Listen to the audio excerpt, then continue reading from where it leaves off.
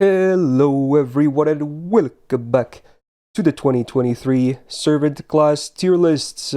This week we have the final of the normal classes. We're gonna talk about the Angry People, the Berserkers. Last week I said I thought Assassin was the one that had the least entries. Turns out it's actually Berserkers. This is the lowest at 39 entries. Just one under Assassin, but don't worry, I still think we're gonna be here for a while anyway. Oh yes. We want to be thorough if possible. So again, as usual, if I remember to do my job correctly right now on top, if you're watching this on YouTube, at the top right of the screen, there should be a little card you can click on that will redirect you to a criteria/PSA video that kind of explains my placement process for the servants. Again, it's just easier to refer to that video so I don't have to spend several minutes talking about it during the intro. So yeah, definitely check that out if you're wondering how this goes down. And on top of that, I tried to be a bit more savage this year with some of the placements, but not overly savage. We'll see how it goes. So yeah, now that hopefully everyone is familiar with how this thing works and the placement criteria, etc., we can kind of get on to it. So again, if you're someone that plans on watching this full thing, be it on YouTube or stream live right now, definitely grab a drink or two, some snacks, whatever you want, because we're gonna be here for a while, probably another 4 or 5 hours if I had to guess. Or if you're someone that doesn't want to watch the full thing, then good news for you is because I take some extra time to write timestamps in the description of the video, so you feel free to use those to jump around and only listen to like the servants you actually really care about. That's totally fine too. Now last week, Blushy could only join me on the latter half of the stream, but I still think it went really well. But I'm glad to report that this week he could actually join me from the get-go again. So how's it going, Plushy? I'm doing well. I did just wake up, but that's kind of fun. Actually, no, I lied. I didn't just wake up. I woke up and then went back to sleep because JP time lock. But yeah. You actually don't sound too tired to me, at least, but fair enough. Yeah. Very cool. So yeah, JP finally gets back. Very nice to see him. Who knows, maybe even something more next week, you never know. Yep. So, finally, before we actually start, let's do some shoutouts. So first of all, shout out to Copy for making this nice little template for a tier list. Now again, all of these resources will be linked in the description of the video as well. Now if you guys want to fill your own tier list, which again this template will be there as well, feel free to do so. And then on a later date, I could always click on the community rank thingy, which I think will give like an average of people's placements, etc. There's going to be a nice little like retrospect to do at some point, I think, for some more bonus content to see how my community feels about the servant rankings as well. Also, shout out to Mr. Jord for his AoE looping sheet. I will be again referring to this when appropriate. Very cool. And then, shout out to Trevor for his single target looping sheet. It's maybe not the best reference ever, but I think it's still nice to look at as well when we talk about some of these single target Zerks.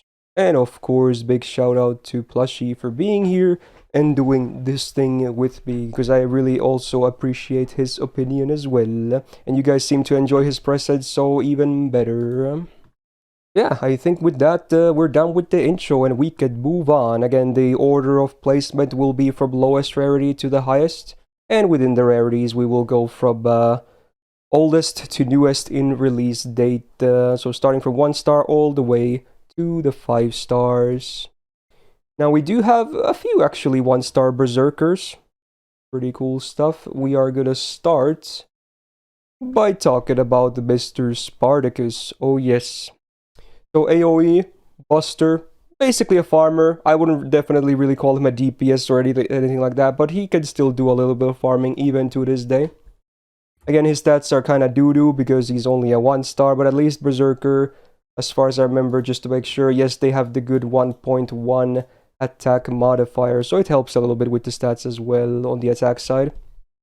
Now, this will be a trend as well. He has the standard, what we call the Gorilla deck, or also known as the Berserker deck, the full triple Buster. You will be seeing this mostly today if I had to guess, so yeah, he's definitely no stranger to that, so he likes to press red. Now, skill-wise, I'm not gonna lie, they're not that great. Especially the first skill has been buffed, but it's still one of the absolute worst skills in the game. It gives him a up to 1500 heal per turn for 5 turns on a 7-turn cooldown. Considering he usually dies to 1 crit anyway, I would say it's kind of a bad skill. It just doesn't really ever seem to be meaningful. So kind of a bad skill. Second skill, he gets a 1-time Guts Soda 5-turn uptime with 1 HP revive, 7-turn cooldown, so the uptime is okay, but the revive is bad.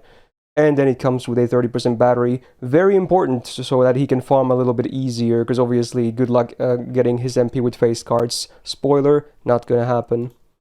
Third skill is his mana burst, so they reduced it from 50 to 40% bust rep for 1 turn, in favor of also giving him a up to 2k flat heal, and also bumping up the cooldown to 6 turns. So would I say it's better than a mana burst? I would actually say it's worse, and honestly mana burst is not even a great skill to begin with, so yeah, needless to say, his skills are definitely on the bad side of things. Not much to say. Now passives wise, he's got Madness and Enhancement EX, so you know, permanent 12% buster up is pretty damn amazing. Good damage up. Now Berserker Pens are interesting when it comes to the third ones, because they're all gonna get like crit resistance against the class instead of damage. So people have a lot of mixed opinions about these. I think they're fine, but you know, obviously some people completely say that they're just kind of useless. So I'm not gonna overhype them or anything, but you know, depending on the servant, I think they can be relevant. But for someone like Spartacus, who mostly farms, for instance, I don't think it's gonna be that relevant. I am guilty of that. Oh. I am the people who said it's useless. Yeah, I don't blame you, honestly. Yeah, it's a little bit, I don't know. Sometimes doesn't do anything, but sometimes it can do something. But again, it's not reliable, I think, is also the thing that is kind of scary. Anyway, the MP has also been buffed, but again, it's not a very great buff. But you know what? He's still a free MP5, obviously, and his MP also ignores defense on the normal effect, AoE damage, and then another flat like 4k heal on base OC. Like, he has so much healing, but the problem is that he just dies into 1 crit anyway, so the healing really doesn't have too much value on him. Oh boy. But hey, at least the MP does decent damage on farming. He is actually even on the looping sheet because he has that 30% battery. So you can run double Witch Oberon. The numbers still are not going to be that great though. Now obviously his competition is against 5 stars, so it's a bit unfair if anything. But yeah, you can do it. I wouldn't really recommend him from loot farming though. Maybe for some kind of like old school farming where you just MP once and then you're kind of done. But yeah, I wouldn't say he's not as relevant as someone like Arash, for instance. But you know, he's not a hopeless case, I suppose. How do you feel about the Spartacus? I mean, his like, you can't really blame him, but he is a 1-star intending to be a pure DPS, right? That's always going to be a little bit awkward. But I think his farming is fine, as you said. And I remember him still being used in a lot of low-star clears, but like, because he has like ignored defense on MP or something. He's not bad, and of course he has the guts, which is pretty important because, you know, bronze. Yeah, otherwise he just dies in 1 hit. Yeah, I mean, dying in 1 hit and 2 hits is actually quite a big difference. But yeah, it can make a big difference. Yeah, I don't know. I still don't see a reason for people to actually use him. Like, honestly, but yeah. I think I could probably put him in like C+, because he's still usable for sure, but you're probably gonna have better options. Most people would, I think, even with like free-to-play accounts. So yeah, we might just bump him there, honestly. Which is definitely down from last year. Because I'm putting more emphasis into like how usable the servant is actually gonna be. But you know what? He's fine. Okay. Next up, another 1-star. We are gonna talk about the fluffy boy, Mr. Asterios. Very interesting case. I don't even know what to call him, honestly. He can be used as like a face card DPS, but then he also has some setup potential with his interesting debuffing MP. So he's somewhere one of those use cases usually. I wouldn't say either is like, you know, super relevant, but you know, he's an interesting case, I'll give him that. So again, his stats are still not very great. His attack is definitely better than Spartacus, but still doesn't really say much on 1-star. He also has the triple Buster deck on his normal cards, although his MP is actually arts, interestingly enough, being a, you know, debuff MP. So skill-wise, he has a 30% attack up for 3 turns, on a 5-turn cooldown. It's vanilla as hell, but at least it's not terrible. It's still actually kind of okay. Not too bad. It's one of the better versions of Monster Strength that actually goes to 3 turns. Second skill, he gets 100% offensive debuff rest for 3 turns, and then 40% defense for 3 turns. Now with this active, he can actually maybe even take a crit, because this is actually a lot of defense up, but it depends on who the enemy is, really. So it's also good uptime on the 2 effects. It's an okay defensive skill in my opinion. Would be better on someone else, but even on him, it's, you know, it's something. Third skill, his WAD star, like, you know, big DPS skill, so he gets a lot of absorb up to 6,000 for 1 turn, and then up to 30% buster for 1 turn. It is a big 5-turn cooldown, so, you know, the downtime is there, but with this, at least he can have 1 turn of, like, you know, hopefully a BBB buster, you know, crit chain.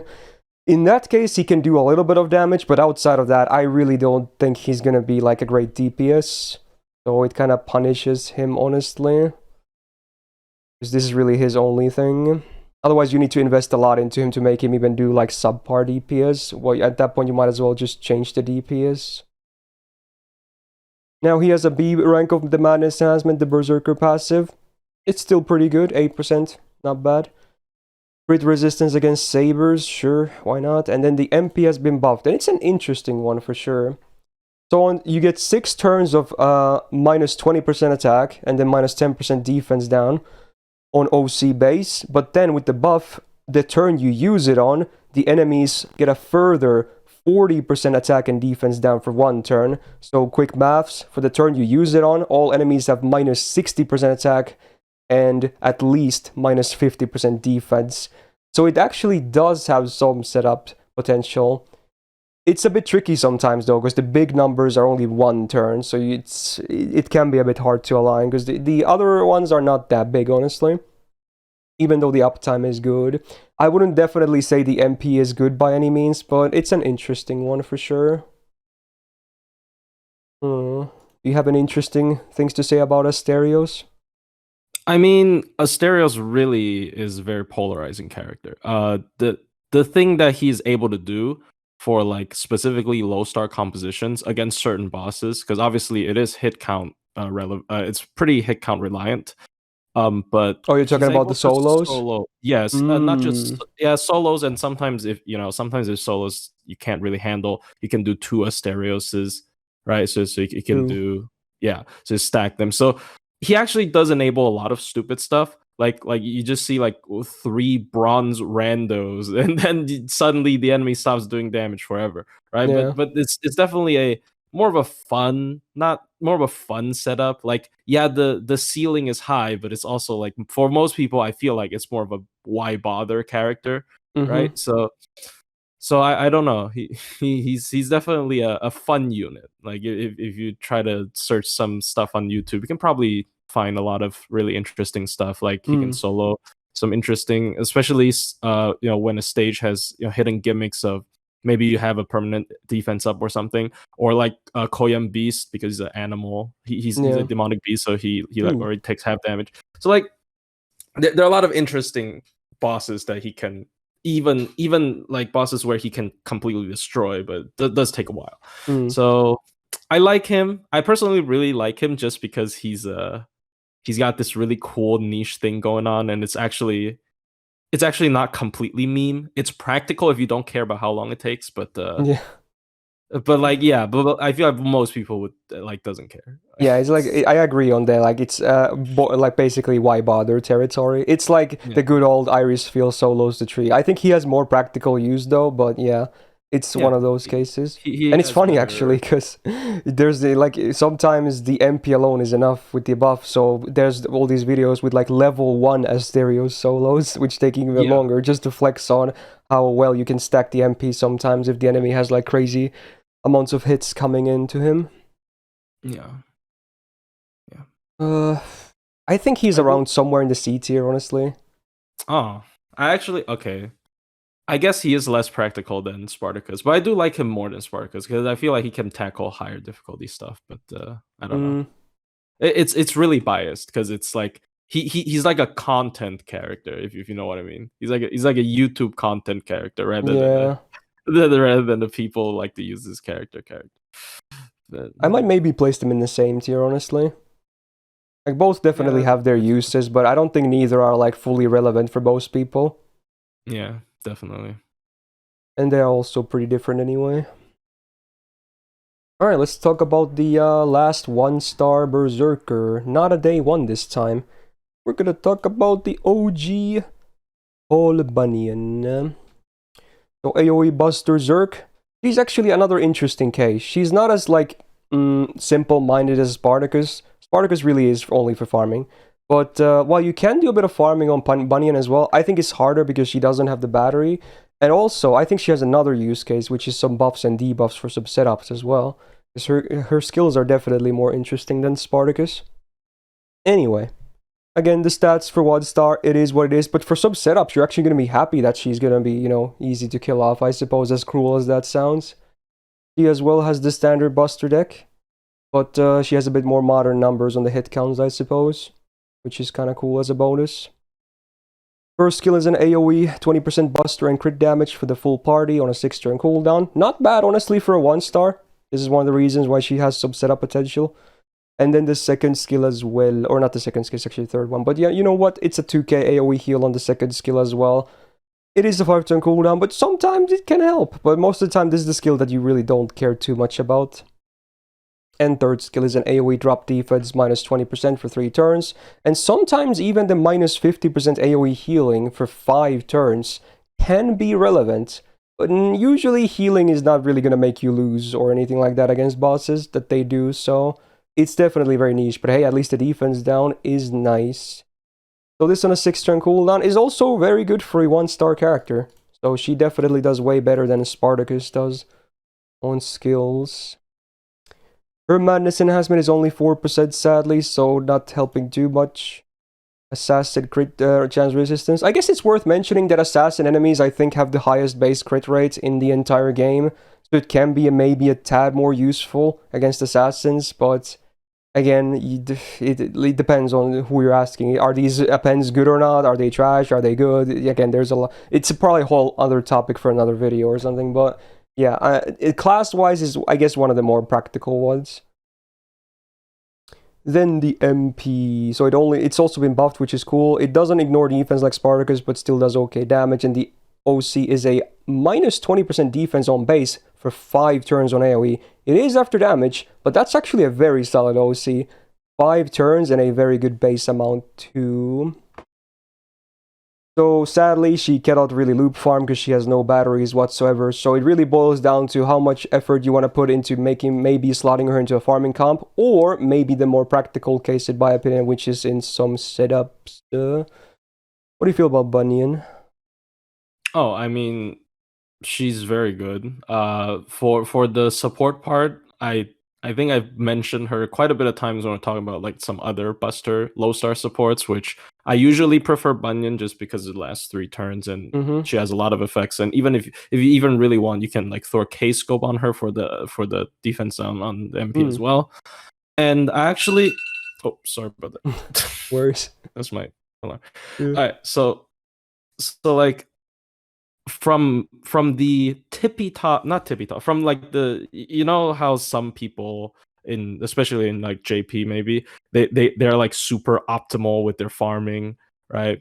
Paul Bunyan's actually one of their most the most popular Grailed characters because of how short her MP animation is. True. And also she can like buff the entire team, and her costume, I know this is very niche, but it's Koi and Sky Dark territory, so I know her costume makes her animal trait, so people actually right, it's different. That's so funny, actually. Yeah, so people actually do use her for like triple DPS. Like, yeah, she's not gonna loop, but like people use her in like multi DPS because she also buffs the entire team, right? So it's kind of important for multi DPS composition. So I think for a low star, definitely she's very solid in both fronts. But yeah. I mean, she does need some, I feel like in some comps she does need like the append 2 at max because she doesn't have any starting charge. But or if you're just farming embers, I see the most of her in embers. Like people just press 3 buttons with like a K scope or something. Yeah. It's really fast. It's triple Bunyan because that's the fastest one, right? They all have like 1 second MPs. But yeah, I like her a lot. I think she's good in both support and farming somewhat. So yeah, I think she's fine. Really solid. Upgraded MP as well, which is It's actually funny because like it was like a close call between her and Arash, who had the fastest MP in the entire game until Arash's animation update happened. So now she's the clear winner. So her MP is still is literally like 1 to 2 seconds long when you're playing on a fast speed. It is ridiculous how fast the animation is. Yeah, it's very fast. Yeah, it's I'm not really gonna put too much focus on that in my criteria, but I guess it's fun to mention anyway. I think she should be in one of the B tiers. What do you think? Definitely, I would put her like B plus because because honestly, like you said, there's both farming potential in some like multi DPS comps and then the setup potential. So she does both what Asterios and Spartacus does, and arguably even in a more usable format.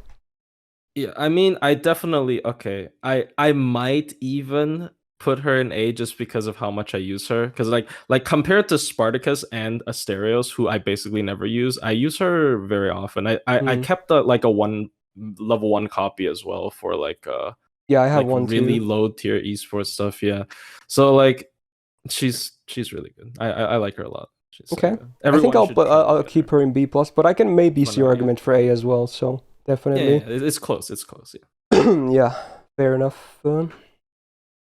Alright, that's it for the 1 stars. Let's jump into the 2 stars, of which there are also 3 servants. First of all, we're gonna talk about someone I actually like a lot. Mr. Grand Zerk, if you will. We got Caligula. Good old Umu uncle. Very nice guy. When he talks, which is not that much. Anyway, what is he? He's basically a face card DPS. There's some finicky stuff again that you can do with his like supporty MP, but I don't really think you're ever going to bring him for the MP, even if there are some cool things about it. He's just basically a face card DPS. Now his attack at 6.8k is actually starting to be pretty okay, because again, you remember Berserkers also have that 1.1 mod, so it's not great, but it's not terrible either, so, there's a bit of stuff there to like. The full Buster deck, I think, makes the most sense for him, really. I kind of wish his MP was Buster as well. Not that you hardly ever even get to it, to be honest. But yeah, it would make Chains better. Because, he doesn't care for the MP gain anyway. Now, skills-wise, he's got a 30% attack up for 3 turns and a 5-turn cooldown, so it's the same as Asterios. But it also comes with the demerit, so it's a bit worse. So he gets a 10% defense down for 3 turns. Can be a bit annoying. I mean, usually this one really won't be a make or break, like if he's gonna live or not from a hit. But, it's definitely not a very nice thing either. But, it helps with his face card. It's a good uptime buff regardless. Second skill, we got the good old IP. So yeah, again, to recap, if you land both buffs, it's god tier. If you land one, it's pretty good. If you land nothing, it's very underwhelming. So again, it's all have to do with the RNG. So 5-turn cooldown, it depends. Sometimes you get an amazing skill, sometimes you get a trash one.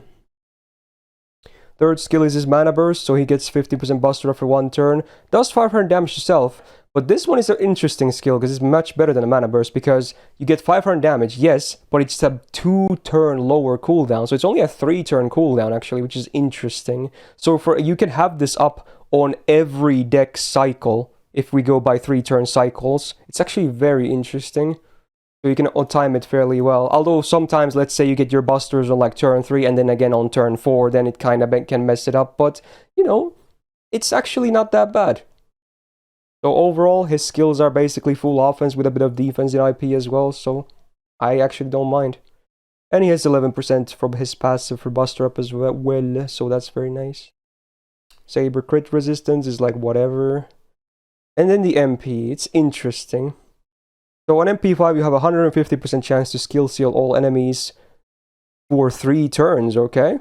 Interesting, yeah, 3 turns. And then on base OC, it's a 70% chance to MP seal for 3 turns as well. Very interesting. And then with the buff, you also get a 30% defense down for 3 turns on all enemies.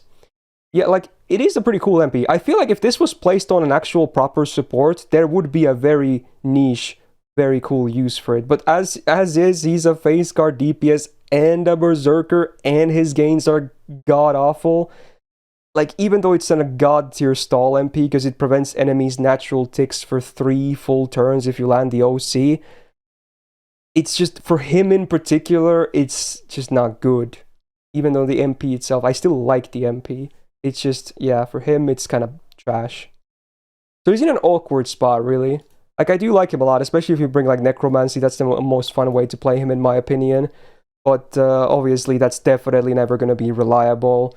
In all seriousness, he's definitely not, like, a great DPS. His potential is good. Like, his face cards can actually hit very hard, but again, there's a lot of RNG, like enemy, do they kill you or not? Do you get necro procs or not? Do you land your IP buff or not? Do you get good card chains or not? Like, there's so much RNG that some run can be trash and some run can actually be very good. No consistency. What do you feel like about Caligula? I mean, I've actually heard good stuff about him with, like, his Buster card is really strong with, like, double coin. But I have never used him, so what I say following this might be completely wrong, but I don't see it, dude. Yeah. like even Asterios is able to, like, make some stuff make some insane stuff happen. I don't see him actually making some insane stuff happen. Like, maybe, for what maybe it's if you worth, grail him. Yeah. I think for what it's worth, I do think his face card DPS potential is way better than Asterios, but this might be a bit more, like, consistent, like, easier to, like, use, even if it's obviously still not great. Yeah, he's definitely a better DPS. What I meant was, like, I don't think he enables anything in particular, and he's just fine. Like, yeah, I can't imagine him being pretty good if the IP lands always. But I think even with that many buffs, if the IP doesn't land, it's kind of sad. Like, I can see, because the MP is also 30% defense now, right? So, like, there's actually a lot of damage, like, to his buff. A lot of offense in his kit for sure. Yeah, but if you don't grail him, I don't, because, like, the 2-star stats just holding him back. Like, he even has a really good bandits enhancement, but it's just, I don't know. At least he's got good taste or something. Yeah, there you go. I don't know. And also another problem is that his kit has no absorb, so his crits are also going to be inconsistent. Yeah, you're right. Sure. He's Berserker low. And because he's a face carder, crits are really important for sure. Yeah. Now, I'm not gonna lie, I've used him a lot, because I even have a grailed one on JP, actually. I do like the guy a lot. Like, I have a level 80 Caligula, he's fully golden and everything. But I just use him for fun. I don't think he's, like, legit. But I very much enjoy the guy, though. Yeah. I would probably give him, like, a D+, maybe. It looks a bit harsh, but it really is kind of true. Like, he's just so inconsistent. That's what it is. I'll take the words definitely from someone who grailed, because, like, I feel like he's, like, at least kind of usable if he was grailed, but yeah, I don't have any experience with him, so of course I'm gonna take your word for it. If you get good RNG and whatnot with all the stuff I listed earlier, he can be, like, in the Bs or even in the As, but again, it's just, there's so many ifs, and just, he's never gonna be, like, great consistent. Unfortunate. Yeah. Anyway, move on. Okay, another pretty much a meme. We're gonna talk about the servant that no one knows about. It's Eric. So yeah, 2-star AoE buster. I guess DPS, and even in this case, a little bit of setup potential just because of one skill he has. But man, spoiler, I do think he's pretty much a hopeless case. Anyway, 6.2k attack is okay. It's not as high as, like, Caligula's, but it's pretty bad, honestly. Okay, triple buster deck again, no surprises there. Pretty trashy numbers for the hit counts, though. Now, the first skill is really that might give him the tiniest bit of relevancy. So for one enemy, you can reduce their attack up to 15% and defense up to 30% for 2 turns. But that's it. That's it. That's really all it is. This is the only reason why I would ever even consider Eric. And even then, you probably have better options. Like, arguably, Torture technique is better, even though it's, like, less defense, but it's a better uptime. And the servants that have that probably offer something else too. So, if this skill is, like, Still like average. Anyway, he has a basic guts. Won't you look at that? One of the guts is that hasn't been buffed yet. Not sure if it ever will be, because I feel like they also forgot he exists.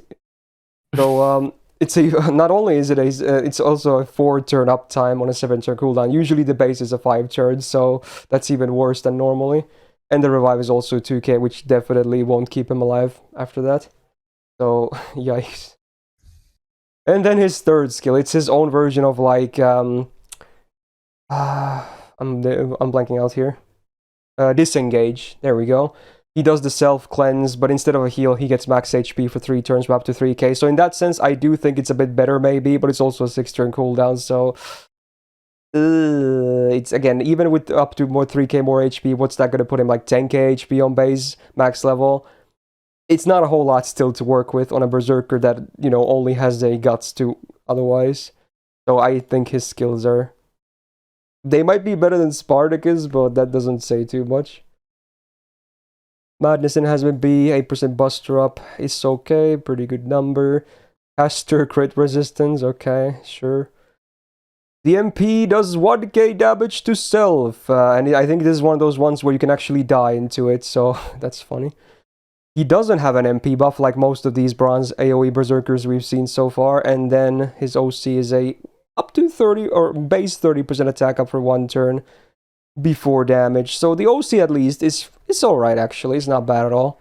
But with no MP buff either, it just does really bad damage, because you remember that he only has a single target defense down his normal kit. And this attack buff here, so he really won't be doing much damage with his MP. Like even Spartacus does way more on the average. Do you have any redeeming comments for Eric? Redeeming? No. Why would you just use Spartacus? Like he's a whole star higher, but he's a whole lot worse. Like the thing is, if you want to farm, pick Spartacus. If you want to debuff, pick Bunyan. Like you have 2 better options on the same class on lower stars. Bunyan is so much better. Spartacus is also so much better. I don't get this, dude. I don't. Yeah, like even he's just flat out E tier. Like just never pick Eric. Don't do it. I'm not about it. I'm not. It's one of the cases where it's kind of appropriate that no one remembers he exists, because there really is nothing to remember him by. Yeah, not even his MP line. His MP line is probably one of the worst things. True. I'm sorry. No offense to the voice actor, but it's like... Okay, I do think it's funny, though. I don't think it's a great performance, but it's funny as hell. It's really funny. Anyway, I guess we're gonna talk about the last bronze servant next. 2-star. We got, if I could find her, I can't, I'm blind. Where is she? There she is. Salome, okay. Another interesting case. So we got a single target arts DPS, and a very finicky one as well. This is one of those cases where the potential is kind of ridiculous, but again, it's so much work for, you know, the payoff. Yeah, it's good, but is it going to be worth? Probably not. Anyway, 6.8k attack, so on the better side of all these bronze Zergs, similar to Caligula, not too shabby. She has a double Buster, double Arts deck, so she's the first one to break the standard Buster Berserker deck. I think I like this deck because it also gives her a chance to do a full Arch Chain with the MP. Like, her gains, honestly, are not even that trash. For a Berserker, they're definitely above average, so that's kind of cool. Her skill gives her a lawful good damage mod for 3 turns. Now, I really wish they split this, because the enemy specifically has to be both lawful and good for this to work.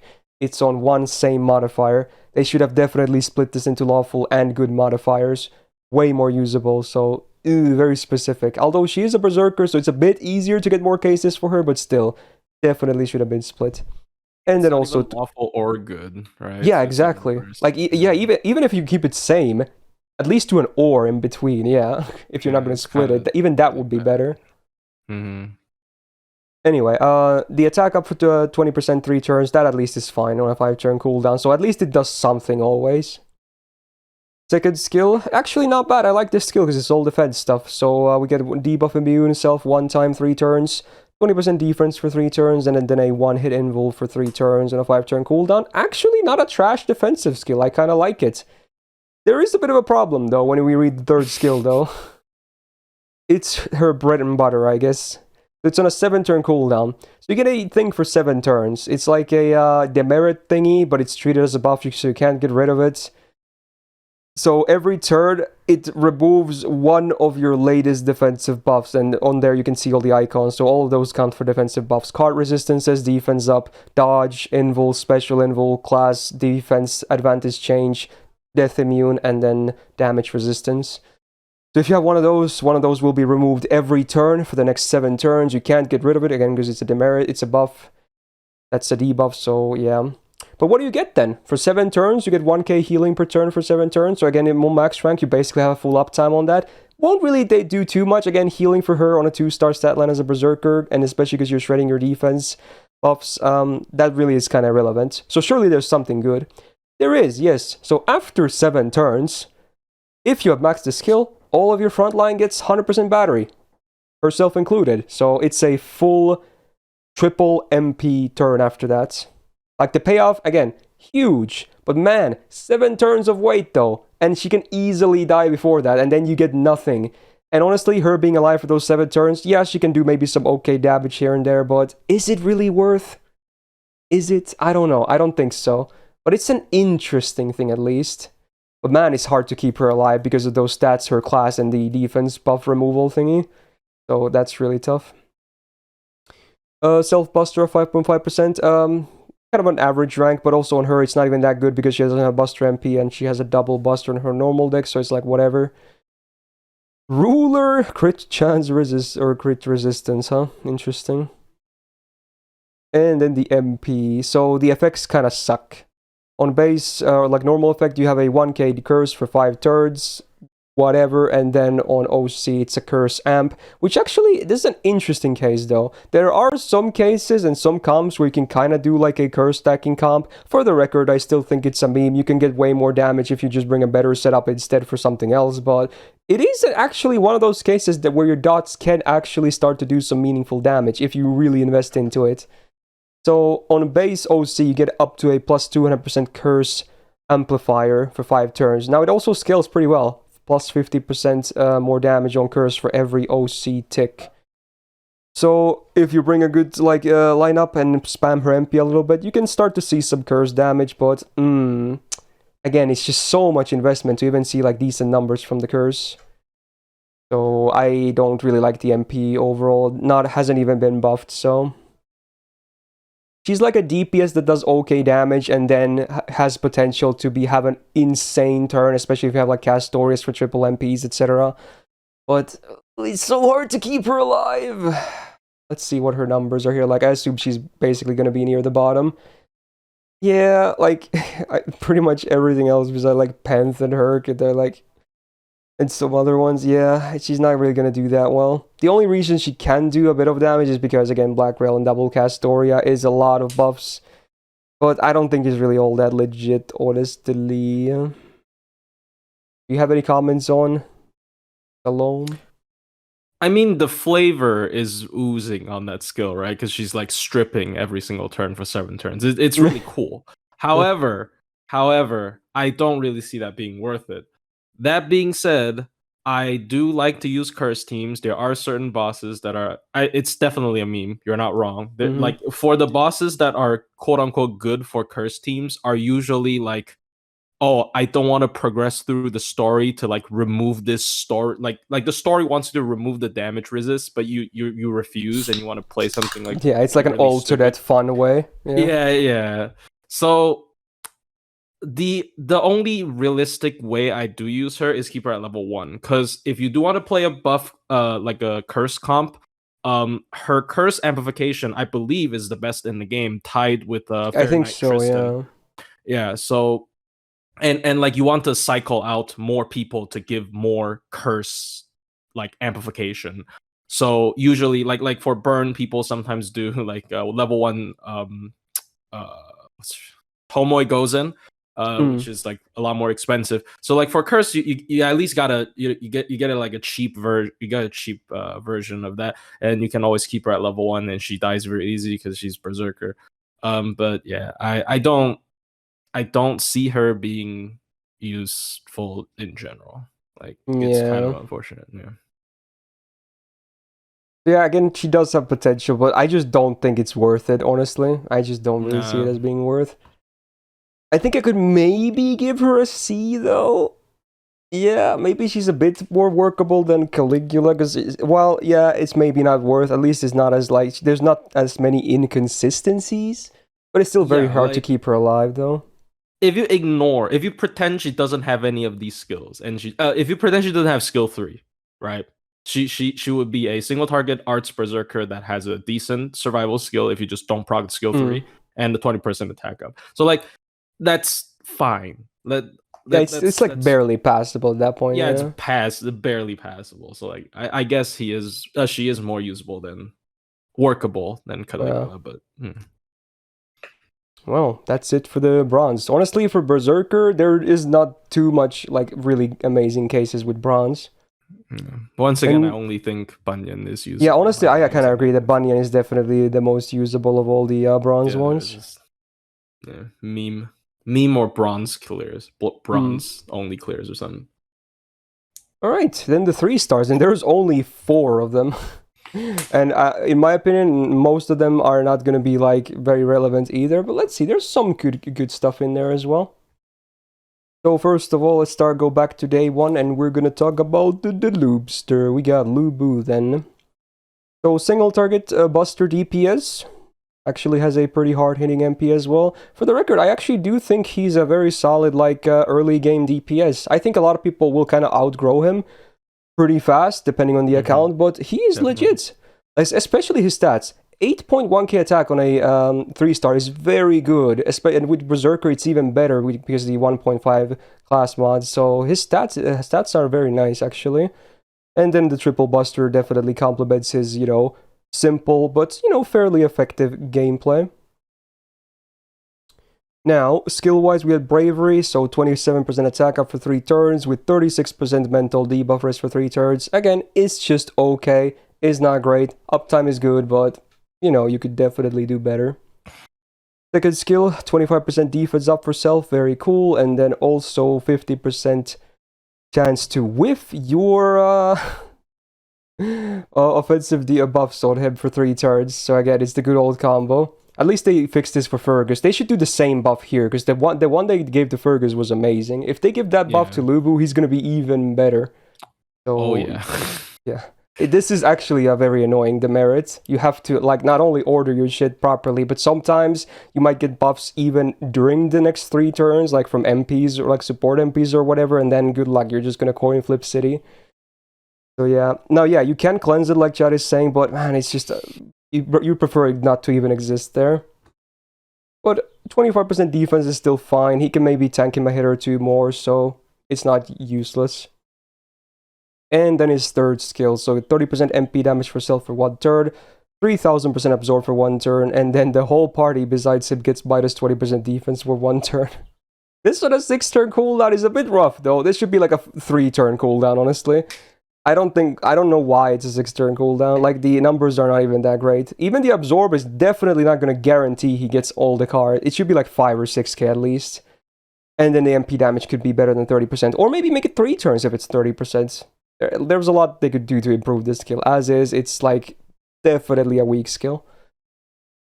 But you know what? At least he has some offense and defense both in his kit. So while it's basic, it's not completely hopeless.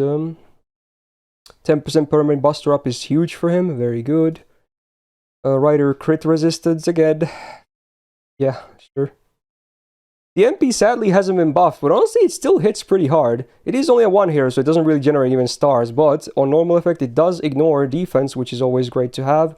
And then the OC is a very unreliable base 30% chance to stun the enemy. But again, it actually does hit very hard on MP5, especially when you have the first and third skill active with his high attack to boot. So, yeah, you'd be surprised. He actually does good damage. So, on the sheet, where does he actually rank? Should be pretty high, I think.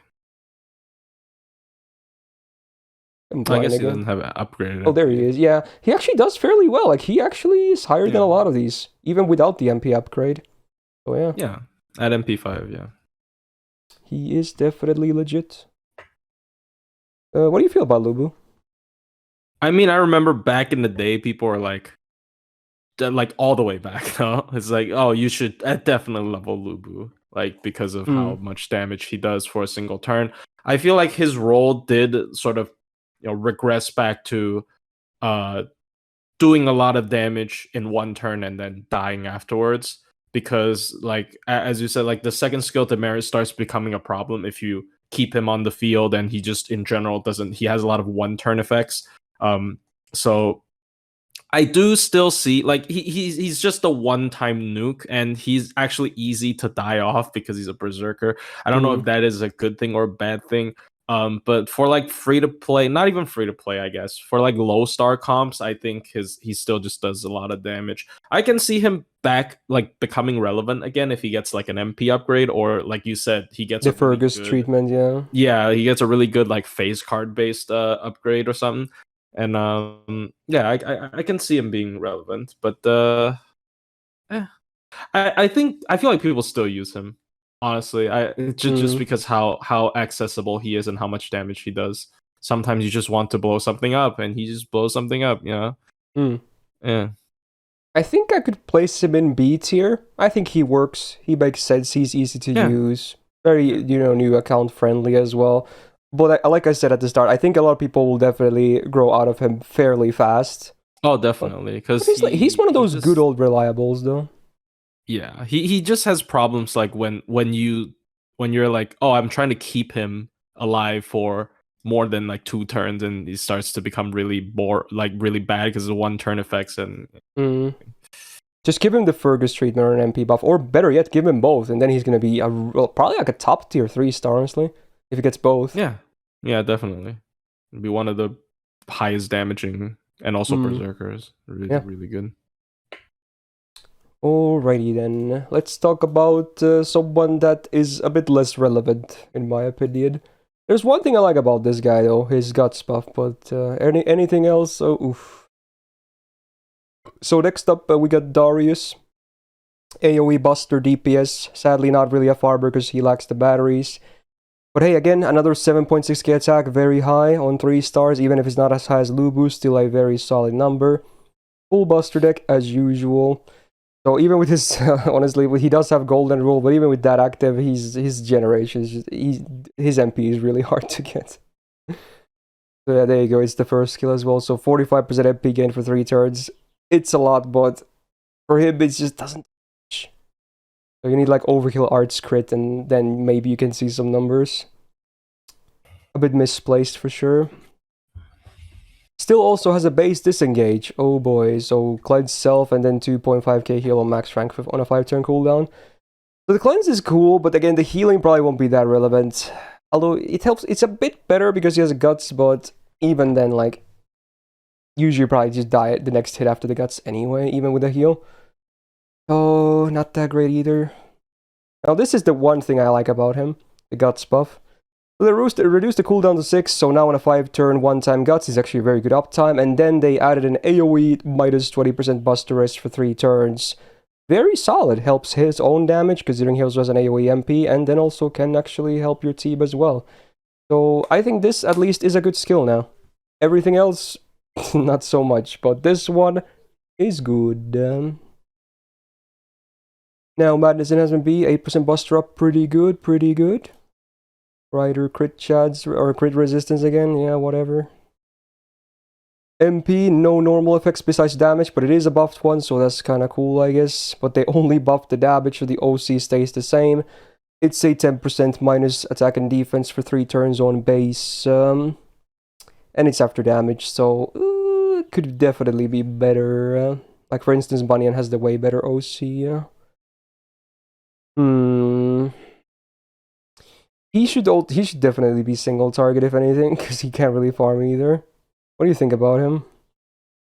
I mean, he's better than Kiyohime. I agree to that. But I would never use him over Kiyohime, and chat can figure out why. I'm not gonna explain, but yeah, I feel like he's strictly a low star choice. It's just low star comp choice. Like I can see, because like I guess there aren't that many other options, because 3-star stats still better than 1-star stats, because that's pretty obvious, but and definitely better than Bloodaxe. So like I don't see her out. I don't see him outside of low star comps, though. Unfortunately. Yeah. I don't think he's ever gonna be used by anyone outside of like low star only stuff. And even then, you probably just pick something else anyway. Yeah. So shit, dude. I don't know, but like D plus or C maybe C. Maybe C. Yeah, Yeah, C might be fine. He's usable, and I like the AOE like Buster Shred as well. Yeah, he could be even C. I don't know. It's weird. I do have a special like Spartacus has a special place in my heart. Yes, yeah, I kind of like him too a bit more. Yeah. He probably yeah. I mean, I would imagine, I never checked, but I would imagine Darius would have a lot better damage because he also does have upgraded MP. But who cares? I'm sorry. Spartacus is still way easier to farm with though because of the battery. Yeah. All right.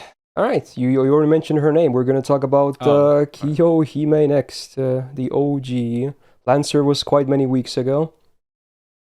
So AoE Buster DPS once again, definitely the most comparable to Darius because neither of them really farm, but they're also otherwise very similar. Now her attack is much lower at 6.6k, so that's not great to start off with, I guess. She does have the triple Buster deck as well, no surprises there, being a day 1 Berserker. The only one that I think breaks it is Vlad, from what I remember, but Bat is literally the min numbers. You can't have worse hit counts than this. Her morph has been buffed, but this is the worst of all the morph buffs. It did upgrade the defense to 30% for 3 turns. That's the best part. So it's a good uptime, decent chunk. But then it's a burn amplifier for 5 turns on AoE, up to 100% bonus burn damage. Again, there may be some memes with this, but again, that's all I think it is. I don't see it ever being a legit strat. So I'm not a huge fan of this buff personally. Second skill also is a bit finicky, so it's like a torture technique. It's minus 24% defense down for 3 turns on a 5-turn cooldown, decent uptime. But then it also buffs the target's attack by 20% for 3 turns, which can be really scary. Now, there are some cases where you can actually make this a good thing for yourself. I'm sure Plushie will mention some things at some point, but yeah, it's not necessarily always a demerit, but I still would probably prefer it without it. Although, again, it depends on who you ask. And then the third skill, it's a full self-cleanse with a 30% buster up for 1 turn. So it's the same as Mana Burst, you get minus 20% buster, but you get like the self-cleanse. Is it better, is it worse? Depends on the situation, but a lot of the times it might just be worse. And again, but the Mana Burst... Turn? Yeah. Why is it 1 turn? It should be like 3 turns, and even then she wouldn't be like amazing either. Yeah, exactly. You wouldn't expect her to be at least 3 turns. 50%, dude. It's just a bad skill. So overall, I'm not a huge fan of the skills. But hey, permanent 12% buster up, that's pretty damn good. Lancer crit resistance, she's safe from herself. Funny. MP, no buff, no normal effect besides damage, and then the OC, you had a base 500 burn for 10 turns. Very interesting uptime. So I guess, at least you have a very easy to use Honey Lake scenario, but then again, you also need 100% battery to hit that MP as well for the first time. And then a base 50% chance to stun for 1 turn. It's actually funny that she has a base 50% chance to stun on AoE, whereas Lubu has a 30% chance on single target. I feel like the numbers should be the other way around, but you know what? Okay. But yeah, obviously it's never going to be reliable, so you can't really bank on that stun on important turns. Okay, I'll let you talk about Kyo, because I don't think she's good at all. All right, so I'm gonna try my best to defend her here. So you can look at her MP gain. It's pretty good. It's actually pretty good. Oh yeah, she has one of the 2%ers. Yeah, 2%. So even it's 1 hit, it's like Carmilla numbers, which is Carmilla has a pretty good MP gain. At least she has a better deck though than Kyo for gains. Yeah. So like if you do like a mighty chain, if you do like MP QA, she actually probably fully gets it back. And yeah, the burn, like you can also use her like how I mentioned using Salome, where you can keep her at level 1 and just do the burn amp on the skill 1, and maybe with the K scope to also MP. So she can also provide quite a bit of burn as someone who will easily die afterwards. And yeah, I think that's about it. Well, you did provide some cases for her at least, so I think we can avoid the bottom tier at least. Yeah. You can definitely avoid bottom tier. So I guess we should compare her to Darius the most, because they're the most similar here. Would you say she's more or less usable? I like her cards just because the high MP gain, and also she is chaotic evil. So like, I know this is really stupid, but like, I will bring up the Dolman synergy just to try to get her back a little bit. I think the crit damage will be irrelevant, but the attack up might be a bit better. Yeah. Yeah. So I personally might put them on the same level, but I think Darius definitely has better skills, also an MP upgrade, and also better damage overall. Yeah, it's a little bit hard to argue. I just think her card refunds are really good, and she has an extra niche case with the burn team. However, as a main damage dealer, Darius has guts. She has please kill me as a skill, basically. Yeah. You know. Oh man. You can use her as a Paris support, so you can remove a buff to get her MP damage mod. Oh, that's such a meme. Yeah, that's one of the meme scenarios where the buff could actually be a good thing. But again, just bring a proper support. Don't do that with Kiyo. Don't bring Kiyo just for that. I remember. Was it Hanako? He did a. Oh, that was hilarious. He did a Gaitia buff stacking. I'm like, what do you mean Gaitia buff stacking? He buff stacked the enemy Gaitia with like 3 Oh, that's funny. So there you go. But yeah, I don't know. Yeah. She's probably worse than Darius. I tried, bro. Yeah, I feel like I should probably place her just below him. Like, she might have a bit more use cases, but she still is definitely the worst DPS. So yeah, we'll just place her there. And we have one more 3-star. Man, there's not many low stars on Berserkers. At least the last one is an interesting case. Very cool servant. We're going to talk about Mori then next. Now, I have to mention that sadly he is full on, not even story locked, but limited. So it's going to be a bit tricky to MP5 this guy. I'm not gonna lie. He gets a decent amount of... I think he at least gets usually at least 1 raid up per year, it feels like, but it's still not going to be easy compared to, you know, all the permanents, obviously, he gets, who like, are free. Lumped into, like, random Gouda Yeah, stuff. he happens to be in Gouda banners a lot, yeah. Like, same with Okada as well. Anyway, what is he? Single target buster DPS. So I guess his main comparison here will be Lubu then. So 7.7k attack. Pretty good. Again, very solid numbers for 3 stars. Not as high as Lubu, but honestly he has one of the highest of all 3 stars. In fact, he might be the second highest, I think, after Salieri or something. Anyway, yeah, pretty good, damn good on Mori regardless. Now, he's got a double buster, double art stick, so he's a bit different from Lubu in that sense. So his MP is definitely easier to get, which is cool, I suppose. Not too shabby. I'm pretty sure his gains are still not anything crazy good, but, you know, way better than Lubu's, that's for sure. Now, skill-wise... Oh, sorry. I was gonna say I actually would have liked him to have triple buster because of that skill. Yeah, honestly, yeah. There could be an argument that triple buster could even be better, yeah. Anyway, skill-wise, we got self-crit damage 100% for 3 turns and a 6-turn cooldown, so actually not too bad. And then also debuff resistance 100% for 3 turns. Very cool. Now, then we get the same funny treatment, but this time it's not even only like offensive buffs, it's all buffs, right? So for 3 turns, and it's not even 50%, it's 100%, all buffs on him will whiff. Like, and you can't cleanse it. Oh yeah, it's treated as a buff too. Yeah, oh, it's so much worse.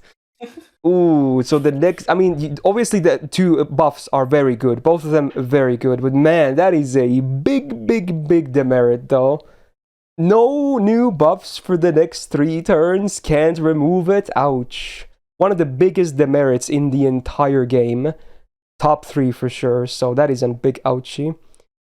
So it's all up to you to like balance between the upsides and that big downside.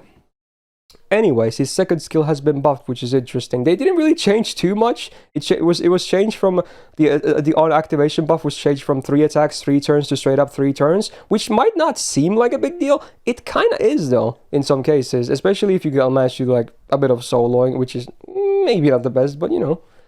So what do you get then? So what does that on attack activate buff do? You get minus 10% defense down on the enemy for 3 turns. Oh no, that's himself. I'm stupid. It's the attack. So he gets 15% attack up for 3 turns when using his cards. I think it's every card, including the MP and extra, right? So that's actually pretty cool.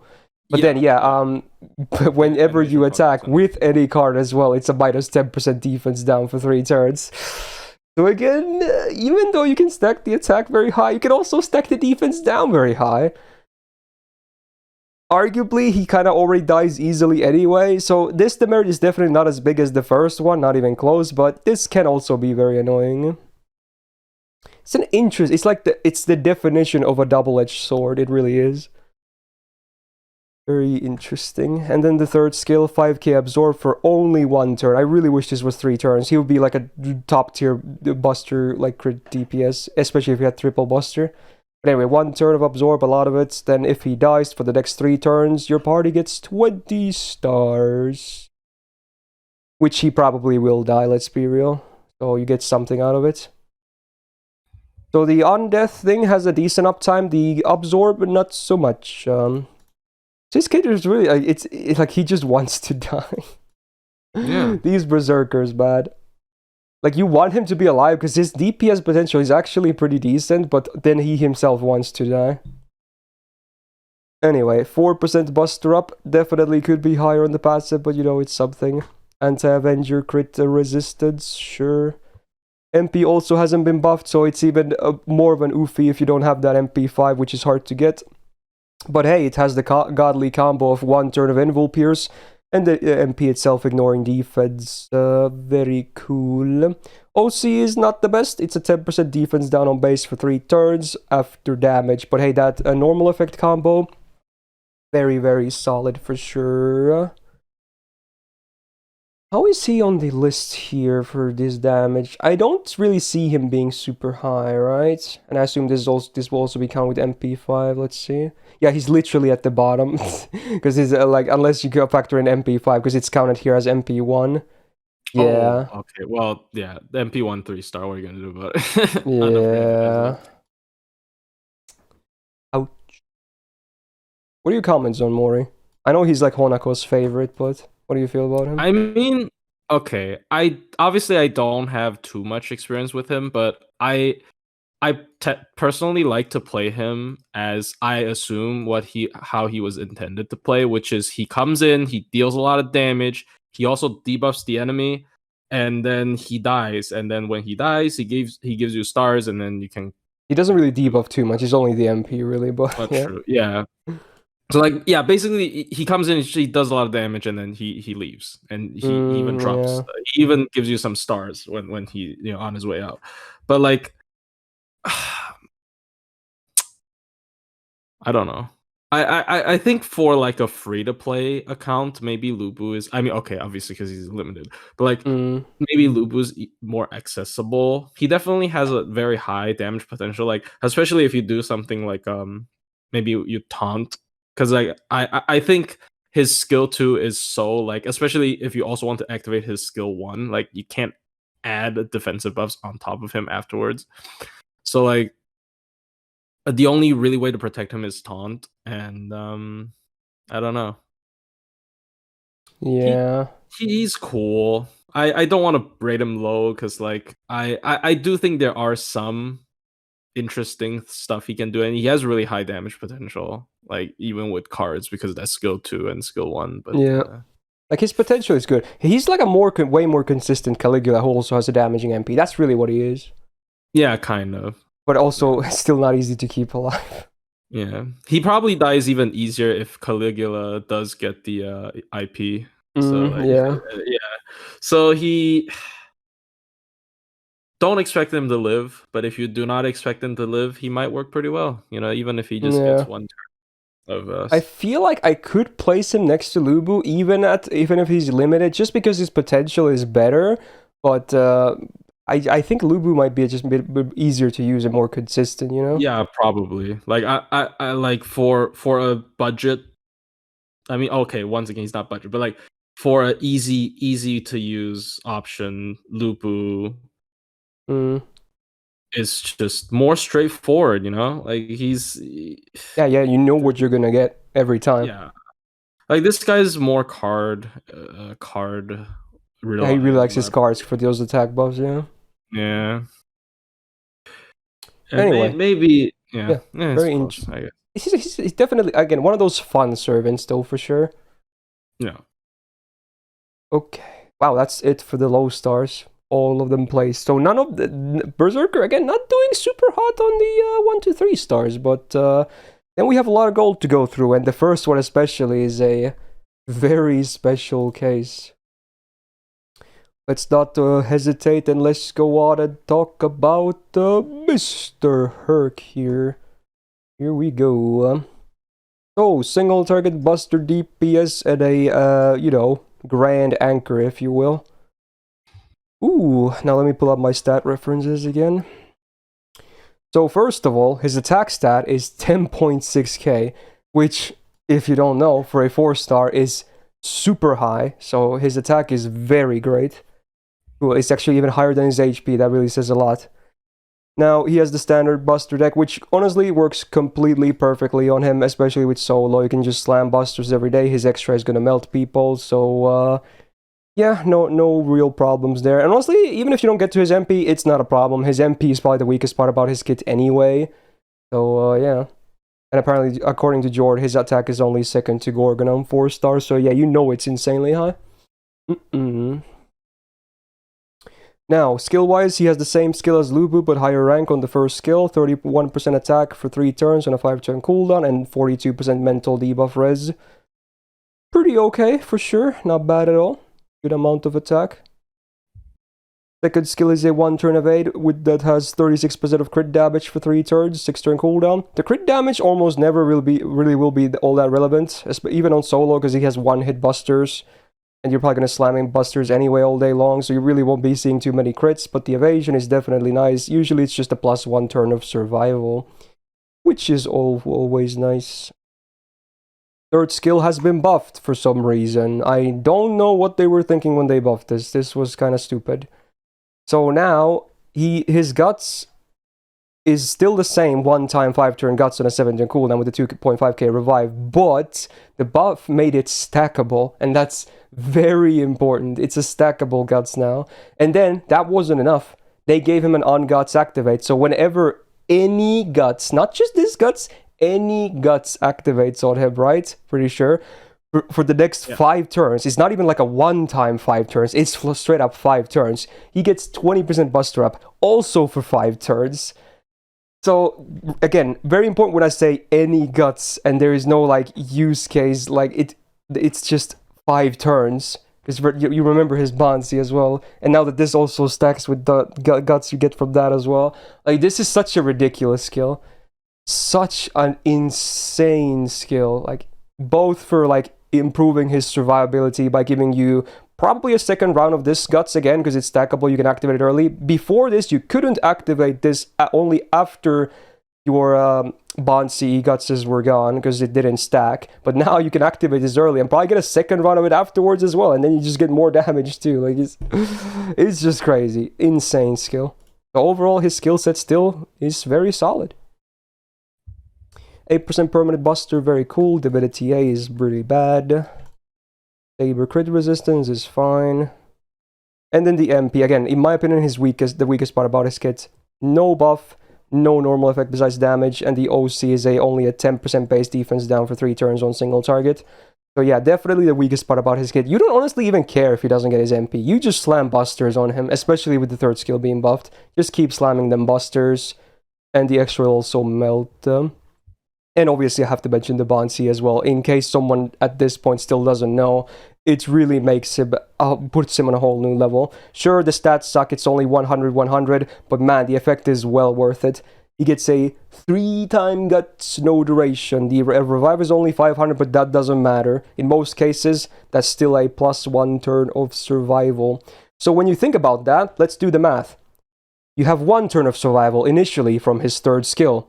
You have 3 more turns. Actually, let's do it in proper order. Let's do the dodge as well. That's the 2nd turn of survival. Then you have 3rd turn because of this. 4th turn because of this. 5th turn because of this. And then by the time, you might even have your first gut suck. So that's 6 turns of survival. And maybe even you get the cooldown for the dodge. 7 turns of survival. How is that balanced?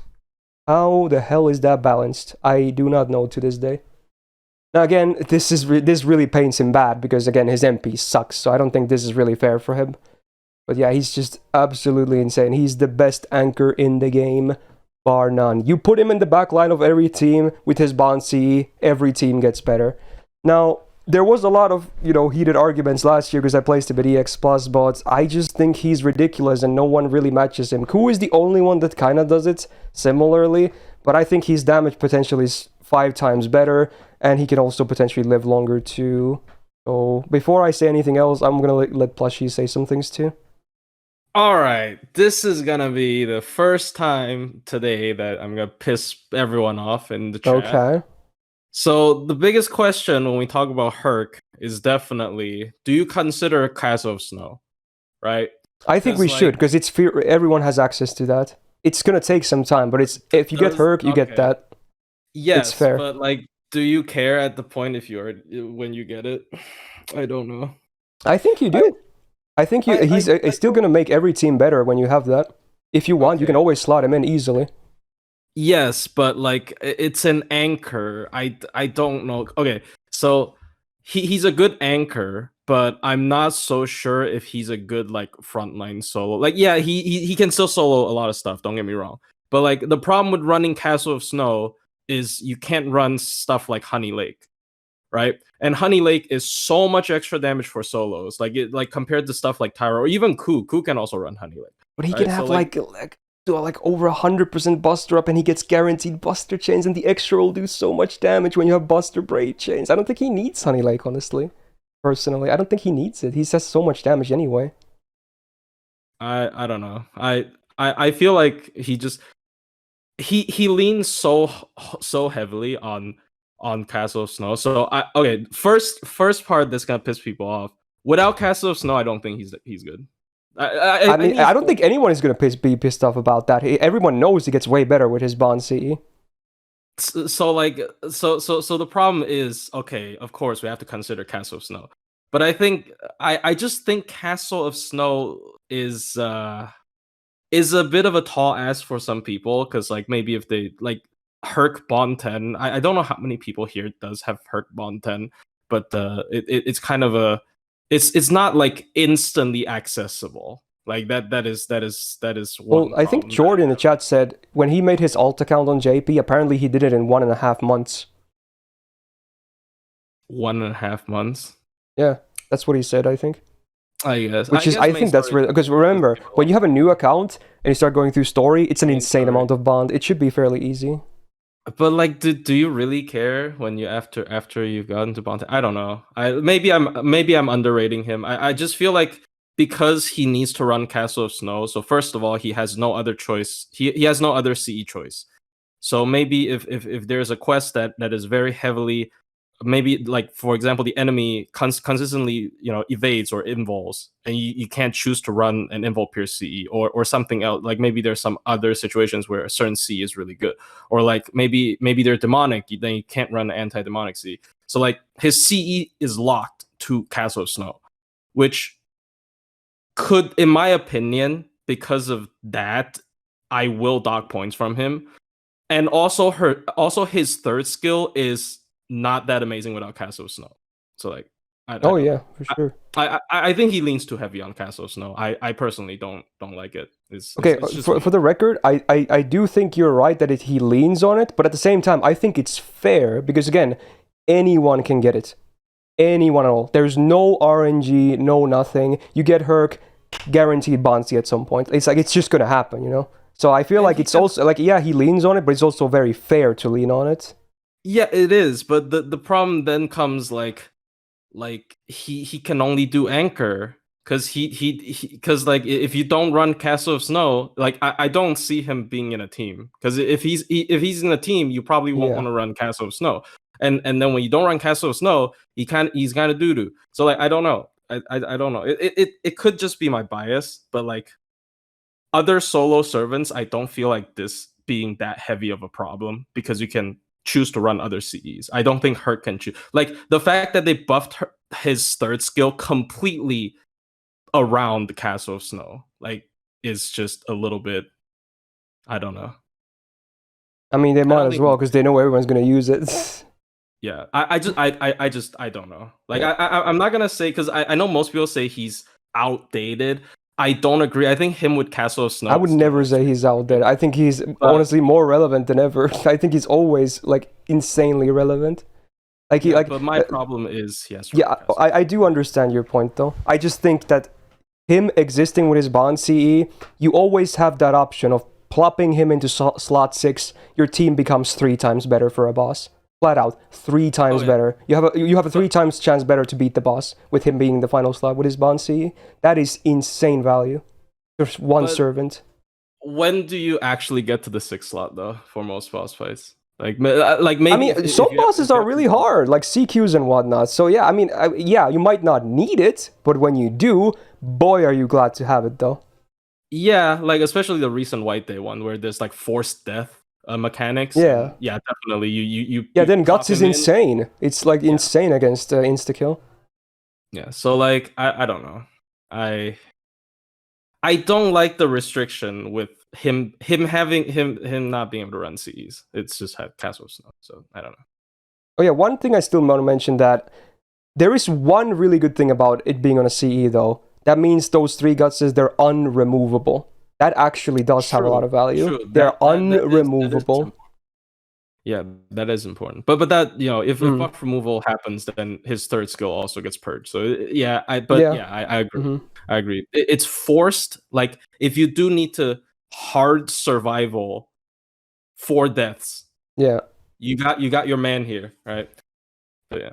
Okay. So what I'm gonna do now, I do respect your things and whatnot. I will not place him in EX plus, but I would absolutely kick myself in the freaking nuts if I didn't place him in EX. I have to. Now I do agree with chat. Someone was saying like maybe he's like B or B plus without his Bond CE. That's fair. He's definitely not amazing, but his Bond CE is anyone can get it. And it makes him insane. It just makes him absolutely insane. And I would never place him below EX, especially the buff to the third skill. So again, people can have opinions about this, but I think he's amazing with the Bond C. He's just that good. I mean, If it was I a mean, gotcha CE, for instance, then I would much heavily criticize it. But because it's something that you just have one copy of him, that's all you need. Then you just get the CE. It's not even that hard. I mean, obviously, they're like it's just me. I'm not trying to overturn your decision, but I'm just saying like personally, I would have put him A plus, Yeah, and with fair, Castle. fair. Okay, at least now we got some good discussion going on. Yeah, There you go. Yeah. I already knew this was gonna piss people off. There's probably I don't another. honestly. I think a lot of people will also agree with you. I don't think you're really necessarily going to make people too mad. And again, it's good that we have like 2 kind of different POVs, right? Yeah. Arguments are good for sure. Yeah. All right, I think we can settle on that. But yeah, that again, keep in mind that's just my placement. Blushy's list would look a bit different. Yeah. I mean, All right. Yes. Okay. 2 rows left. Next 4-star. We're gonna talk about another day one. We got Mr. Lancelot Berserker. He likes the word Arthur a lot as well.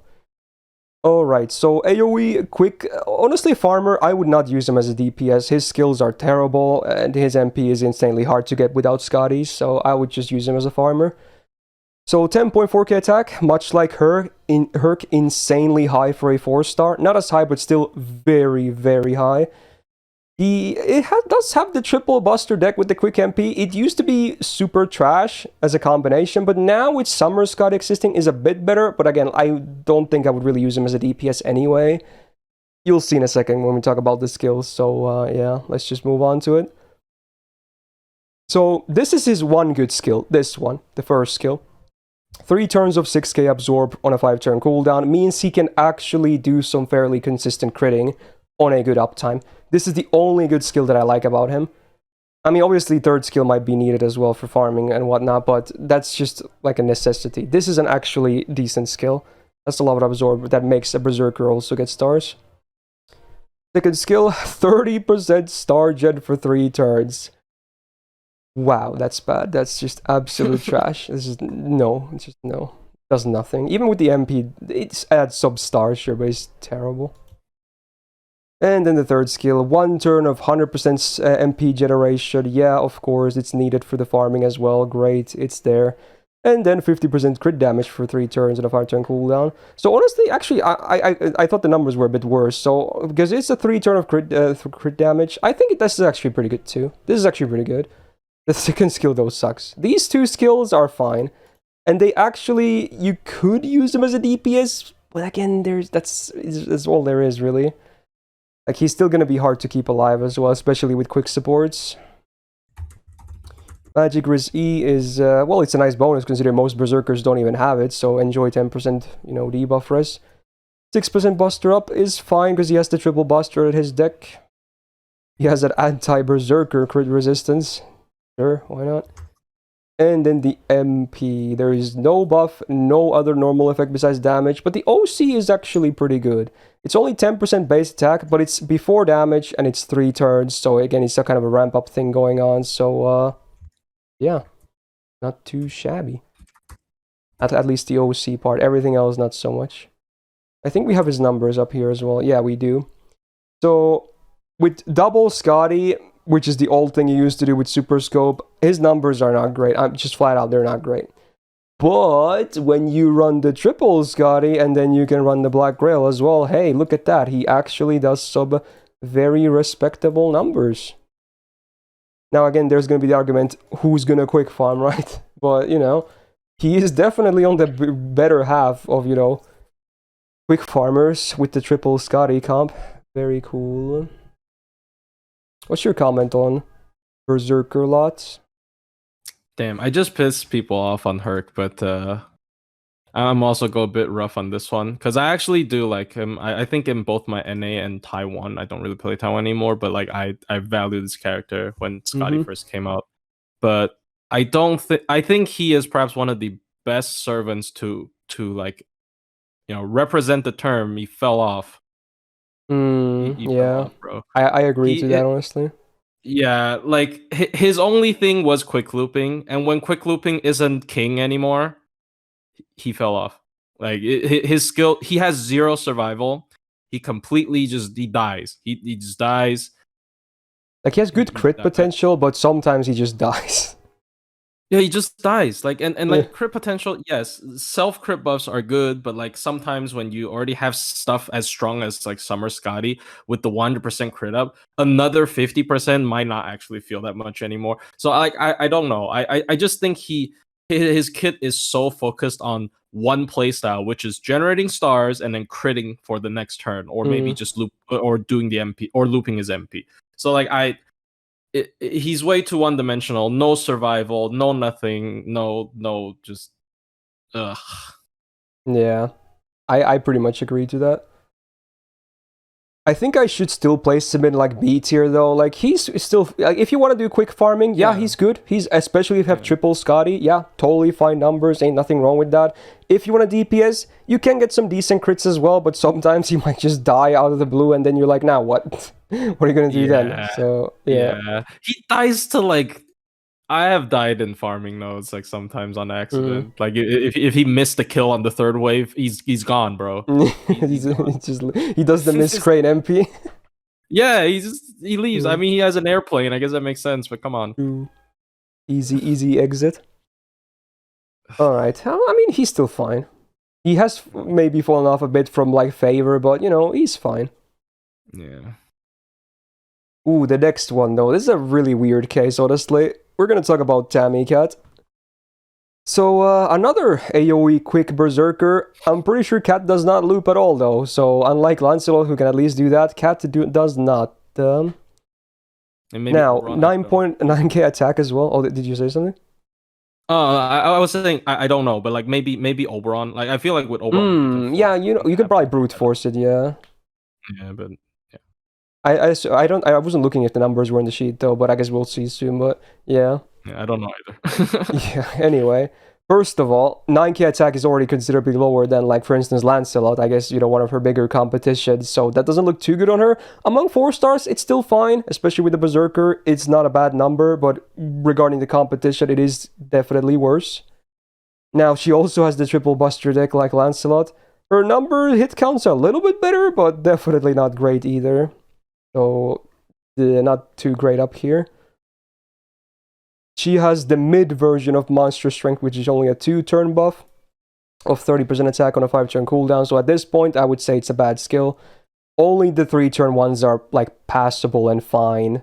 Anything under that is just kind of bad. Second skill has been buffed, which is not too bad, but I still hate that the absorb or the drain is only 60% chance. It's only single target. Why is it 60% after a buff? And this is not even a year 1 buff. It makes no freaking sense. Anyway, the buff added a 1-hit invul on a 5-turn uptime, and the cooldown is 5. If that the drain was 100%, then I would say it's okay. It's an okay skill. With this, I still don't like it. Okay, third skill, her morph has been buffed. It's a little bit better of a buff than the Kiyohime one, because this is all defensive, yay. You get 27% defense for 3 turns, 2k max HP for 3 turns, and then 1 turn of debuff immune, 5-turn cooldown. Now, the debuff immune, actually very important when you consider her MP.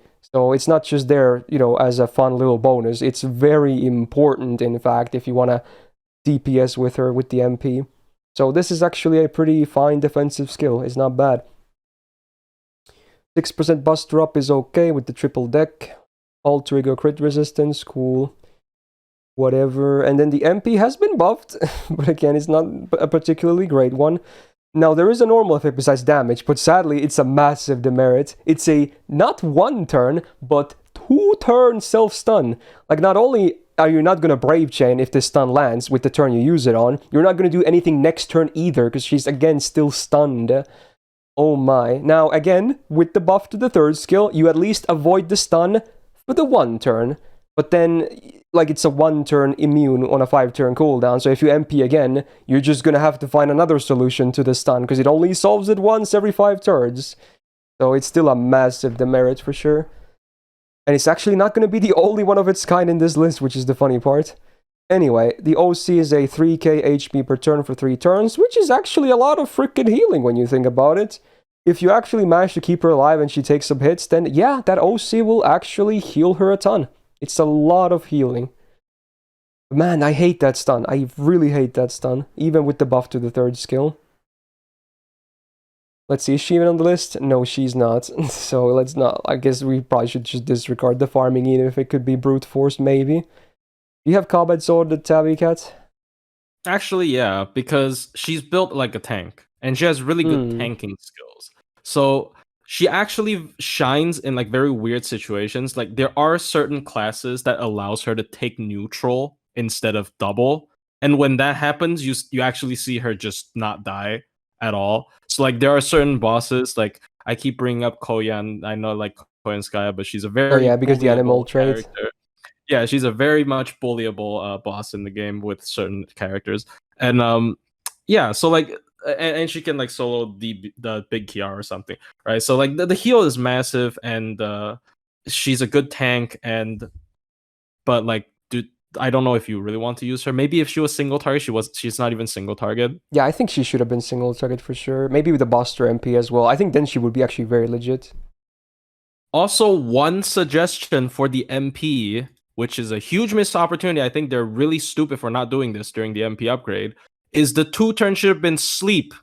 Oh, dude, as soon as you said that, I was thinking, maybe, she's sleeping, yeah. It should have been sleep, so she wakes up if you're doing like a It's literally sleep, but because it didn't exist back then, it was a stun. Oh, that's so stupid. It's absolutely ridiculous. I don't understand why it's not a sleep, because she's sleeping. They should change it, like, right now. Even if it's not a button, they don't really buff the MP, just change it. She's sleeping. They even, when they gave her an animation update, she literally has a sleeping sprite. Exactly. Like, what?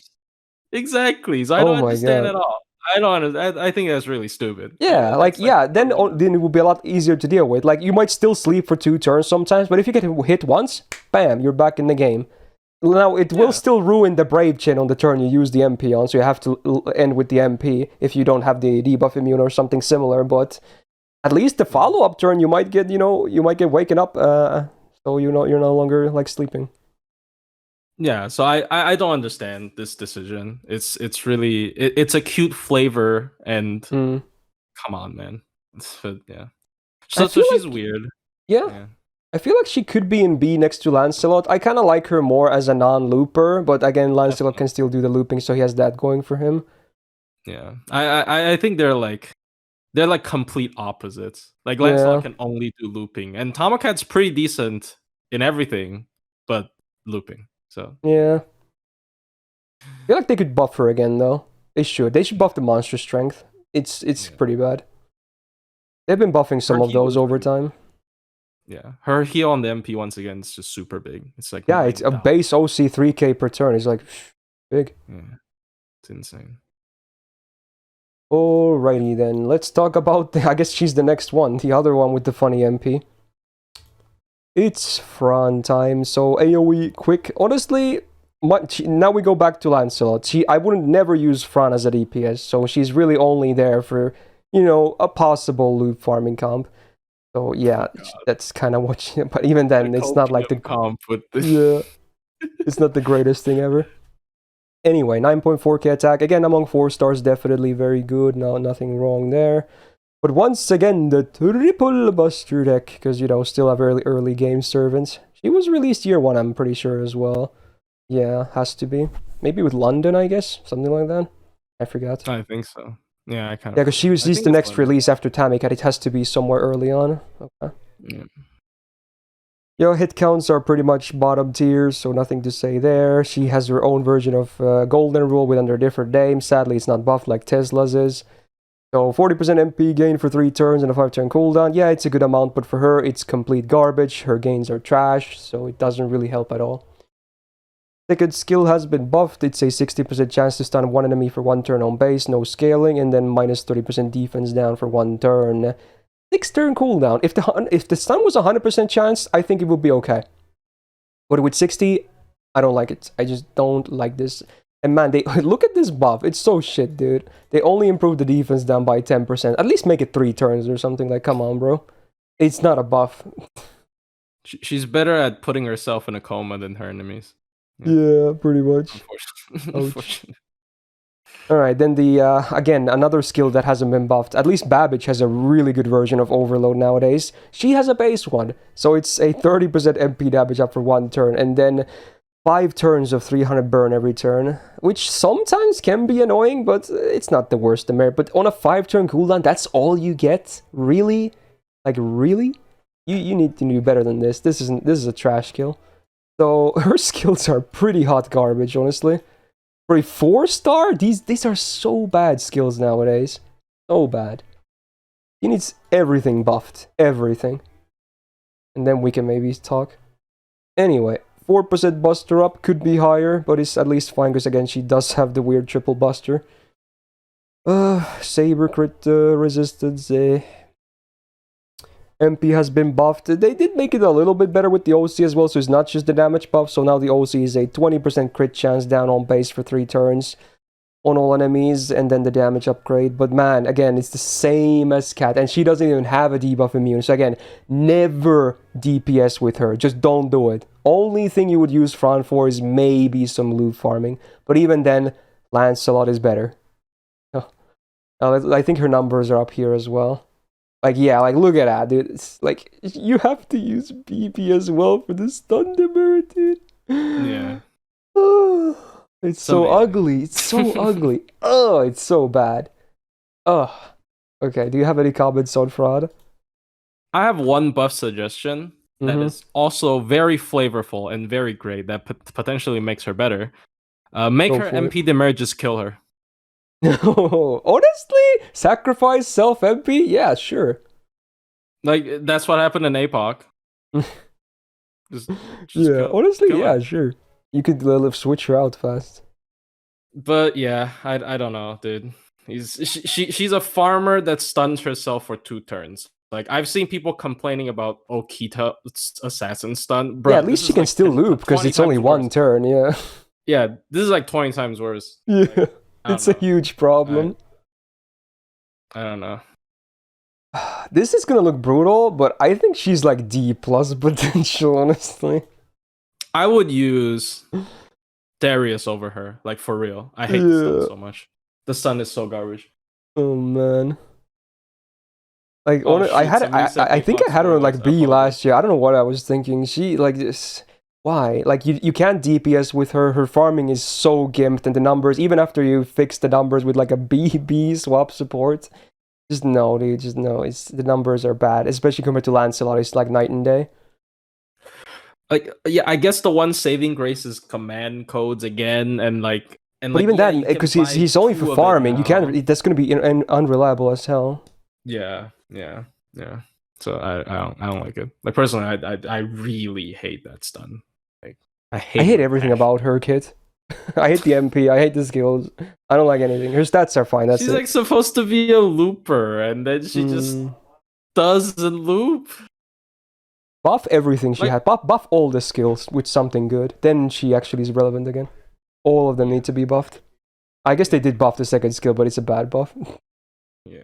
The summer version definitely looks like a lot better than this. Oh yeah, for sure. It's like so much more usable. Yeah. I'd use an MP1 Summer Frat over MP5 Berserker. Yeah, because she doesn't stun herself. That's not supposed to happen. He stuns the enemies. That makes sense, doesn't it? Yeah, it does. I don't okay. We should probably stop being mean to Fry. She's a nice girl, though. Absolutely. We'll just leave it at that. Okay. Again, definitely a decent waifu, though. I'll say that much as a small consolation. She's cute. Alright, next up is actually Beowulf. Now, honestly, I'm gonna be the first one to say, I think I did this last year as well, I think people underrate Beowulf. I think he's a really solid single target DPS. So, yeah, let's see what he's made of. So, single target Buster DPS, 10.2k attack, very high for a 4-star, love to see it. Now, the triple Buster deck, I think is perfect for him, complements the MP, complements his crits, very, very good. Even if the hit counts are kind of like whatever. First skill, he gets, it's like his mana burst kinda, so for 1 turn, 30% attack and 20% MP damage. This will actually make his MP hit really hard. Without this, his MP does decent damage. But really, I think the biggest potential is like the Brave Chains with crits, if anything. But yeah, it's like a passable skill, it's not great. I think it's like his weakest skill anyway, so it's like whatever. Second skill though, now we're just gonna talk. So yeah, it's only 1 turn effects, but man, look at that. 5k absorb, 50% crit damage, 15 star bomb. It's a great combo of effects, what can I say? So pretty good for a really smacking turn, even if the downtime is a bit there on a 5 turn cooldown. And then the third skill, his guts has been buffed, great. It's a 1-time 4-turn guts on a 6-turn cooldown, so better uptime than usual, good. Another 50% crit damage for 3 turns this time, very cool. Then he has 50% damage mod against Dragon and Giant, and they're separate, very cool. Now, neither of them are like ultra common, but considering a lot of normal enemies in addition to servants can also have these, then yeah, pretty cool. Very okay skill. So he really has a lot of critting to do now, especially with Koyan comps to funnel in more stars and absorb. His potential is actually good. Now, sadly, his passive is only 1% bust drop. He has the lowest rank of badness enhancement, he's only E-, so if this was even higher, oh man, that would be great. Another Saber crit resistance append, okay. MP has also been buffed, cool. He gets sure hit for 1 turn before damage, cool little utility, and then the OC is pretty good as well. It's a minus 30% crit chance down on the enemy for 3 turns on base. pretty solid, actually. If you can combo that with the Saber one, you're probably never going to get crit from a Saber. So that's something to think about. Not too bad. Now, his MP damage, I don't think is going to be... I think he's like on the lower side, if anything. Yeah.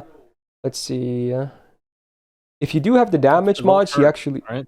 What? I saw him. Oh, no, never mind. I saw him below Herc. Yeah, he is like... Without... If neither of the power mods are active, he actually doesn't do the most damage. But if you have some of the power mods, then you can start to see some very good numbers. But it depends.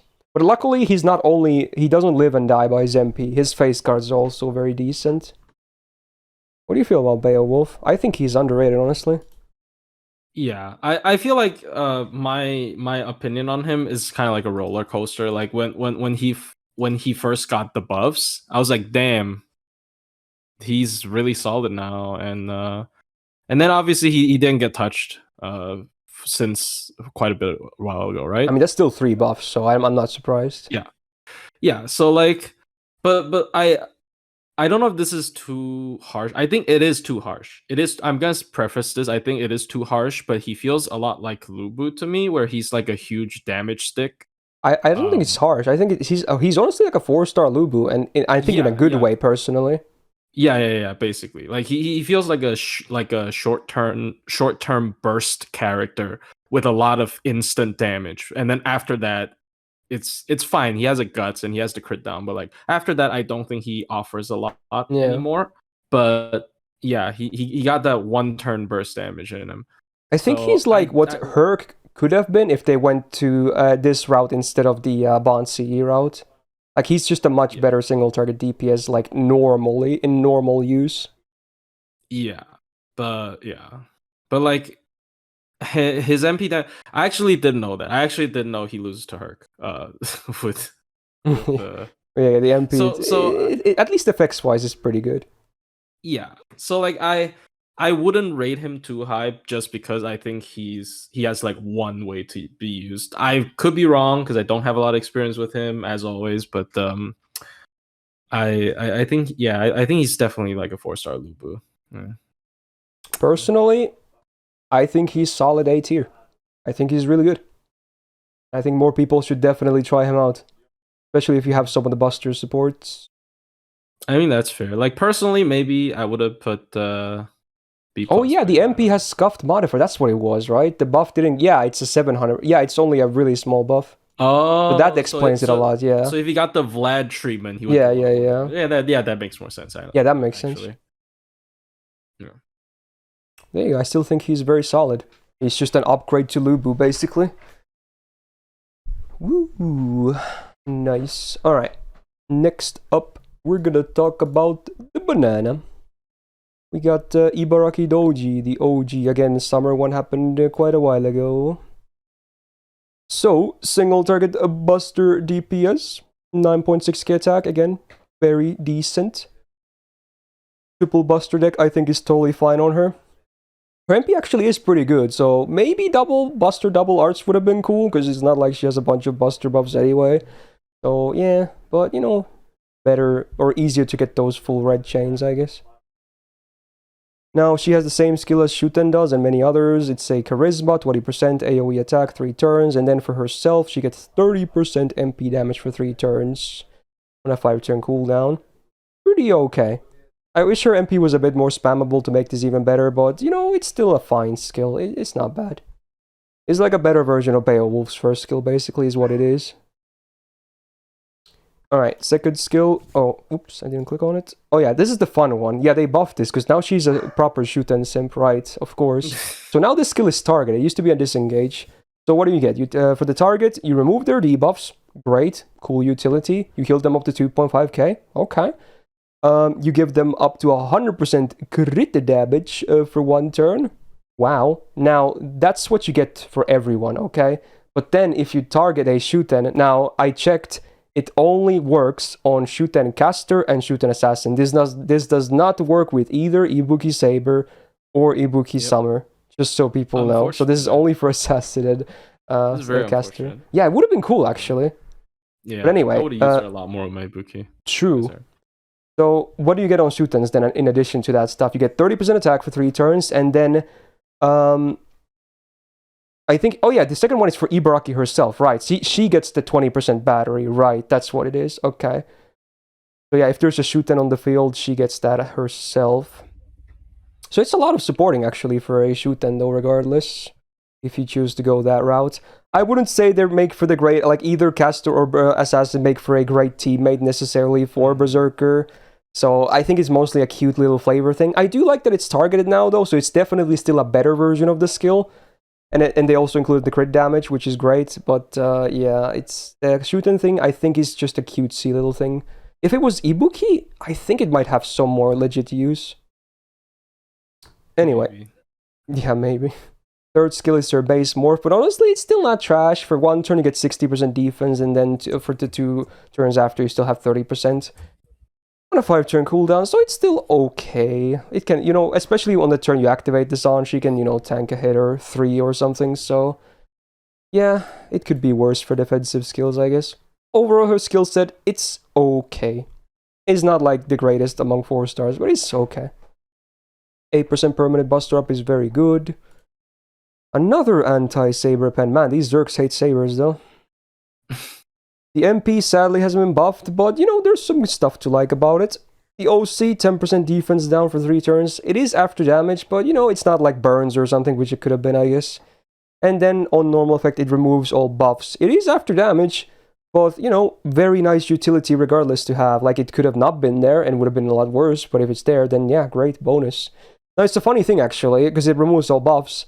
Like, sure, you can't go through Invul or something like that, but if the enemy only has a Guts, it still kills them. That's the funny part.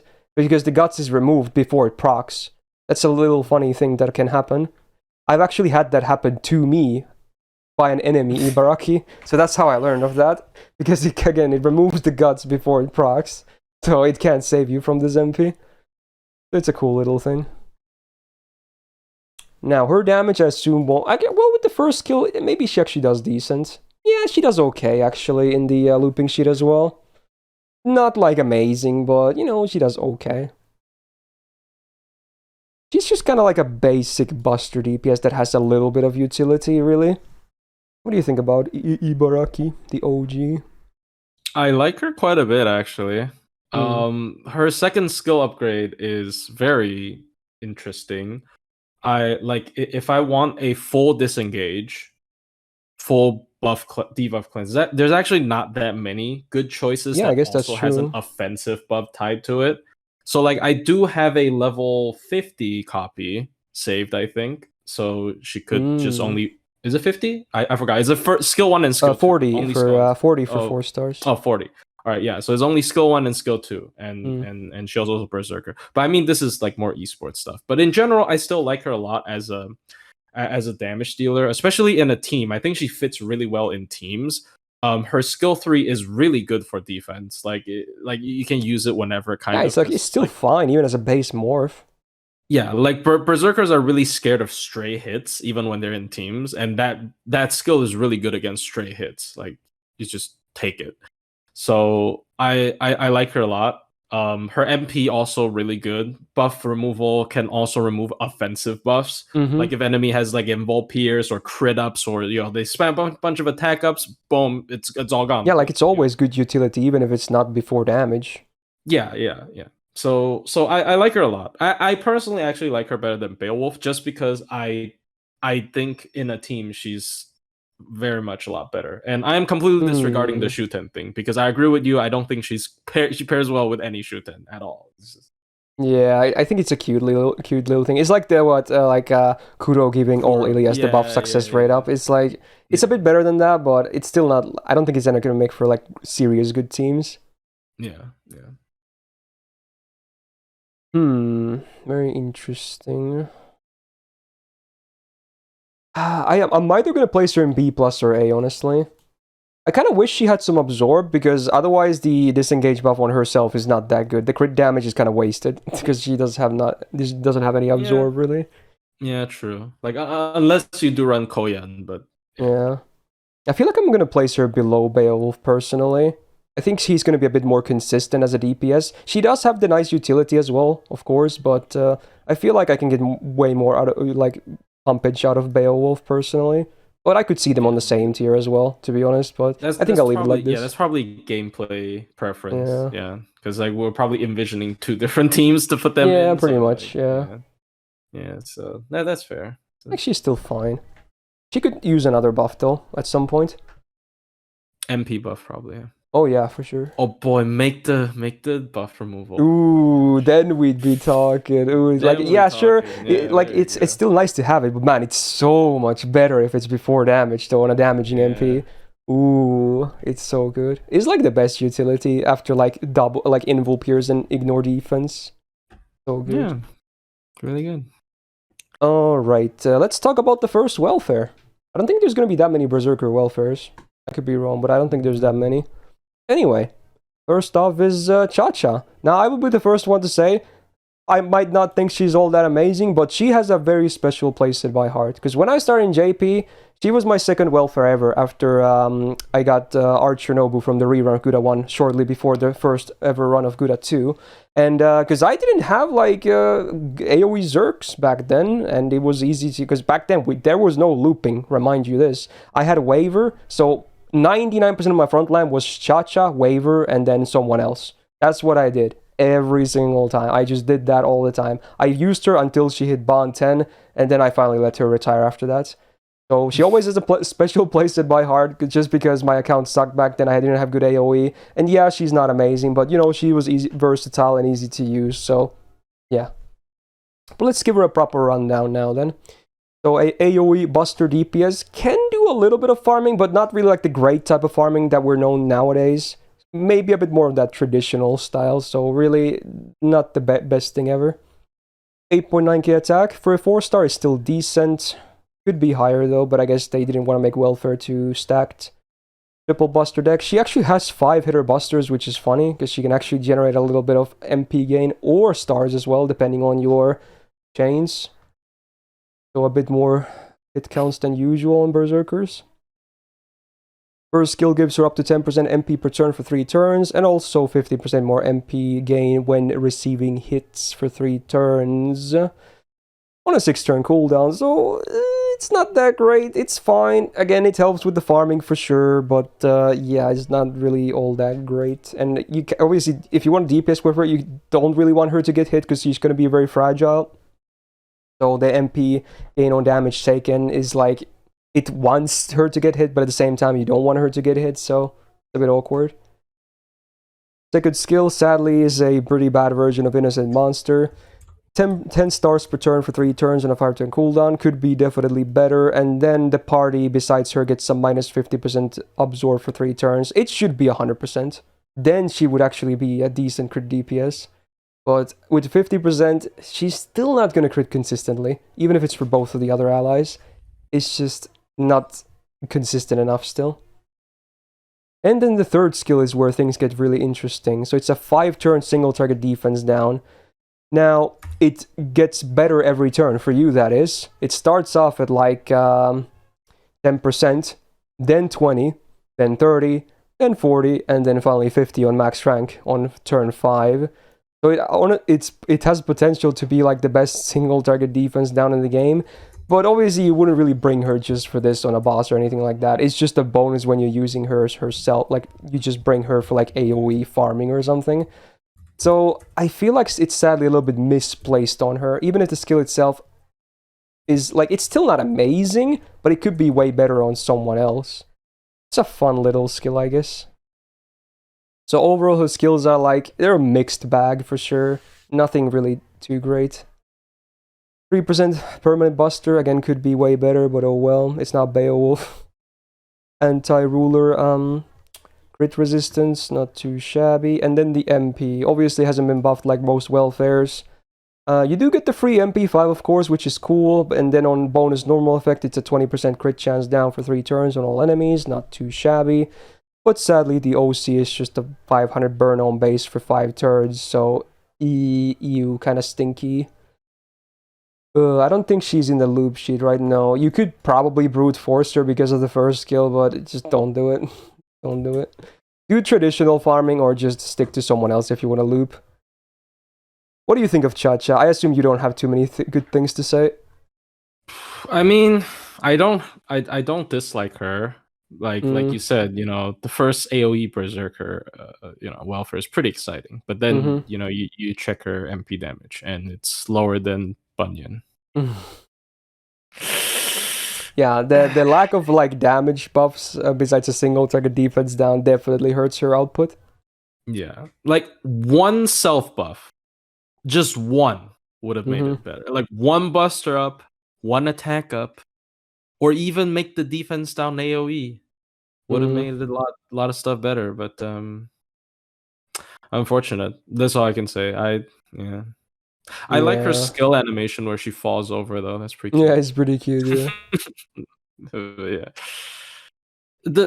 Her problem is like she doesn't even have the advantage as a welfare, because usually welfares are like, even if the skills are pretty lame, it's fine because they're free MP5s. But like she's getting out damaged by like bronzes or sometimes bronzes, but most like even like silvers. I feel like silvers are like her biggest competition. Like they out damage her hard for no reason at all. So it's kind of unfortunate.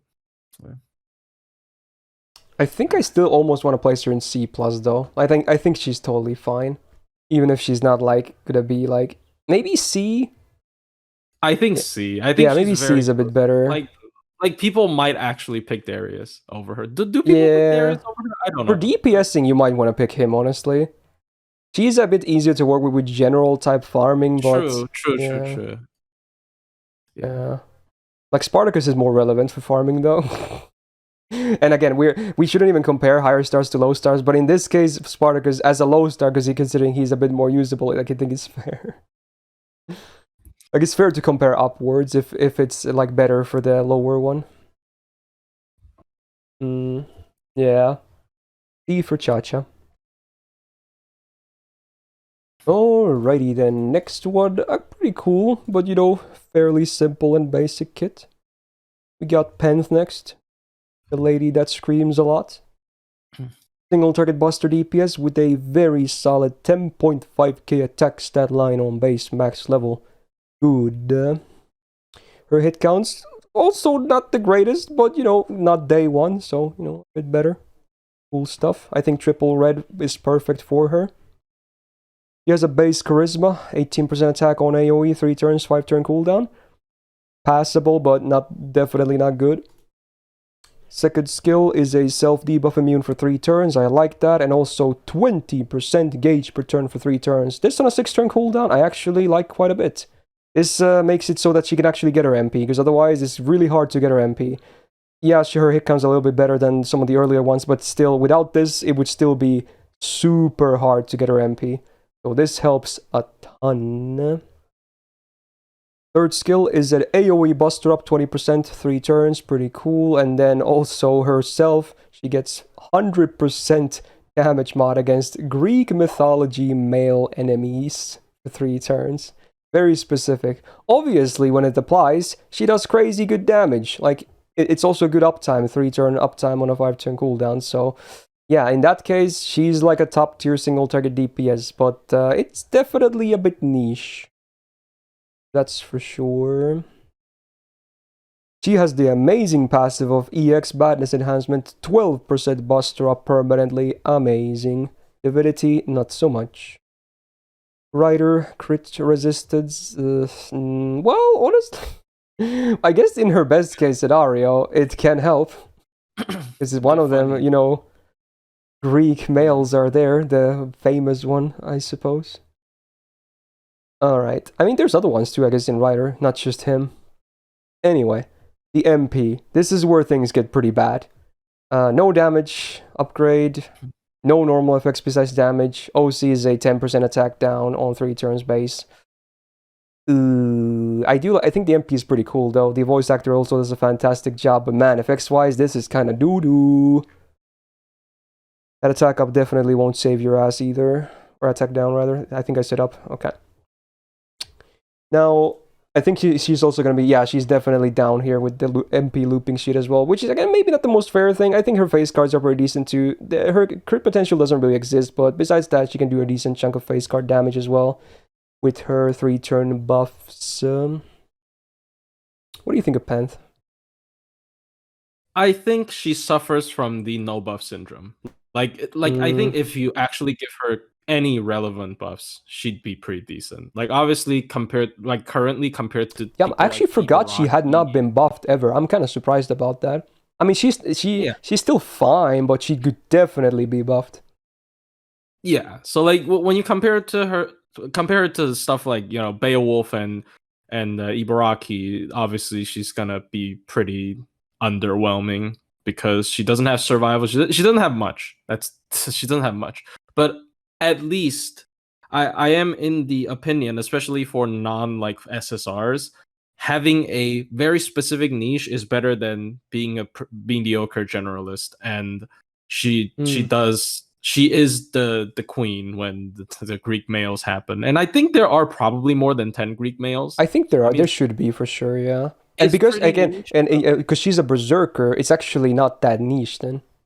Yeah, she can hit every Greek male. It's not just like, oh, you know, I have to both hit the class, the counter class, and the Greek. She can actually hit everything. So like, she has her uses, like definitely, like, and her power mod is 100%, which is, and it's good uptime too. Yeah, it's 3 turns, so it's basically you can just straight up just pick her if you're facing a Greek male, and you will probably not be disappointed. So it might be sometimes hard to keep her alive, but man, you won't be lacking on damage for sure. Yeah, I think I saw her. I even forgot if she was grilled. There was a Nero Fest. There was like one of those. I think it was Guild Fest. There was a challenge quest where Achilles force duels you.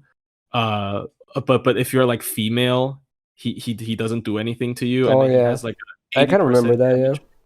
80% damage resist or something to prevent you from cheesing it. Yeah, she won. Yeah, she just goes through. Yeah, she doesn't care. So like it's really good when she hits the thing. Also, someone said that it's also worth mentioning that it's not just servants; it's all anti-Greek male thingies, so it can be relevant for some enemies as well. Oh, really? Are there non-servant Greek males? Like Greeks? Like, I think they listed the horse mobs, like centaurs or whatever. I think those would count. Yeah, I think those would count. I thought it was only servants. And then I think maybe some of the mobs from Olympus, maybe those special soldiers. I would assume they would have Greek male, but I don't know actually.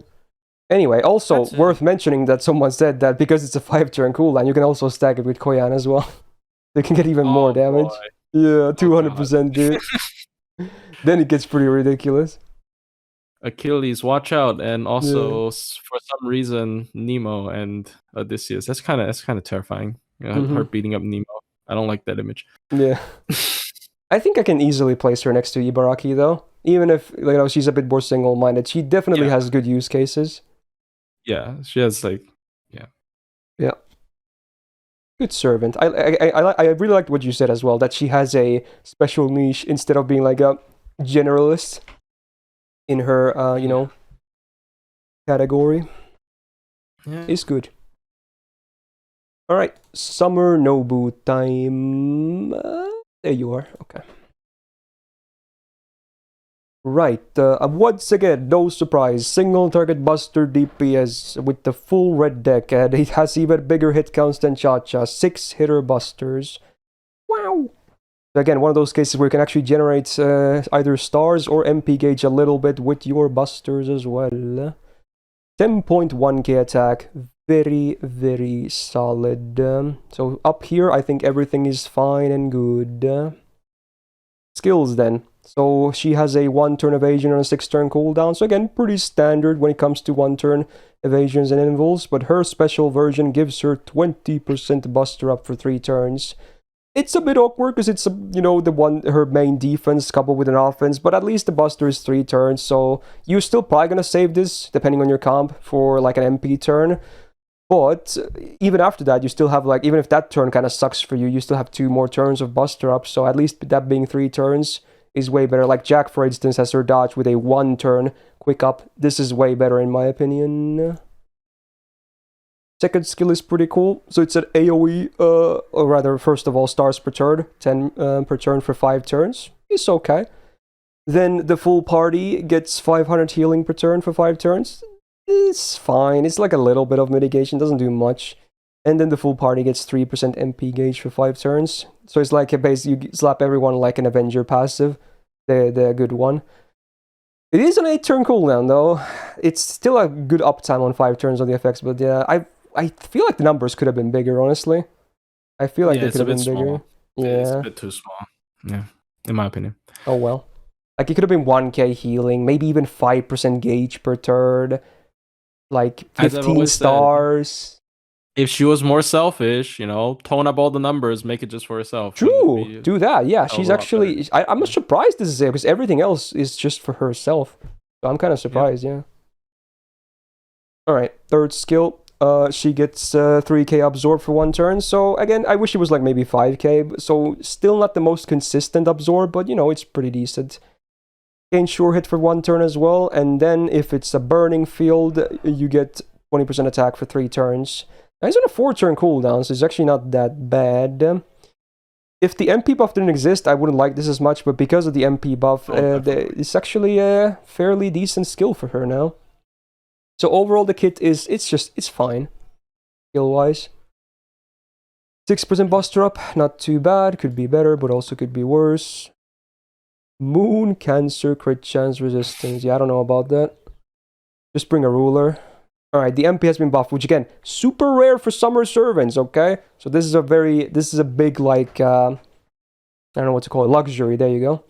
So they buffed the damage, they left the OC at the same, it's still a anti-divine damage mod, the base 150 to 200. Pretty good damage mod, by the way. Divine enemies, very common, not just servants, it's against all divine enemies. And then the buff also adds a 3-turn burning field. Let's go. That's very good, because now the third skill suddenly becomes way better. It is slightly awkward still, because you would like to get the attack buff before your first MP, but at least on subsequent turns, you can still get the attack buff guaranteed. And cars after the MP, right? Yeah, true. Yes, that too, yes. So still a bit awkward, but way better what it used to be. Her numbers, sadly, still not super high on the loop chart, though. But I feel like, again, maybe not the most fair case. She definitely doesn't just live and die by the MP alone. Let's see the divine numbers, though. Yeah, there she does pretty okay, for sure. Yeah, divine numbers. Again, which is a fairly common case, so not too bad, actually. What's your comments on Summer, Nobu? I mean, she is among one of the best anti-divine single targets, I would say, in the game. Like, because she's a berserker, and Buster very versatile. Can run. Yeah, you can run Buster, and because of Koyan, her skill 2, you can instantly cast twice if you want to. Skill 3, sorry, not skill 2, skill 3. Yeah. So like, yeah, she has very good damage against divine. Like outside of divine, she's just fine. Like maybe I probably wouldn't pick her over. She's probably like close to Ibaraki and Beowulf, maybe a little bit worse. I don't know without divine, but with divine, she is really solid. Like probably even out damaging some 5 stars. I see her, for sure. Yeah, she's really good because of the MP upgrade. Like the summer servants getting MP upgrade, as you said, very rare. But she's a Gouda servant, so they usually get special treatment. True. So yeah, really good. I think I'm gonna plop her down next to Beowulf. Like, sure, Beowulf might be better like outside divine, I would say, but again, divine fairly common. So I think it's a good middle ground. Otherwise, maybe she would be B+ and without divine, and maybe A+ with divine. So I feel like I can just plop her down into A next to Beowulf. That's fair. Yeah, with divine, she's really, really good. Yep. Like insane. Just a pretty solid single target DPS. We are gonna continue on the line for a couple more entries again. So next up, we're gonna talk about the kitty cat, the evil kitty cat, Atalanta Alter. At least we get the break from the card, so it's a single target quick DPS now. 9.8k attack, pretty good again. Again, you'll be seeing this a lot with Berserkers, much like Avengers, and I guess Beast now as well, and some other classes. They have a lot of high stats. Now, she does have a double buster, double quick deck. I actually like that. I'm glad she doesn't have triple busters, so this is good. Not only can she do a full quick chain with the MP in the best case scenario, also way better synergy with Summer Scotty as well. And because she has crit potential, I like that there's 2 busters as well. So it's like a perfect deck for her, in particular, in my opinion. Good deck. She has seen a bit of buffs, so the first skill now, it's a 6k absorb for 1 turn, so that should be enough to guarantee you some good stars. Very solid. 20 star bomb, good combo, and then also 50% buster crit damage for 1 turn. Still pretty good with the 2 busters, so yeah, I think this skill is pretty okay, even on a 5-turn cooldown. Very similar to Beowulf's buffed instinct. Both are fine. Second skill is the same skill that OG Nianta has. It's an AoE quick up for 50%, 1 turn, 5-turn cooldown. Pretty underwhelming. It does give her a 1 good turn whenever it's up, but yeah, it's... I'm not a huge fan of this skill. Like, just don't make it AoE, make it like maybe targeted or just single self only, and maybe add a second effect or something, maybe a 3-turn effect, that's cool. But as is, it's... Archer, really, especially now. Yeah, pretty weak. Third skill is her version of, like, I guess, Mind's Eye Falls, but I guess she has better numbers. So it's a 1-turn evasion and 6-turn cooldown, so that remains the same standard, but it's at up to 50% crit damage for 3 turns, which I think is higher than all the highest ranks of Mind's Eye Falls as well, from what I remember. So that's pretty cool. Not too shabby, goes well with the first skill, but again, sometimes a bit awkward to use, because again, it's her only defense, so you might have to save this for the turn, especially because she's still kind of quick dominated, and quick supports are usually the supports that keep you alive the least well. So, but hey, it being 3 turns, maybe the subsequent turns can be a bit better. Overall, the skills they're okay. I still like Beowulf's skills more a bit personally. Although there can be some opinions about that, especially with her having an evade, but eh. Unique passive, 8% bust drop and star generation. Pretty cool as a bonus. She actually can generate a bit of stars, so that's nice. 10% permanent crit damage as well, a very cool bonus. So far, these are like the best passives we've seen so far, if anything. Doesn't say too much, though. Archer crit resisted, sure. The MP, there's one thing I like about it. It's the base 100% chance to land the MP seal for 1 turn. I always like MP seal. It's very good. The curse at OC, I do not like though. 500 curse every turn for 5 turns. There's no other curse in her kit. No synergy. I would not even bring her for curse comps. It's just a bad OC. No buff either. So it's really all about the MP seal. That is the good thing about the MP. Otherwise, it does a decent chunk if you have the second skill up, which I guess we'll be seeing here. Yeah. So she's, again, doesn't rank super high on this. Close to the middle, but could be better. Maybe they'll buff her MP someday. What do you think about her? I really like her synergy with Summer Scotty. But yeah, as you said, I think her skills... Actually, her skills are also not bad. Yeah. Probably MP upgrade. Yeah, I think they should buff the MP, even if the second skill I don't like a lot. Yeah. It's just the second skill is like an Atalanta special. I guess you should keep it as flavor. Like I like someone who's cool. Like, oh, you get PFA on every version. Yeah, great. Then Nianta's like, oh, I get this weird mana burst. Yay. Yeah. I do like her, but I think she is definitely lacking in some stuff. And I wish her absorb was 3 turns. It would be such a good synergy with Summer Scotty. It already is, but it would be so much better. Yeah. I mean, Summer Scotty already has absorb. I guess that's fine. But yeah. I'd put her in B+ personally. Yeah, I would put her in B. I was thinking about that too. I think she's just like, if they give her a really nutty MP buff, she could even be A+, honestly, if it's a really amazing buff. Yeah. But it would already immediately bump her into A at least. Or maybe a good second skill buff or something like that as well. There's definitely room for improvement. Yep. Yeah, not bad though. She's really solid. Yeah, she's really solid. I mean, everyone in B+ so far has been solid, so hey. Yeah, all they're usable. Yeah. Right, then the second welfare. It's a summer one. We're gonna talk about the Jalter Berserker. Back to single target buster DPSing, yes sir. 10.2k attack, much like OG Jalter, very high, good. Triple buster deck I think is totally fine for her. She really goes oonga boonga, that's all she does. Hit counts are decent, but even then, like even if you get like the mighty chain of, you know, BAQ for the BQA for the back skeins, probably still won't generate a ton, honestly. So she kind of is also a bit support reliant, because you really want to use her MP though. Her MP hits really hard, so you definitely need some supports to help with that. First skill is an interesting one. It's a regen buff for 3 turns, and what that does is, you know, every turn you get a 1-hit, 1-turn evasion, and that happens for 3 turns. So every turn you can, you know, tank 1 hit, I guess. And then you also get 30% MP gain for 3 turns. This sort of 6-turn cooldown, I kind of like the thing, honestly. The 1-hit evasion per turn, it's a bit flexible. It can actually be kind of okay. Sometimes it might fail you though, but I actually kind of like it, honestly. I think it's really good in teams. Yeah, for teams it's good. For solos it's really stinky, but for teams it's actually not bad. It's okay. Second skill, 20% attack for self for 3 turns, 5-turn cooldown, so not bad on the uptime. Then all your normal attacks deal 500 burn for 3 turns, and that effect lasts for 3 turns. Yay, okay. I would not even bring her for burn memes, honestly. It does give her a bit of a use case with like Honey Lake, but that's all it is. It's just a kind of a mediocre attack buff otherwise. Third skill is a 20% buster up for 1 turn, kind of sad, on a 6-turn cooldown. And then a 20% battery, with also a 1k damage to self. This is like, oh, I don't like this skill. Oh, I don't like this.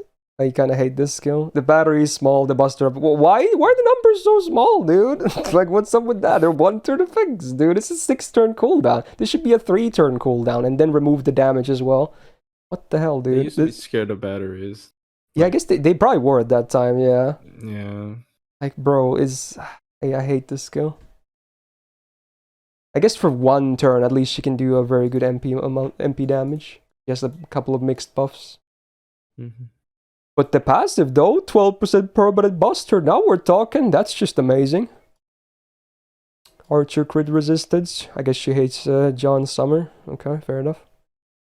MP, though. No normal effects besides damage. But hey, it's a free MP5, so it does pretty good damage.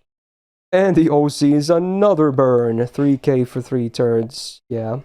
If they ever give her like a burn damage amp as well, then maybe you could have some burn fun. Even then it wouldn't be legit though, but you could have some fun at least. With this, there's no even amp nowhere. No, just no. It's just like whatever. So her damage though, I think it should be on the better end, right? Yeah, there she is. She's like probably just above the middle point, and that's also beating some of the damage mods as well from some of the other ones. So yeah, free MP5 is definitely, you know, boosting her potential a lot. But yeah, without a support or 2, getting the MP is gonna be a bit harder. What do you think about Jalter Summer? I mean, like, all she got is damage. Like, yeah, the skill 1 is pretty good for survival, but I really wouldn't say it's like above other choices. Honestly, yeah. And I would still prefer like a 2-hit 3-turn evade or something, probably. Yeah. The problem with these welfares being like their main selling points being MP5 is MP upgrades. So unless you're someone like Ryogi Shiki who gets special treatment, your damage is gonna start like falling behind people who got MP upgrades. And like I know the assumption is, you know, non-welfare golds are MP1, but like I feel like maybe some people would have Beowulf at, like, I mean, there's a lot. I mean, 3. a lot of these we covered so far, they're permanent. They're like, besides Nobu Summer, they're all permanent. So depending on your options, at some point you might start to see more MP damage from someone else. Yeah, I'm pretty sure specifically Beowulf at like MP3 probably already overtakes her damage. Even with his Gimp mod, it might be true, yeah.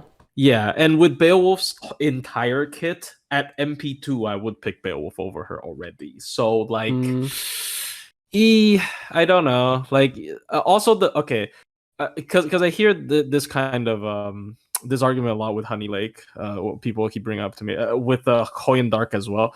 But like I just think it's so easy to proc because you can just spam burn command codes. Yeah, There are like how I many? do agree Like that I always 8? mention it when people have burns that it does give you an easier time to use it. It's not to say it makes it like a ton better because the only thing you get from it is you get more command codes that are probably better than burn ones. But usually command codes are usually not going to do too much anyway.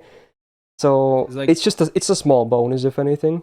Yeah, it's a small bonus. Like this is more to like address other stuff because like people did tell me I just grabbed this as an opportunity, but like and all she got is damage, and it's not enough anymore these days, and especially if like a lot of her stuff is one turn. I mean, okay, it's just a buster up, but like I feel like I could maybe still place her in B plus just because she's a free MP5 or B. I don't know. I'm thinking one of the Bs. I would place her lower just because I think other characters suit better in the team. Yeah. Like Nyalter very clearly suits well with double Summer Scotty. Ibaraki has a lot better utility. Penth just rips Greek males apart. Also 20% MP per turn. Yeah, so a lot easier to get her MP over time. So I don't know. I don't know. I mean, you can still do fine with Alter Summer. It's just that I don't think she has aged too well. Yeah. Like she was pretty. I mean, she was pretty damn good when she released, especially for a free MP5. Yeah, it's been too long, and maybe they'll buff her MP someday. I mean, they still hopefully know that people love Jalter, so you never know. Because remember, we still have the welfare shop, and we already have a second batch incoming next month. So who knows if they add more, they could even buff them. Yeah. But you do have to remember though, for some reason they haven't updated actual Jolter's animation because they. True. It's so I'm weird. sad about that, even though I don't have her. But yeah. Yeah, I feel sympathy as well for that. All right, let's move on. Also, I just realized we only have 4 more 4 stars. This might be the shortest tier list, but I still think we're gonna go over time. Yeah, SSRs are controversial. Yeah, there's definitely stuff to say about them. I mean, we're still trying to say everything we want about everyone else because we try to be like, thorough, but it's easier to talk about the SSRs because that's what most people use the most. Yep. All right, Dino Mommy is next. I guess there was a big gap between 4-star Berserkers if this is the next one. I think there's at least a year or maybe even 2 between these two. So, yeah, Kouyou Kijo, the Dino Mommy from the Voyager event. No, I have to check. She is single target buster, right? I always forget. Yes. Okay, good. I wasn't quick or this anything. one, so. Oh yeah, you have a grailed one, right? I forgot. Anyway, single target buster, DP has 9.1k attack. It's lower than a lot of her peers, but still among 4 stars, absolutely a fine number. Has the triple buster deck, which honestly, from what I remember, is totally fine with her playstyle as well. So, no big issues there. Hit counts are pretty okay as well. She has her own version of Morph, so you get the same 30% defense for 3 turns as all Morphs, but instead of the 1-turn defense, you get the 5k Absorb for 1 turn, so it does enable her to have, at least 1 good crit turn, I suppose, on team scenarios, because 5k Absorb is pretty much enough to get Berserker stars. 5-turn cooldown, not too shabby, it's okay. Second skill, we get the green and the red, Self, 30% 3 turns, so it's the good numbers. Obviously, the cooldown is still 6 turns instead of 5, but at least the card types are good numbers. And then also, it's a targeted skill, which gives the target overcharge by 1 step, 1 time, 3 turns. So, correct me if I'm wrong here. You target it, the target gets the overcharge, but she always gets the card type herself, correct, right? Yes. Okay, so it's only for the overcharge. Okay. Yeah. I think OC for her was it like attack up or something? Before damage? Yeah. So it's actually pretty fine for her too, yeah. Okay. Yeah. So it's like Kama, who can target overcharge, but also like it's good for her too, yeah. Kama. Yeah. Okay, it's a pretty okay skill actually, good offense. It's before damage as well, right? I think. Yeah, I think it is. Wait, I think it is. Yeah. Third skill is interesting actually. It's a AoE 2k heal that also removes 1 latest debuff from all of the party members. It's not a full cleanse, but still an AoE cleanse of sorts with the heal, not bad. And also the party is insta-kill immune for 3 turns. Sometimes can be legit, but a lot of the times it doesn't really do anything. 6-turn cooldown, it can be okay. It's a decent defensive skill. So she has like 2 defensive skills when you think about it. So I guess among Zerks, maybe she's a bit easier to keep alive on most cases, but it's not like she's gonna be like crazy, hard to kill, depending on what the enemy does. Overall, the skills they're alright. They're alright. Nothing crazy though. 10% permanent buster up, very lovely with the deck at the MP, great. She actually does have 15% magic rest, so that's a nice bonus. Cool stuff. Another anti-saber crit resistance. MP hasn't been buffed, but what does it do? It does a 500 burn for 3 turns on self. It's not honestly too bad of a burn, and it also with the 3rd skill, I guess you can cleanse it as well, depending if it's the latest one or not, so not a real bad demerit. So that's it for the normal effects besides damage, but then the OC actually good. So it's 20% attack up for 3 turns before damage. And with the, if you use the, because it's 1 step, right, on the overcharge, yes, so it becomes 25% then on base if you use the 2nd skill for herself. Actually a very solid OC, so it kind of makes a little bit up for the lack of, normal effects besides damage. Not too shabby, and ramp up is always kind of desirable for DPS and for farming. You want it everywhere. So her numbers are sadly going to be on the lower side. I had a feeling this was going to be the case, that even with the ramp up, she still only has 1 skill that actually buffs her MP damage. But she also has that at 1 turn absorb, so it's not like she only does MP damage, she can also crit too. And I think there's even some cases where people have done some solos with her, I believe. Yeah, I did some like easy runs with her. Yeah. So, as you probably have used her way more than I have. What do you think about Kouyou Kijo? So, on paper, she looks really good, right? So, like, I would say she looks decent on paper. Yeah, but then check her attack stat. I mean, it's not bad, but it's like compared to her peers, that a lot of them have like 10k. Like it's still fine. So I grilled mine to 90, and she's still lower than my other 4 stars that are ungrilled. Yeah, because a lot of them have like 10k or higher. And it actually, like, I can actually feel it. The difference. I guess the reason you feel it is because her peers have a higher number, and because Berserkers do a 1.5x mod on most stuff. Yeah. It's actually very like you feel it. You feel it. I think she has definitely gotten I don't know better or something, and she's also like demonic beast, so you can pair her. I think Koyan Dark supporting her is pretty legit as well. Yeah, because the buster stuff as well.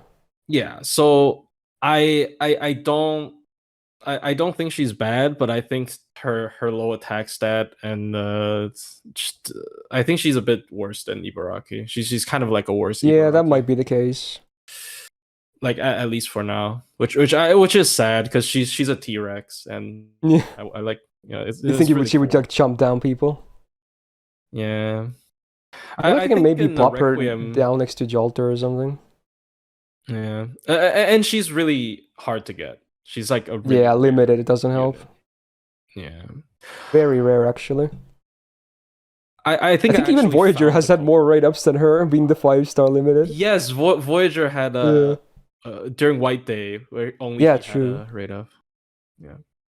Yeah. So I think in Requiem she was described as the most soft or something. Like she's a very nice berserker when she's a person. So maybe that's why they made her attack super low. But yeah, I don't know. And gave her more defensive tools.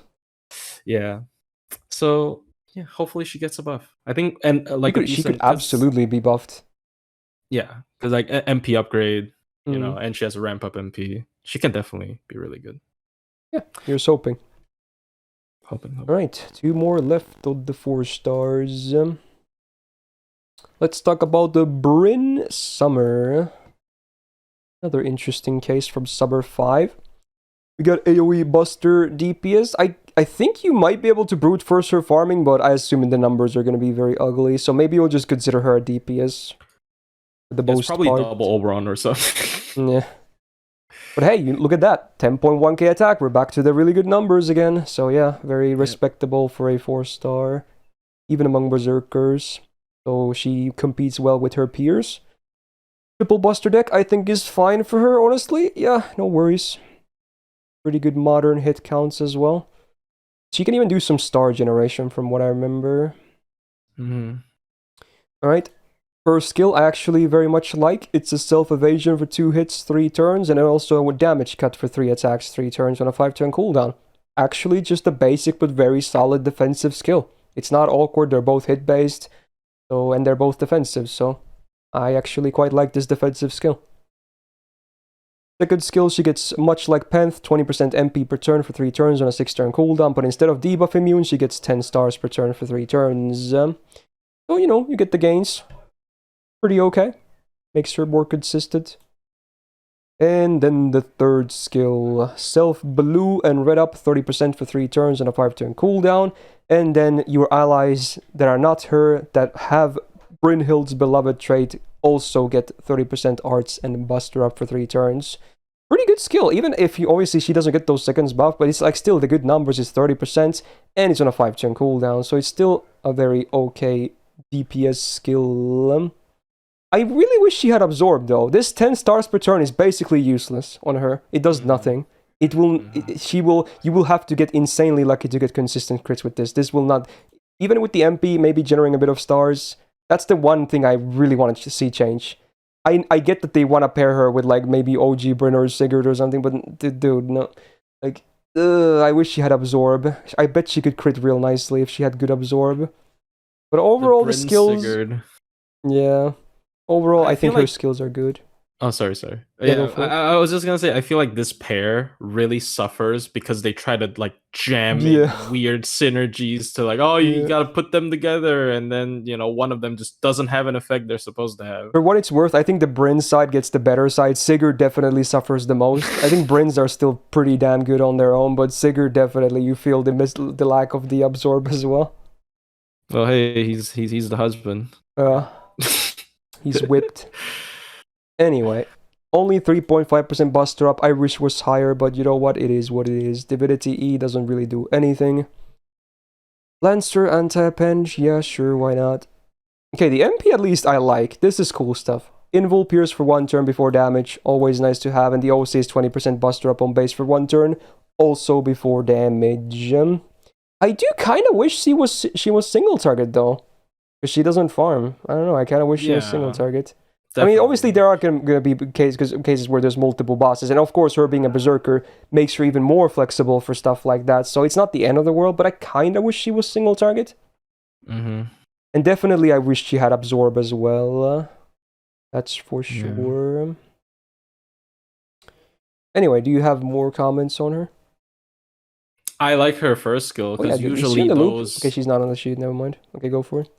Usually those are 6 cooldown, but that is a 5 cooldown, so it's really good. I do think she kind of lacks in offensive, so it's one of these again where they try to make them like a semi-support, and just ends up like watering down her potential to do offensibility. I even think like perhaps AoE is fine because single target she has a lot more competition for 4-star berserkers, and like. And the Invul Pierce is really good for challenge quests as well. So like if she just had better like offensive focus kit, I can't see her. My problem is still that it's the stars per turn where she has 0 absorb as a berserker. It's just gonna give your supports MP gain is what it does. Yeah, I don't understand. I feel like they built her to buff other Brynhild's beloved, but it's so like why? Like she's a berserker with Invul Pierce on her MP. You're trying to make her a support. If anything, they should have just copied the skill from Penth. Instead of being stars per turn, just make it 3 turns of debuff immune instead. It would have been better for sure. Yeah, that would have been better for main damage. So I don't know. She's kind of I think she's fine. If anything, those were the things I was really trying to like nitpick on her. I think she's still fine. Yeah. I would probably still maybe slot her into B+, honestly. That's fair. Yeah, I guess I think she can. I can see her being B+. Yeah, like if you need Invul Pierce, there's always a choice. There's always a choice. And again, it's not the end of the world that she's not single target, because again, being a berserker is versatile for multi bosses, so it's fine too. Just give her absorb or something. That would be great. Yeah. 2 more 4 stars. I think I said that the last time, but okay, I just miscounted. Now it's 2 more. So, next up, we got Sei Shounagon. This was the latest entry last year when I did the tier list, actually. So she's quick, right? Single target quick? Let me check. Yeah, quick and triple buster deck. Yeah, single target quick MP, yes, okay. So, yep, single target quick DPS has the full gorilla deck, so we're back to this stuff, huh? Interesting. I guess, again, with Summer Scotty existing, it's definitely, better now. 9.9k attack, pretty good still. It's not 10k, but it basically is, when you round it up. Hit counts are good, so honestly, not too shabby on this side. 30% attack for self for 3 turns, same with crit damage, and then 20% the battery, 6 turn cooldown. Actually a pretty good offensive skill. Not too shabby. Tough to like there. Then she also has Absorb. Granted, it's only 1 turn, 5k, so at least it's there to go with the crit damage from the first skill. Also gets 100% crit damage for 1 turn, so she can have 130% for 1 turn. It's like Billy stuff going on over here. And then, much like Bryn, she gets 2 hits of evasion for 3 turns. Granted, this is on a 6 turn cooldown, so it's not as high uptime though. But I like that it's hit-based though, because again, you want these to land on the, good crit turds. So this being hit-based makes it much easier to use. Yeah. Not too bad. Third skill is a targeted skill. Heals up to 3k, and then also gives the target burn immune for 3 turns. Interesting. And then a big 25 star bomb, actually. I like the star bomb because of these 2 skills. I'm not a huge fan of the burn immune. It's definitely a lore meme, but it's like the 3k heal can also be decent. Yeah. I think her kit is fine, honestly. Yeah. I almost even prefer this to Summer Bryn's kit, because at least she has the absorb. Yeah. And then you can time the star bomb with the 1 turn massive absorb to actually get a really good crit turn going. Not too bad. On the better side of all these 4-star berserkers for sure. 4% permanent buster, again, could be higher. She gets 4% quick star absorb, so I guess that one quick card is a bit easier to crit with. Sure. And then charm debuff resistance 100%. So it's not immune, but it basically is when you think about it. I don't think she's really ever going to get charmed. Cool little bonus. Anti-ruler crit resistance, cool. Then the MP, okay, I kind of hate that I think it's all the same effects as Archer does. I think it's literally the 3 same effects. Yeah. So it's 3 different damage mods. For 1 turn, you get these buffs. 50% anti-man damage on base OC. That's the one thing I really like. Anti-man, great. So and because it's a turn-based buff, it also applies to your face cards on that turn. Now, obviously, if it was MP only, it would be higher number, but it makes your Brave Chains a little bit better as well, I suppose. But then the other 2 ones. The lawful damage mod is pretty okay too, especially now that she's a berserker, so it's easier to find lawful enemies that she also works against. But then Shadow Servant damage is just completely a meme. I don't think there has really ever been a quest that was hard that had Shadow Servants on it. I can't remember any at least. So it's kind of a meme and lore thing. But you know what? Anti-man is good, and anti-lawful, especially for Zerk, is not bad either. Kind of a weird thing going on though, with the MP. Now let's see, I bet there's a lot of different numbers here. So if you land all 3, she's still not the best actually in terms of damage, even if you land all 3 of those. But you know what, she can do decent. With 2, still very close to the 3 numbers, and with 1, around the middle. And honestly, 1 is not that hard, because again, she's Berserker. Yeah. Finding an anti-man or anti-lawful or both is actually fairly feasible. And if you're 0, then yeah, it's like not great. Yeah, go for it. I was gonna say, I mean, it's still standard numbers, 150%. Like even if it's just on MP, it's usually 150%. So it's plus 50. So yeah, it's pretty nice. Oh, sorry, and yeah, honestly, like even though they copy pasted the effects from Archer, it's definitely way better on Summer though, just because she is a berserker. So yeah, there's that. What do you think about her? I honestly haven't used her much at all myself. I quite like her, not just because Summer Scotty, because there's a thing that, when they balance a servant's MP gains, when a servant has triple buster, they tend to give really good MP gain. So she has 1.0 and has 3 hit arts card. So like when you do like MP BA with like a mighty chain, she gains a lot of MP. And like anti-man is really common. Yeah. Like as you said, anti-man is really common. Anti-man berserkers are really good. We have quite a bit of anti-man berserkers on here later. Yeah, true. They always hit. They always hit. And you know what? Just because there's competition, it's still good, right? Yeah. Yeah, and this one's single target, so hey, it's a bit different than most of them. Yeah.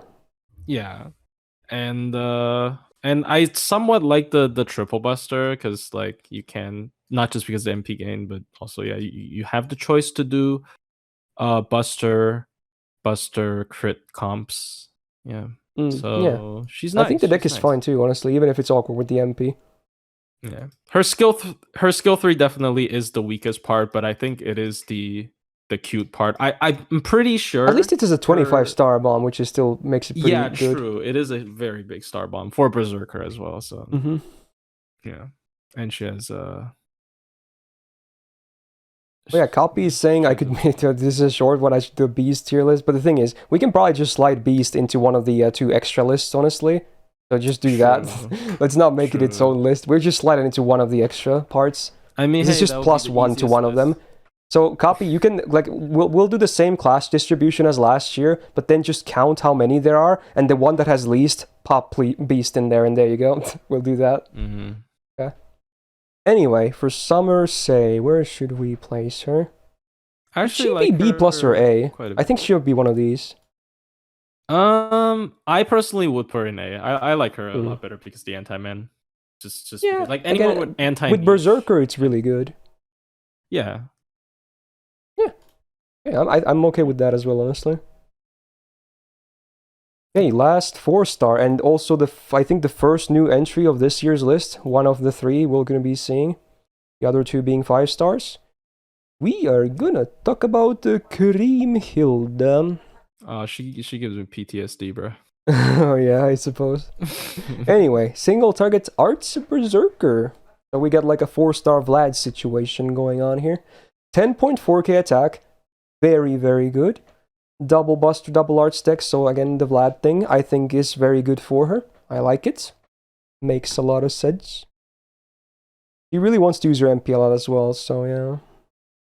Good hit counts as well. We get the first skill. It's a guaranteed AoE drain. I love it. Good start. And then also a minus 20% defense down for 3 turns. Great.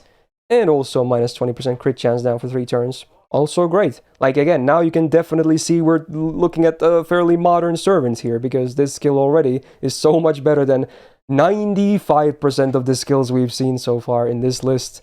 This I like. This is a great skill. Good skill for a 6-turn cooldown. All AoE, all good useful effects. Second skill. Self Arts and Buster up 30%, so we get the better numbers. It is a 6-turn cooldown, but then you also get chaotic damage mod 50% for 3 turns. Again, on a Berserker, these are even better because they're already this versatile, so I also like this skill as well. Is good. Third skill. It's a targeted taunt. Thank God it's not herself, because you probably never will really use this for herself. I don't see why you would. So yeah, you're probably going to target one of your allies that can easily tank the enemy. And then, what else do you get? You get a 50% gauge for her. Now, the gauge always happens on her, so don't worry about that. If it didn't, I guess she would be a support too. But anyway, she gets the 50% gauge and then also a 3k heal. But the taunt is the only part that's targeted. This is a great 6-turn cooldown, honestly. Diverts attention from her, keeps her alive, gives her a battery to spam her MP more, which is what she wants to do, so yeah. Honestly, I think... Berserkers, yeah. Yeah, honestly, I think so far, overall, this is the best skill set we've seen on this entire list. Oh, this actually is good. This makes sense. So, 12% permanent Buster up, also very cool. Even if she doesn't have the Buster MP, she still has 2 of those Buster cards, so not too bad. Sadly, nothing else, but oh well, at least the skills are good. Crit resistance against Saber again. I suppose because of Siegfried. Anyway, then the MP. I really like the MP, okay? So she actually does do the defensive buff strip before damage. Very good. Now the arts was down on the OC for 3 turns, base 20%. Great numbers. It is after damage, but considering her MP is still fairly spammable, it's still gonna be a great thing to have. And then we even have a bonus damage mod base 50% no scaling on dragon enemies, and many servants have dragon trait as well. And again, because she's a berserker, it's easier to find good cases for this. There's even cases where you can find both chaotic alignment and dragon trait enemies for bosses. So then she's just absolutely gonna slam shit. So this MP is actually really good. In fact, I might say this MP is also the best one we've seen so far, not just the skills. The MP as well is the best one so far. So yeah, you can tell, like 2022 Servant is real. Now, numbers-wise, let's see. I think there's going to be 3 different numbers if I had to guess. Really good as well, yeah. Where's the base one? There it is. So honestly, even base, she beats a lot of the other ones, even without any of her 2 damage mods active, okay? So that's already not too bad. Then let's see, we have Dragon or Giant, now already climbing a lot of the ranks, okay? And then, just, if she has the Dragon... The Giant's Beowulf, right? Sorry. Oh yeah, true. Chaotic, yes, of course, that makes sense. Chaotic here. Good. And then Dragon only... Very good, and then both, oh my, she only loses to Etchan with her ridiculous mods on, so yeah, I mean, it's pretty good, huh? Alright, yeah, you can talk about Cream as well now. EX. She okay, yeah, with honestly, I think I'll agree to that, but yeah, do you have anything else to say? She competes with 5 stars, big battery, big damage, Berserker buff, defensive buff from, I don't know, like this, like everything is good about her. Loopable MP. I'm pretty sure, I'm not sure, is that damage list just like turn 1? Because like that's a ramp up effect if it's I forgot exactly how it's a bit more realistic scenario though, but I think you can probably, you know, familiarize with this if you want to really read. There's a lot to read though, but yeah, so like the damage gets even higher. Oh, it's turn 3 on them. So like the damage is really good. And, here it says there's a ramp like thingy here, column. So it's like factoring the 20% arts res down. Yeah, I see. So yeah, I think I think she competes with Vlad and Galatea, which are 5 stars, and this is a 4-star. And arguably sometimes she's better. Is she limited? She's story locked. Yeah, I was about to say that's maybe the one downside is that she's story locked. She cannot spook you, so you're most likely gonna have to roll on rate up. Yes. But even at MP1, she's pretty damn good, especially if she hits those damage in mods. Yeah, I suggest rolling on the Morganfest banner where she has a single rate up, unless you want 20 roll-ins. And then you can roll on the split rate up, but... Oh, Daryl, by the way, that's the wrong sheet. That's the AoE sheet. We should make a command for this as well. This is made by Trevor. Let me actually link it to you, and then you can make the command. There you go. There's the single target one. It's also all in the description of all my tier list videos. But you can just make maybe make exclamation point ST or something, and then maybe change the command from George to AoE, just so they're easily distinguishable. So, can you do that, Daryl? Cheers. But yeah, honestly, I agree. Brynhildr is a top tier 4-star. She's even a character that I personally consider level 1 George with like MLB K scope to. Oh, because of the drag. Yeah, true. Honestly, it might not be a full meme at that point. Yeah. Yeah, because it's single target, so I might actually use that as well. There you go. Hey, that was the last 4-star, but hey, it was definitely easily one of the best. So yeah, there you go. Great addition. So now we just have 14 SSRs, I think. Talk about. Probably gonna take a while, but hey, here we go. First SSR, actually Kintoki. He's a limited one. He was at like maybe 3 or 4 months into the game. Let's talk about the good old Mr. Golden. Single target the Buster, raid specialist, if anything. Yeah, that looks good, Jax. Alright, 12.7k attack. Very, very good for an SSR, especially with the Berserker mod. So, that-wise, he does really well. He has the really bad numbers on his kits with the triple buster, but oh well. So his gains will be bad, no matter what. But you know what? He presses red. He likes red as well. Sadly, he has one of the worst versions of Monster Strength. It's good for like raids, I guess, because it's a 50% attack after one turn, but anything else, it's not a great skill. It's just a mana burst. Sure, it helps all your cards, so maybe it's arguably a slightly better mana burst because it's not tied to any one card type, but definitely doesn't make it a great skill.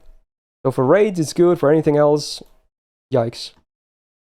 Second skill is a 50% battery and 6-turn cooldown. These days, these always have something else too, but back then this was already luxury, so I guess they still haven't updated this, so this could be buffed as well to include something else. But you know what? It still does the job, again, mostly for raid stuff. It definitely have a cooldown because there's no other effects either. You will feel the downtime outside of raids or just really fast bosses. Third skill. 120% or offensive debuff resistance for 3 turns, so you can't really touch his damage, I guess. Cool, why not? And then a 3k heal for self. This sort of 5-turn cooldown, pretty bad in my opinion. So for sure his skills have not aged well, is all I'm gonna say. For raids you can still do fine, but if you want to DPS with him, man, are these skills terrible for modern SSR standards. 2% buster up. Sadly, I wish it was higher, but oh well. Divinity doesn't really add much either. Anti-assassin crit resistance. Again, this is the second one we've seen of these, and arguably this might be the best one of all of them, because again, I think assassin enemies tend to crit the most, so, you know, for a slight little bonus, there's that. His MP has been buffed. I'm not the biggest fan of the buff, though. They did add more than just damage. They did add the buster resistance down. 30%, but for some reason it's a 2-turn debuff. I don't know why it's a 2-turn one. Like, it's so weird. Because like it's gonna be hard to get another MP off after that in the next. It has to be literally the next turn. That's how that works. Yeah. So sometimes it's gonna be impossible to do that. Or if you want to make him a better raid killer, make it 1 turn but put it before damage. Like one of those two. Before damage would be so good, actually. Yeah. Then it would be, even if before damage, if it's 1 turn only, it would still be way better, for sure. Yeah, it would still be way better. But hey, he also ignores defense, which is always a nice bonus, because even sometimes in raids, they have some defense buffs as well, like defense up. And then also a 50% chance to stun them for 1 turn on OC base. Definitely can rely on that, but if it lands, hey, great, you get a free turn, yay, against single bosses. So, I think he would do decent in this sheet though, right? He has really good damage, I think. Like without trade, he has like one of the highest damages. I'm pretty sure. Yeah, he does well here for sure, yeah. Especially the second MP when you bring the buster supports that he can land with the existing buster res down, which is factored in here with the ramp as well. Yeah, like sure, he still does good MP damage, but that really is all he does, right? His cards are terrible. They're just terrible. And with his skills, yeah. He's going to be hard to place, if anything. Do you have anything else to add to him, by the way? I still see him being used just because he is a single target berserker with an upgraded MP who is Buster. That is the only and his first MP is so easy to do as well. Yeah. The sad part about his MP upgrade is that it doesn't benefit the way you use him. Like people just use him to like sometimes in 90++, you just splash him in to kill one of the high HP enemies, and then you still see him do that. But his MP upgrade doesn't. The raw damage obviously helps, but like the added effect doesn't actually benefit that. So I don't know how to rate him because I do still see him quite a bit, but like he only does one thing, and it's just farming. Like he's a farming. I'm thinking personally either like a B+ or A.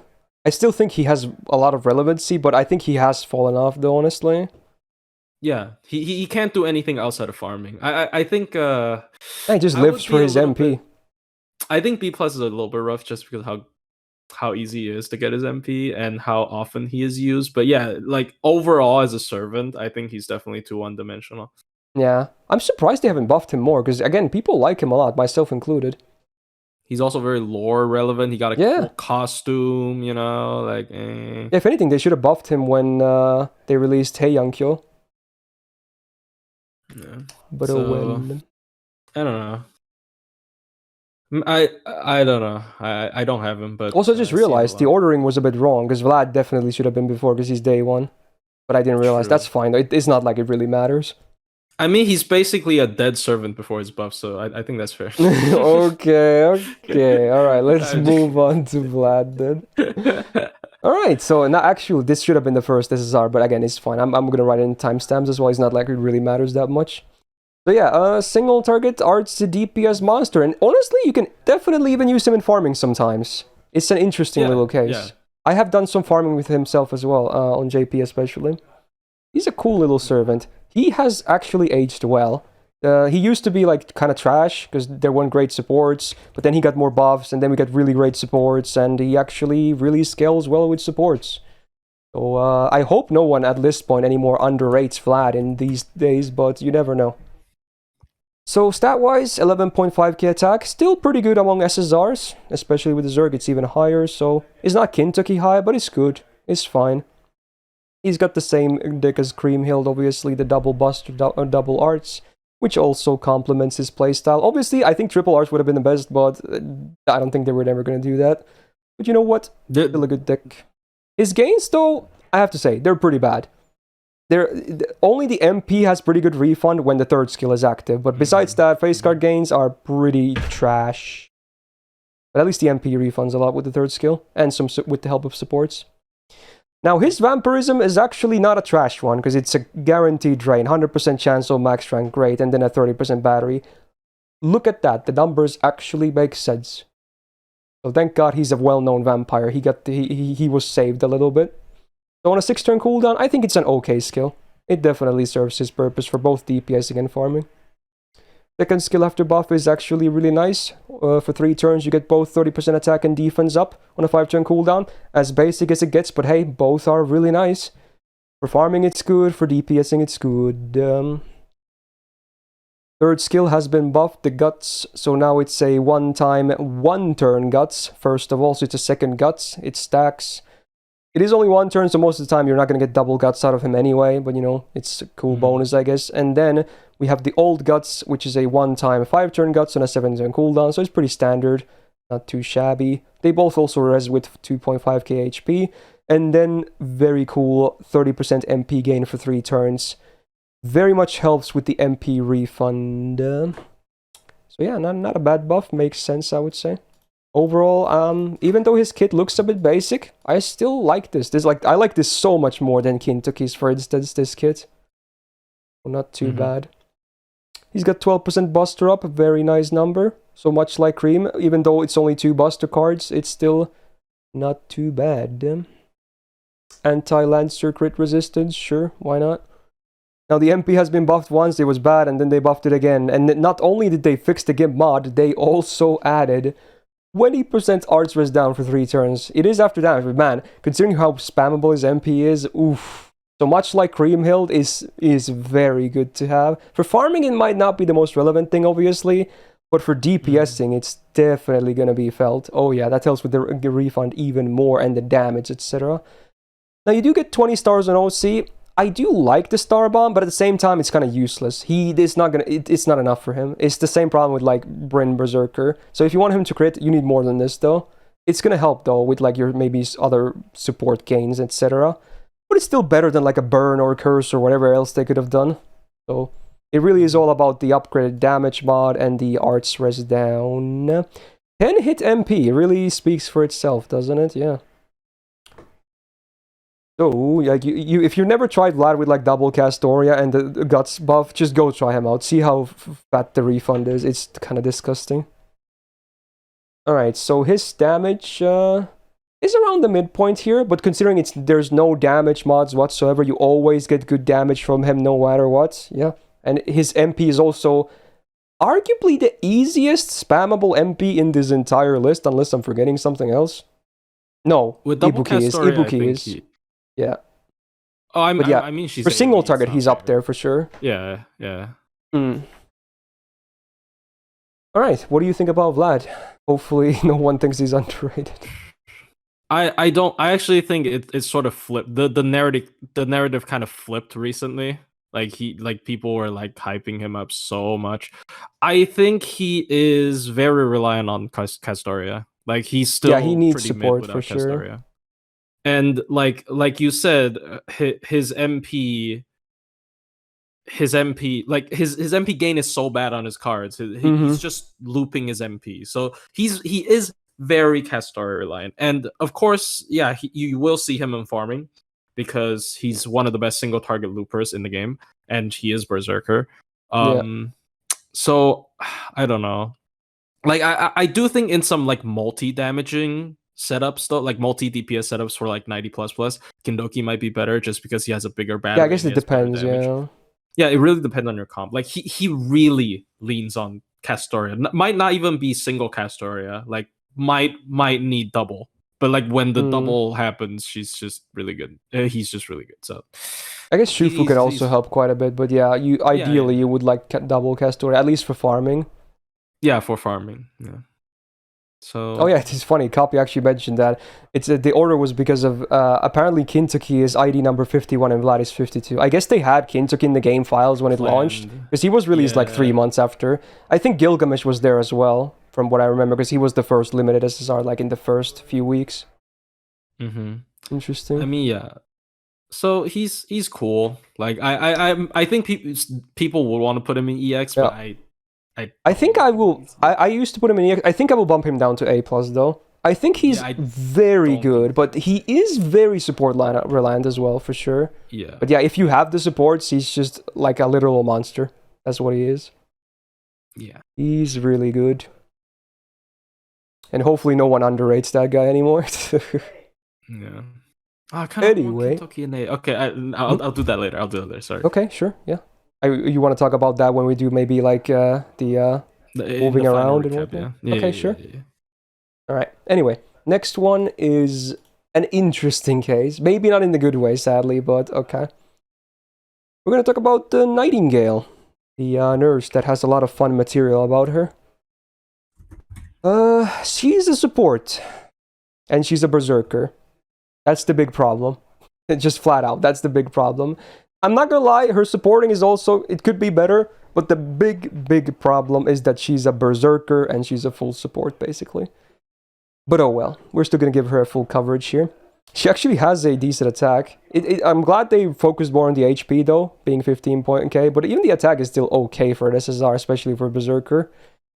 She's got a double arts, double buster deck, tour thing. Obviously, triple arts would have been the best, but I don't think they were ever going to give that to her. They actually did have to nerf specifically the MP gain on the quick, because it's a 6-hitter, so it actually has a reduced MP gain, which is funny. Interesting game design. I guess they may have animated her first, and they're like, hold up, that's way more hits than we actually would have wanted. Interesting. Anyway, skills. First of all, targeted 4k heal, which also gives the target 3-time debuff immune for 3 turns, and a 1-time instant kill immune for 3 turns. 5-turn cooldown. Pretty okay support skill. Again, the insta-kill immune varies in, value, but usually the first 2 at least should give you some good benefits. Second skill is her... Okay, it's like her weird half DPS, half defense skill. So she gets 50% damage against humanoid for 3 turns, and also 25% defense against humanoids for 3 turns. I like the defense because 99% of servants are humanoid. That's great. She really needs that because, she's so frail. But the damage, she's never going to be a DPS. That's the only thing. Well, you can also use the third skill on her, I guess. But just, no. Nightingale DPS is not it's a meme. So, yeah. Again, honestly, I agree. This should have been targeted, like Chad was saying. I don't know why it's only her so good if it's targeted. It would have immediately made her like relevant, honestly. Yeah, super legit support. Imagine giving 50% power mod against 99% of servants. God. That would be great. So yeah, for her it's misplaced for sure. It's not useless because it's 25% defense, but definitely misplaced. And then third skill, 50% buster up for 3 turns on any ally, 5-turn cooldown. So this used to be very cool for a moment before Merlin was released. It didn't take too long though. A couple of singularities or so. It's still not bad, obviously. That's a lot of buster up, for sure. It's a basic skill, but it's still good. But I still feel like her skills, they're a bit underwhelming. Yeah, I actually like that targetable second skill idea so much. Yeah, Like it's that a that good would idea actually. it would be like a Gina code tier buff. Like it would just Then make she could sense to me. compete with like Koyan as well as a buster, because she gives anti-humanoid with the buster up as well. It would be a different use case. Yeah, it's really good. She has the 12% buster up, sure. Again, I still think the DPS is a meme, but there you go.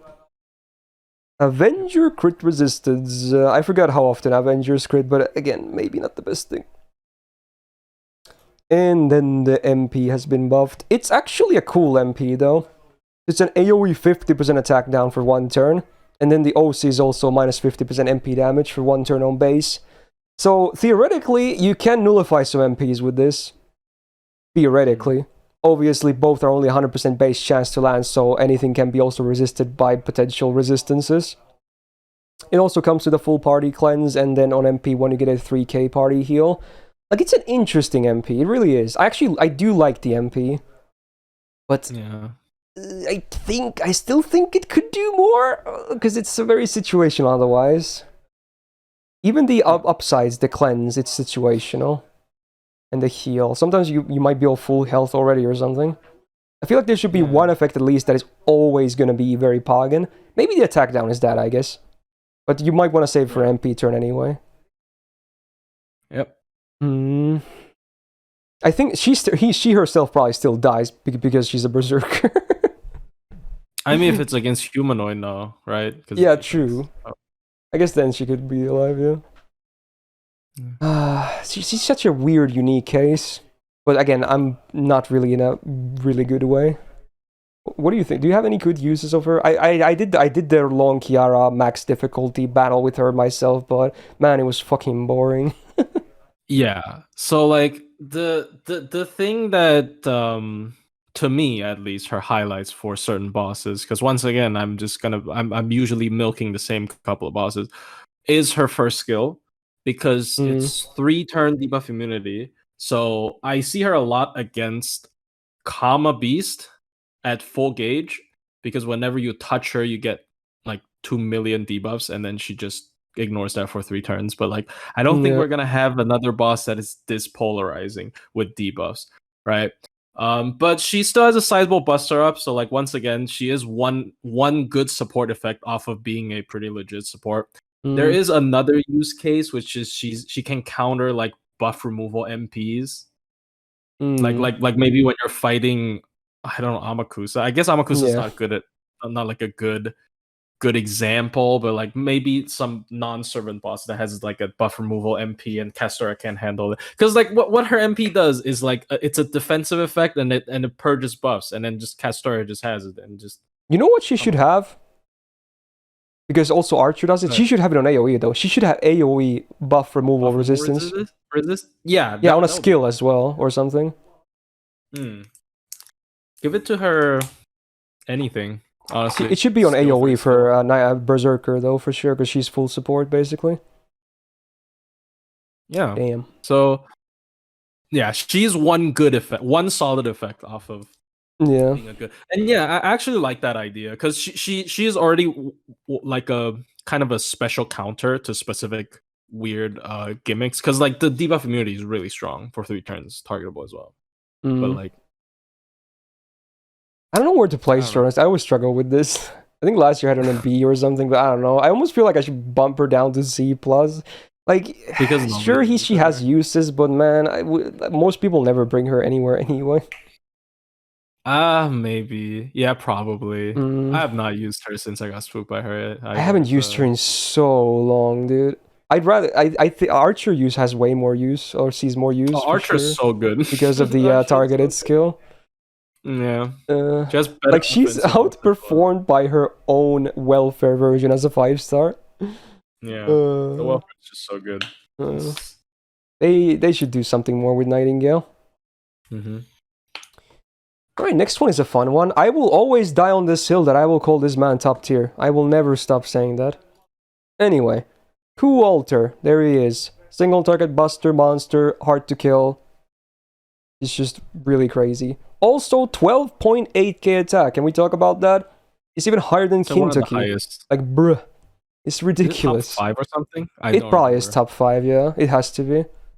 So, Draco might have bumped him kind of down. crazy. Did she? I don't know. I might have to check. Yeah, I forgot. Anyway. Yeah, triple buster, perfect sense. He literally just clicks red. He just keeps clicking it. And also, Mighty Chains, his gains are not bad if you actually land a good chain. But only then, really. Anything else, he kind of needs supports to get the MP. Now the skills. It's all defensive, spoiler. First skill, really good, actually. 20% AoE attack down for 3 turns and 50% crit chance down for 3 turns. I like this a lot. It's so much crippling to the enemy, okay?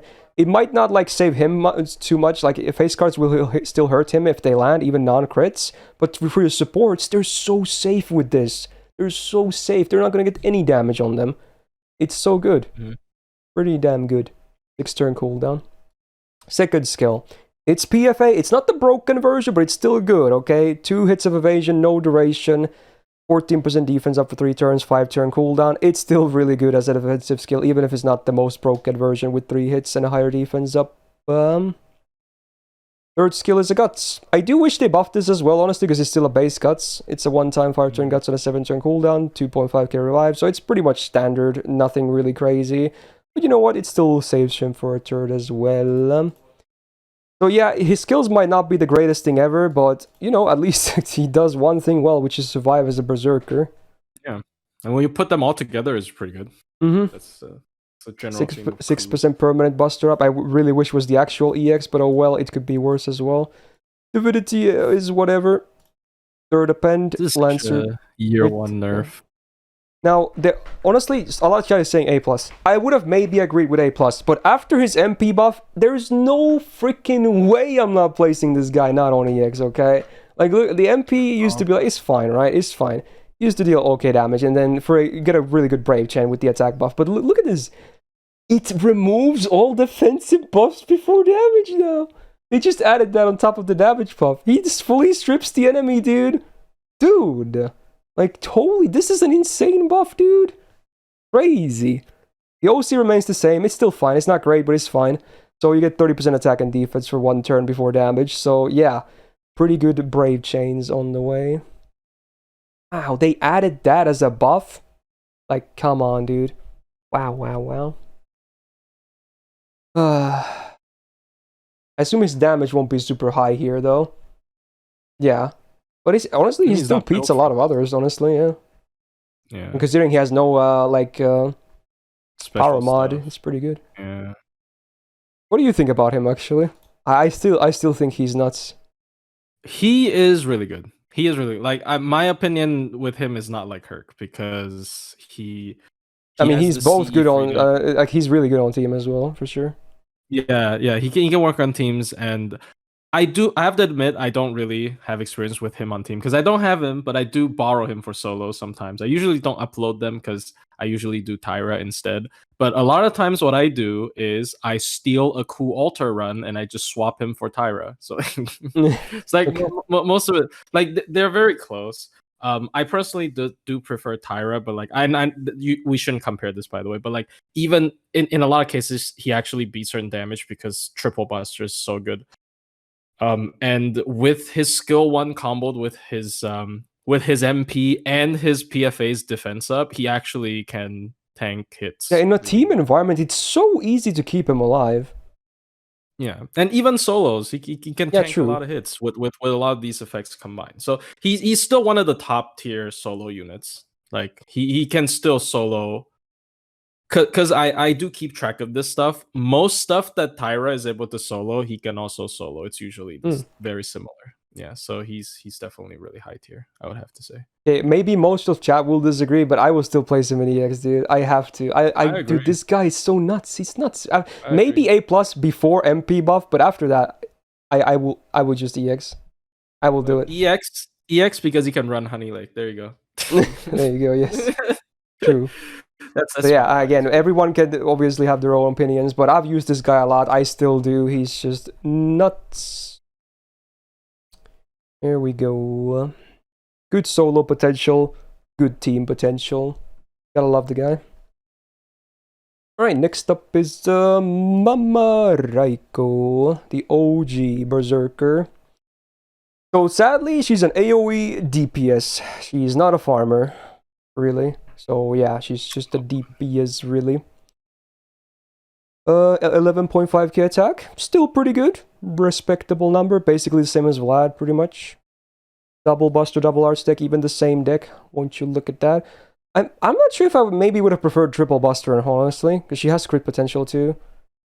It's hard, yeah. It's just 3 turns of Absorb, right? Maybe triple Buster would have been cooler, honestly. But I mean, her arts are good though. It's yeah, they're still good cards, yeah. So maybe this is fine too, yeah. Sure.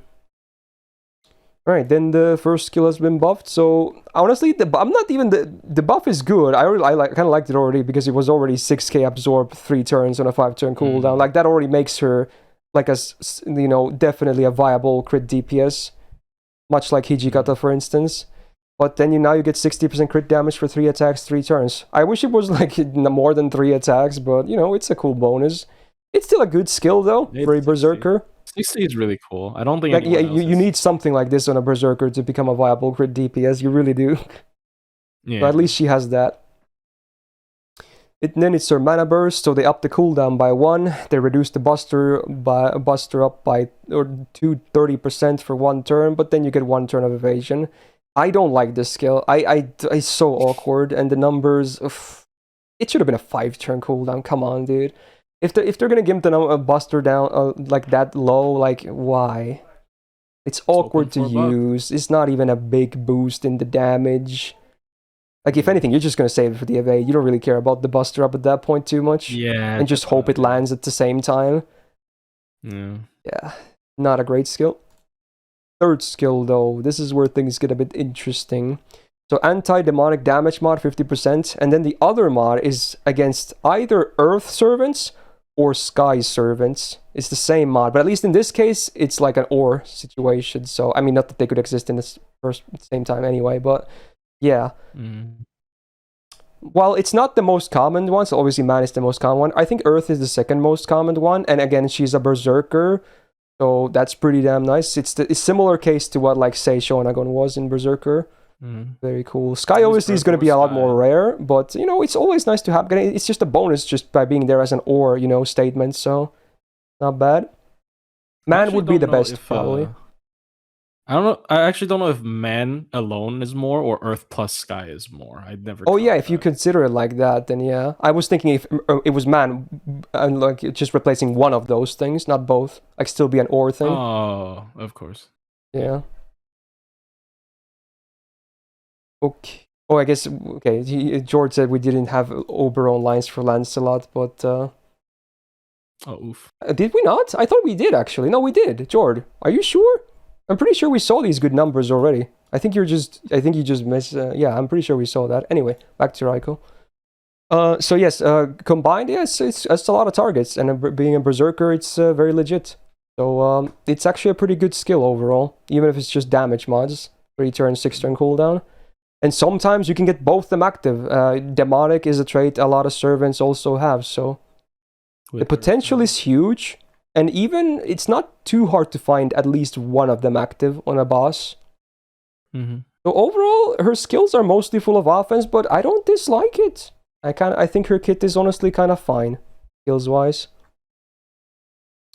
She actually does have some debuff rest, 12.5%, very cool. 12% buster up, very nice. It kind of makes me wish she was even more triple buster, but okay. 11% aura quick up as well, not bad. Even if it's just 1, it's a bonus. And then divinity is like whatever. Anti-acid append for the crits, so again, maybe the best, considering I think they crit the most of all classes. Correct me if I'm wrong, I don't remember, but they're definitely on the high end of enemies that crit the most. MP has been buffed, so luckily it's not the worst buff ever, because it's not just the damage up, they also had a 20% crit chance down for 3 turns on all enemies. And then the OC is a 100% star gen for 1 turn before damage. It actually does make the MP generate a good chunk of stars. Not like an insane amount, but a good chunk. It's a 7-hit AoE after all, for Buster. So the OC is still okay. Decent MP for sure. Now obviously she doesn't loop farm in the slightest. So we're really just going to be placing her as a DPS. What do you feel about Raiko? I feel like, personally, she's fine. I don't think she has really aged badly or well. She's just kind of maintaining, if anything. It's just the modern like problem of if you don't have a battery, you got no rights, and because everyone else that's competing with her has a battery, she just loses one aspect of her potential utility because she can't farm. Like that is very brutal, but that is very real. And I think she is one battery buff away from suddenly becoming good. Yeah, she could be an amazing farmer, honestly. Yeah, she's like one battery. It's like what they did with Altera. Yeah, exactly. So like the P mod on the third skill can be like double casted with Coin Light as well. So depending on, she could do like nuke some potential 9D++ as well if she had that battery. Yeah, she'd have full coverage because manned handled by Koyan Light yeah.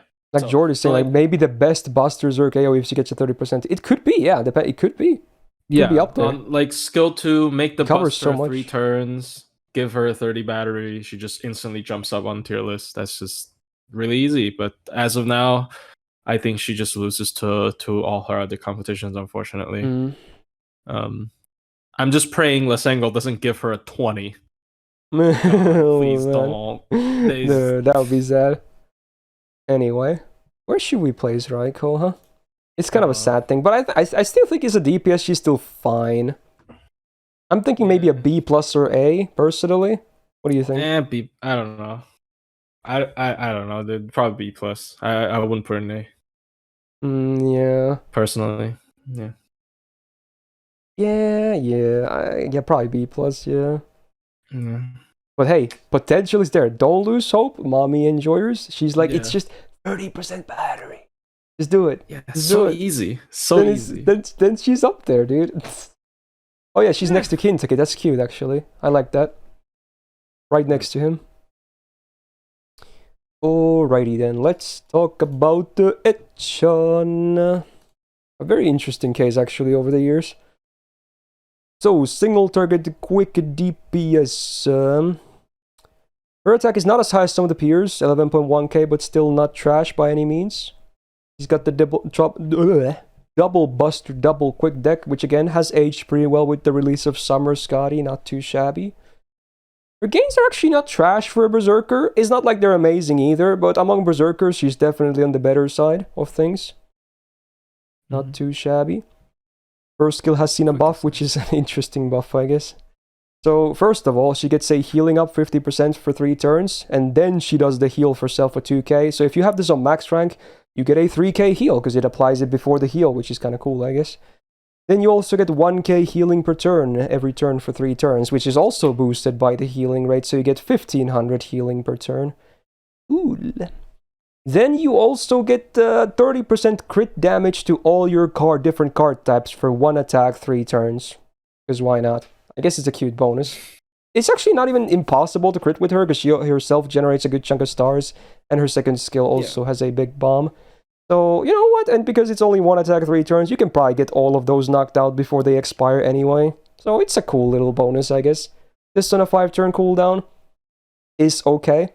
You know, it heals her a little bit over time, and then it gives you a bit of a damage boost for DPSing. Second skill has been buffed. This is actually, I really like this skill. It's so straightforward and simple, but it works. 30% quick up for 3 turns, 5-turn cooldown, and then a 20 star bomb. It's basic, but it's good. Pretty good instinct buff. And then the third skill, it's a Charisma, 20% AoE attack for 3 turns and a 5-turn cooldown, but then you choose one ally and they get minus 100% absorb for 1 turn. I really wish this was like ChaCha. Put it on the 2 other allies instead of target 1. Just put it on the other 2. This would be so much better. Then she would get all the stars. But now you still have to compete with the other guy. That's not going to get the minus star absorb. So it's still a bit RNG. Sometimes you get enough stars though for it not to matter, but I really wish it was for both of the other allies. Maybe if you bring a second DPS Zerk, you can win then, I don't know. Oh well. Overall, her skills, they're not the greatest, but you know, they're not as bad as like Kintoki, for instance, in my opinion. So they're fine. No hard survival though. That's the one thing you gotta be on the lookout for. No gutses, no dodges, no invulns, no nothing. 6% buster is okay. 20% debuff rest, actually pretty good. Another assassin bonus, so pretty good, I guess, for people that care about the crit resistance. MP has been buffed, so this is actually really cool. So before damage, you get a 50% anti-good damage mod for 1 turn. And because 1 turn, again, it applies to your Brave chain as well on that turn, or any follow-up for her cards. Then on the OC is anti-saber damage. It's not just Arturia faces, mind you, or anything like that. It's full-on all saber servants. So it's the standard 150 to 200 range. But honestly, this is actually one of the rare cases where it's a legit thing. Like, she actually does so much damage against sabers, especially if they're good, which a lot of sabers are. Then, yeah, it's actually very legit. In fact, she out-damages, like, archers based on her MP alone, which is kind of crazy. Considering she has a worse, like, affinity for offense against them. Like, if you look at the look at the chart here, just no niches or whatever. She's already so high here, but then good saber, good plus saber. It's ridiculous. The numbers are insane if you have both. And again, there's a lot of sabers with good affinity. So yeah, the MP buff is pretty damn cool, huh? What do you think about it, Chan, actually? I mean, I had an argument with Kadroth about like Chan because I thought he was. Oh, you argued about a saber face with Cad? That's pretty bold. I applaud your courage. Yeah. So then I went to check the damage, and he was completely right. She outdamages every single archer in the game. Yeah. Against sabers. Yeah, with damaging MPs. Yeah. It is very stupid, and also now she has anti-good, which is kind of rare. Like, it's not rare to hit a good servant, but anti-good itself is kind of rare. On a Berserker really as well. Yeah, on a Berserker. So versatile. So she is, yeah. So like her skills are just fine, but her deck is really good with Summer Scotty, and her gains are actually really good with the quick cards. In my opinion, and she generates a lot of stars. She's very solid, and she just destroys sabers. Here's the thing. In my opinion, the only reason she's not top tier is because she doesn't have a good defensive skill, and quick supports are bad with defense as well. In my opinion, she's an A+ servant. Yeah, that's fair. Yeah, if she just had a bit more of a defense, because she can still get absolutely slammed down on 1 turn suddenly, which is really unfortunate. But her damage potential is really good. Like, really good. Definitely. Just give her like a 2-hit evasion or something, or anything similar. Then she'd be really good. Like 3 turn 2 hits. Yeah, Edshon has actually aged well. Super high. Okay, let's talk about my guy next. Let's go. It's time to talk about Hijikata. Okay, single target buster DPS, MP dabits and crits, we kind of have them both. 12k attack, very good. He has a double buster, double quick deck, which I used to kind of hate, but now after Summer Scotty's release, it's definitely better, for sure. But maybe still not my favorite deck of all time. His gains are also not great. They're definitely worse than Etchan, who has the same deck. But, he's still better than a lot of other Zergs, obviously, for that. But a lot of times, that's fine, because, his crits are already kind of deadly. His MP can just be a bonus. You can do some setups as well, where you can kind of, like, maybe gong him or something to get, like, 1 HP MPs for, like, raids and whatnot. But, in my opinion, I think he's the most fun against bosses. And, especially with the crits. So, first skill... I kind of wish this was single target, but whatever. It's AoE buster up 20% 3 turns, and then 20% star gen for 3 turns. It's okay. It's a good uptime, but neither of the buffs are like crazy high. It's very comparable to like the Bunyan skill in a way. Second skill has been buffed, very important. This was very good. So they buffed his disengage. So it still does the buff removal, or debuff removal, full cleanse, then heal self for 1.5k, and then with the buff, 1 time 3 turn guts on a 5 turn cooldown, so pretty decent uptime. It's a 1 HP guts, which is totally fine. And then, again, really important, it's a stackable guts, okay?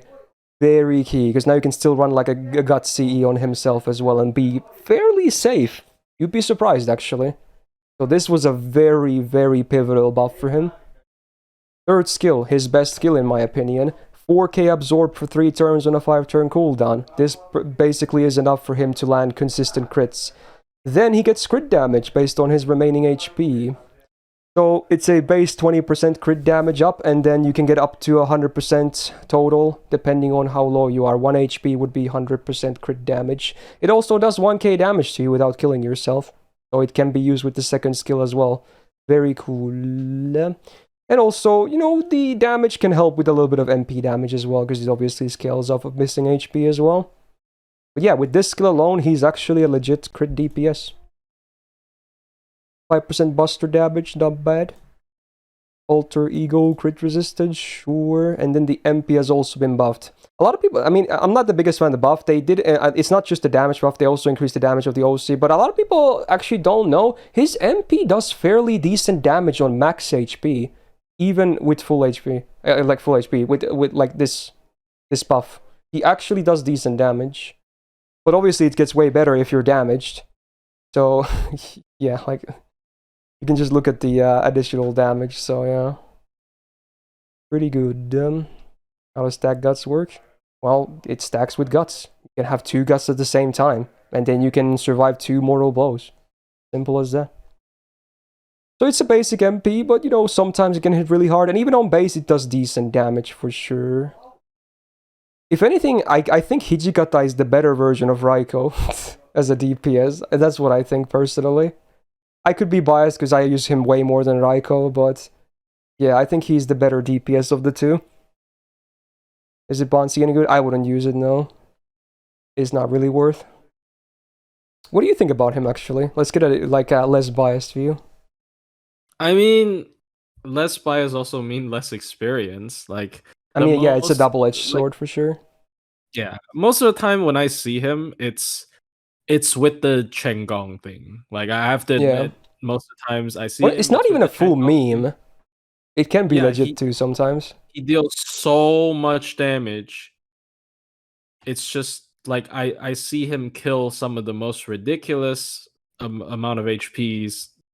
And it's not trait based because it's just scales with his own HP. So I don't. Like, he's very easy to use, surprisingly. Actually, with the stackable guts, he's actually he can't even die super easily. I see. Like I don't know how worth it is to like intentionally get into low HP, and I also don't know how good. I wouldn't say it's worth. I think it's a good bonus. He still does good crit damage, like on max HP as well.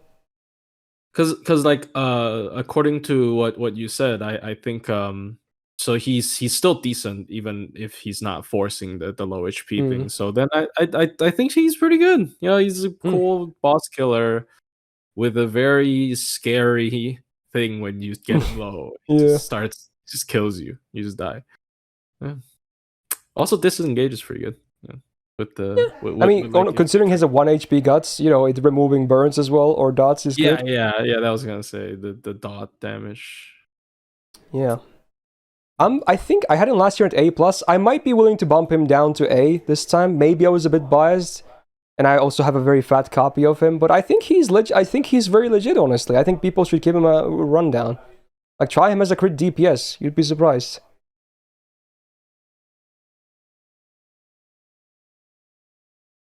Go. I do prefer him over Raiko, at least personally, as a DPS, like I said.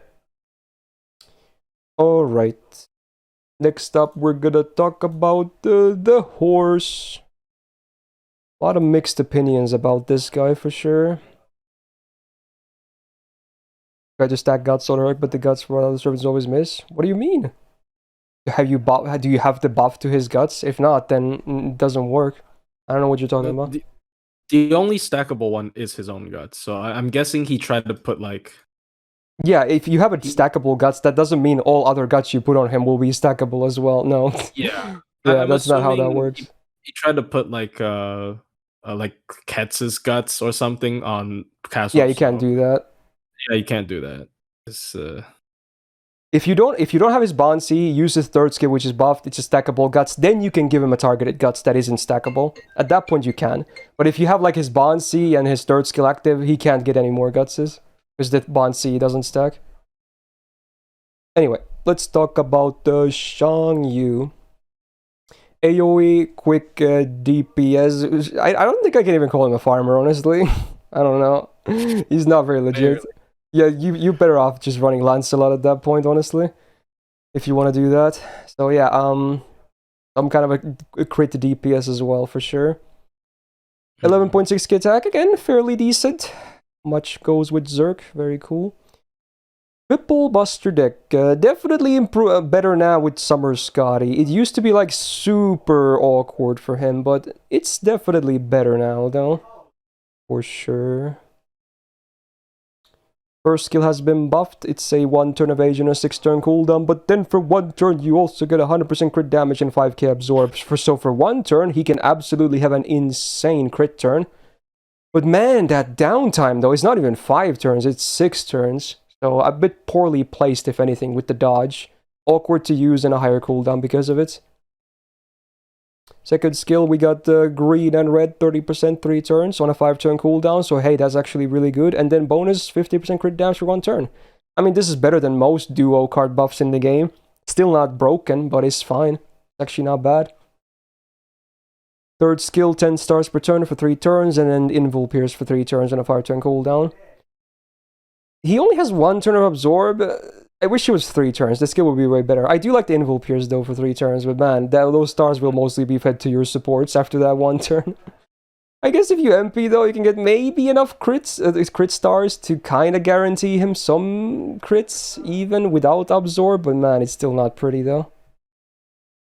Overall, I think his skills are fine, but I'm not a big fan of them. 8% Buster and crit damage on the passive. Pretty good. It's his own version that also adds the crit damage, so you know, nice bonus. Another anti-saber crit resistance one. Okay. MP, no normal effect besides damage, and then the OC is 20% MP damage for 1 turn before damage. Because it's not buffed, the damage is just so bad. It's so bad, dude. I've tried using him, even with some buffs, man. And I have I forgot if my NA one is MP 4/5. He does so bad damage. He should be doing way more, dude. Why is this not buffed to this day? I don't understand. They should this MP is dying for a buff. It has been dying for a buff for years now. The damage is just not good. And then his refund is dog shit too. His farming is ugly. Do you have anything things to say about Xiang Yu? Maybe Summer Scotty memes? I think his Buster DPS is fine. Yeah, Summer Scotty helps that. Like, it's the best thing that happened to him ever since his launch. But as you said, I think his MP is too weak. His MP is way too weak. Like, I might even run Kouyou with him. I think he's he's actually excuse me. I think he's very comparable to Raiko, but I would prefer Raiko for sure. I would also prefer Raiko. Hard to say, but like I think his MP is too weak. I like his Invul Pierce a lot. But Raiko has so much better MP though. I think his MP is just a little bit too weak. Like, if it had an upgrade or with like, I don't know what effect, maybe anti something, that'd be pretty decent. That'd be pretty cool.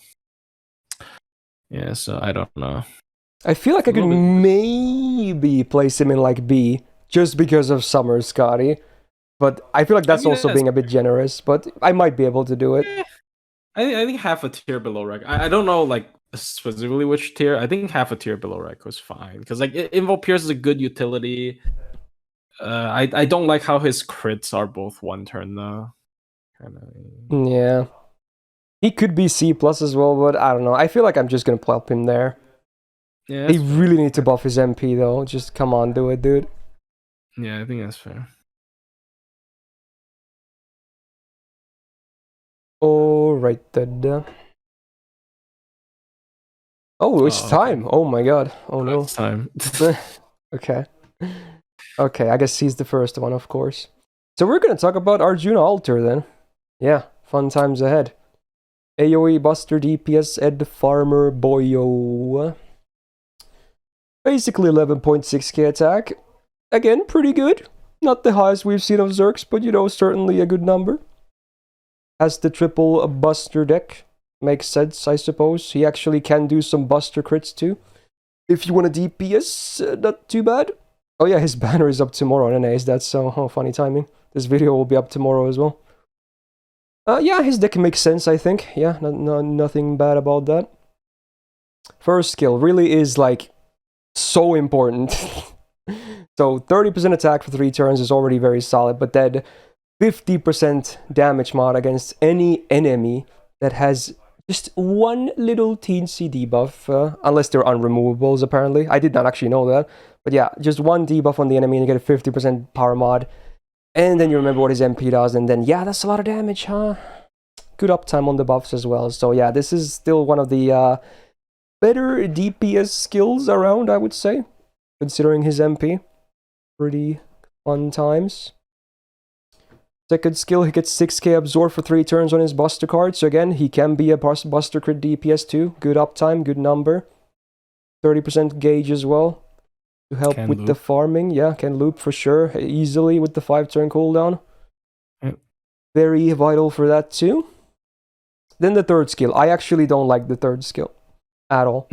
It's a 1-time 3-turn guts with a 7-turn cooldown. At least it should be at least a 5-turn guts at that point. It's 2k revive and then 2k health per turn for 3 turns. This is easily the weakest part about his kit. This could, as crazy as it sounds like, they could buff this, but only add defensive stuff, okay?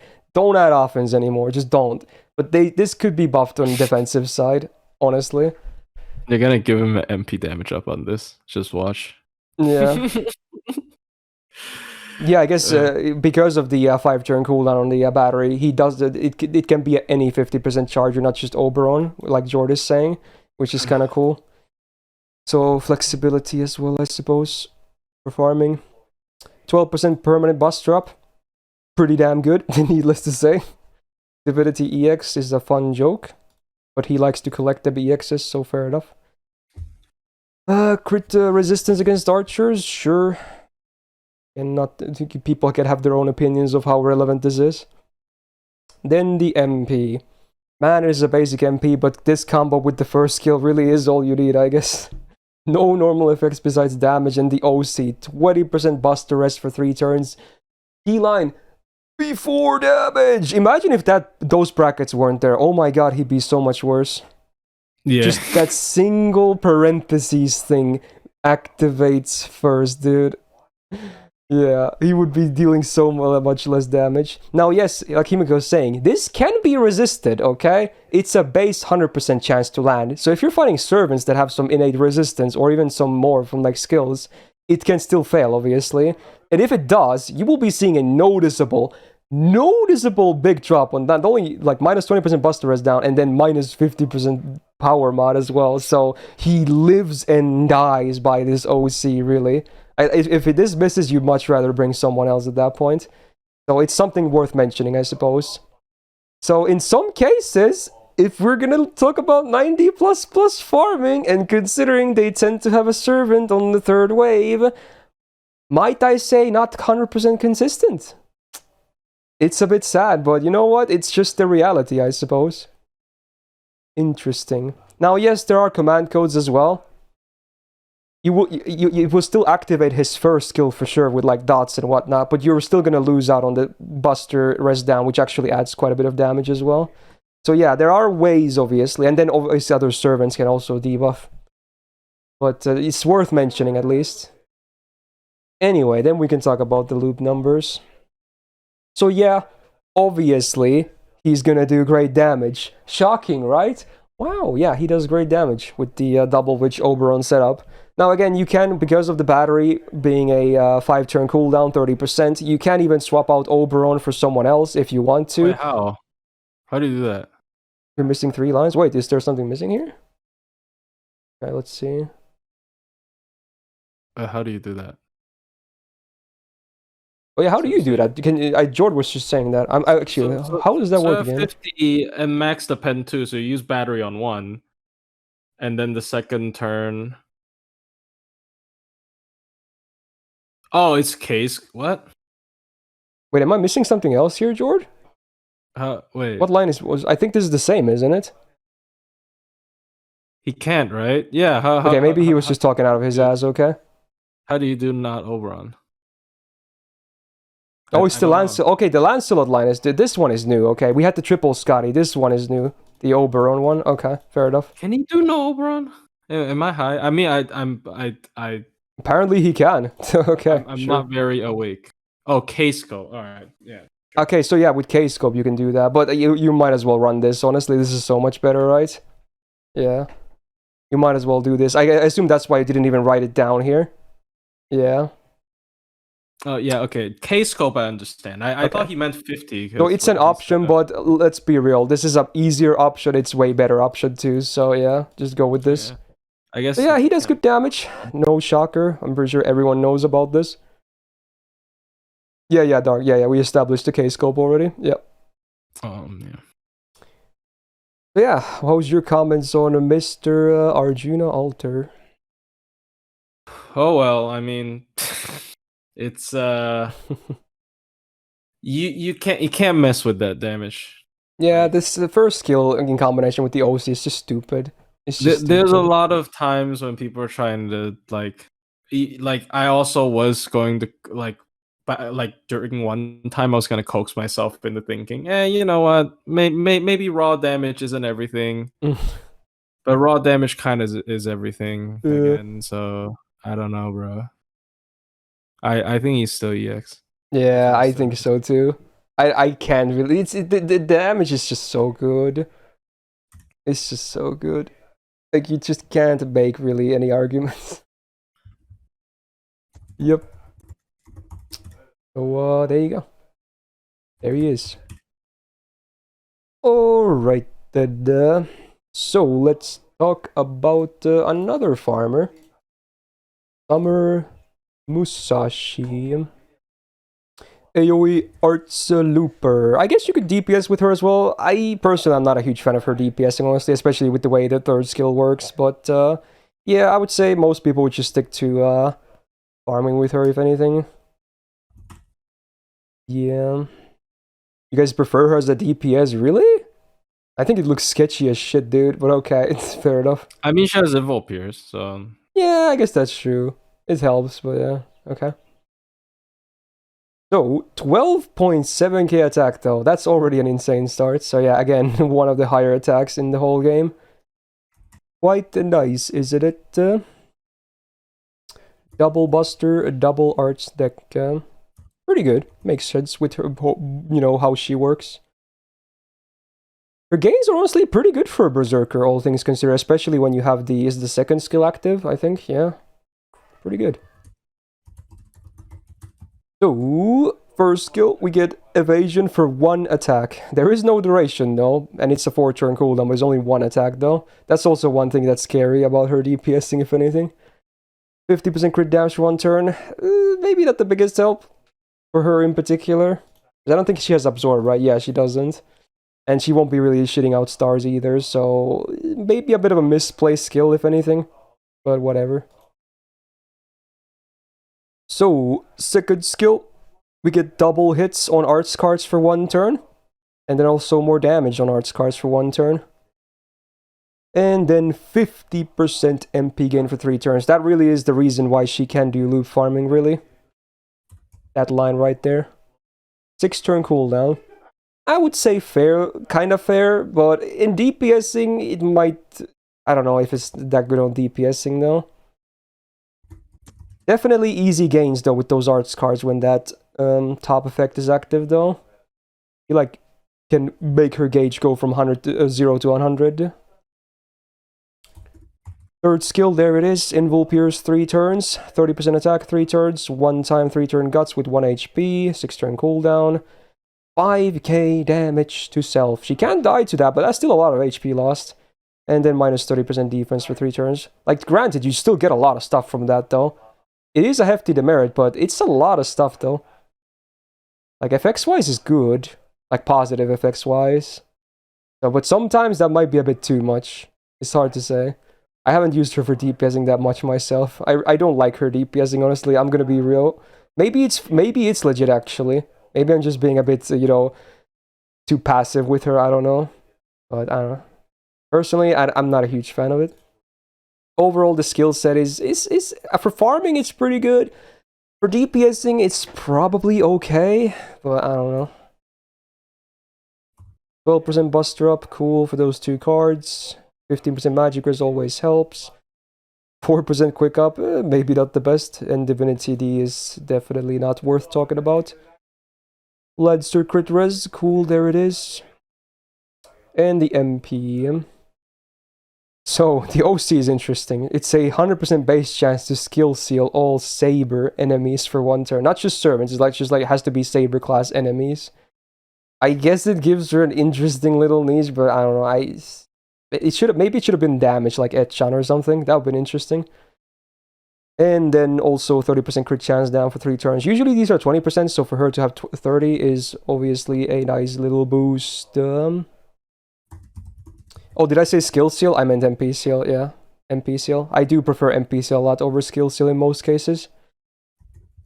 So in most cases, for farming, the effects are actually kind of bad when you think about it. Doesn't really help at all. But for DPSing, at least the crit chance down helps. And if you're fighting sabers, hey, bonus delay doesn't hurt, I suppose. Yeah. Now her numbers, actually fairly decent.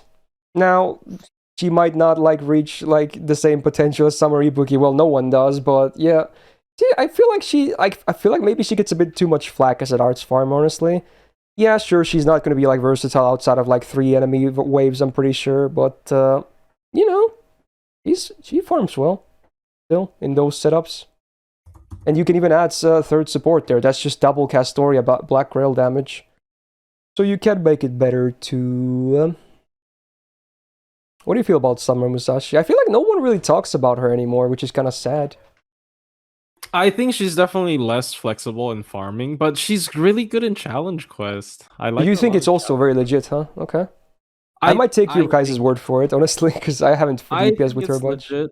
It's just because Invul Pierce. Invul Pierce is good. Maybe yeah, Xiang Yu also has Invul Pierce, but she I mean, I would definitely use her over Xiang Yu even for DPSing. Her looping is still real. Yeah. I don't know how to say.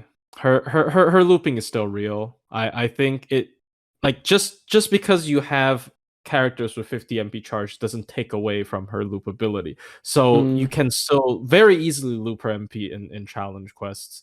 And I know her OC is a bit weird, but yeah. I don't know. I still like her a lot. I think she's really good. Okay. Interesting. You just slap a Black Girl on her. I mean, okay, not everybody has Black Girl, but you just put a Black Girl on her for challenge quests, and she just kind of kills everything. It's with double Castoria. It's still solid. For farming, she might even struggle with uneven nodes, even with 3rd support, apparently. Uneven node? I mean, how uneven, right? Anything below 3. And who's the 3rd support? Right? I guess. Who would you bring? Oberon, I guess? Oberon. Is it so much battery? Yeah. I don't know. For placement, I feel like she should play one of the A's. I don't know which one, though. A or A+. I don't know. A+. I would for A+. Yeah, I mean, her farming is still legit, and honestly, I'm just gonna take your word for the DPS as well, even though I haven't done it too much myself. It's probably pretty good, yeah. Yeah. Yeah, I'm okay. I am vibing A+ on her, yeah, for sure. She has 2 roles that she does pretty well, huh? Okay. Sounds fair. Alright, 4 more to go. I guess Bride, yeah, someone said Bride could be a good 3rd support as well.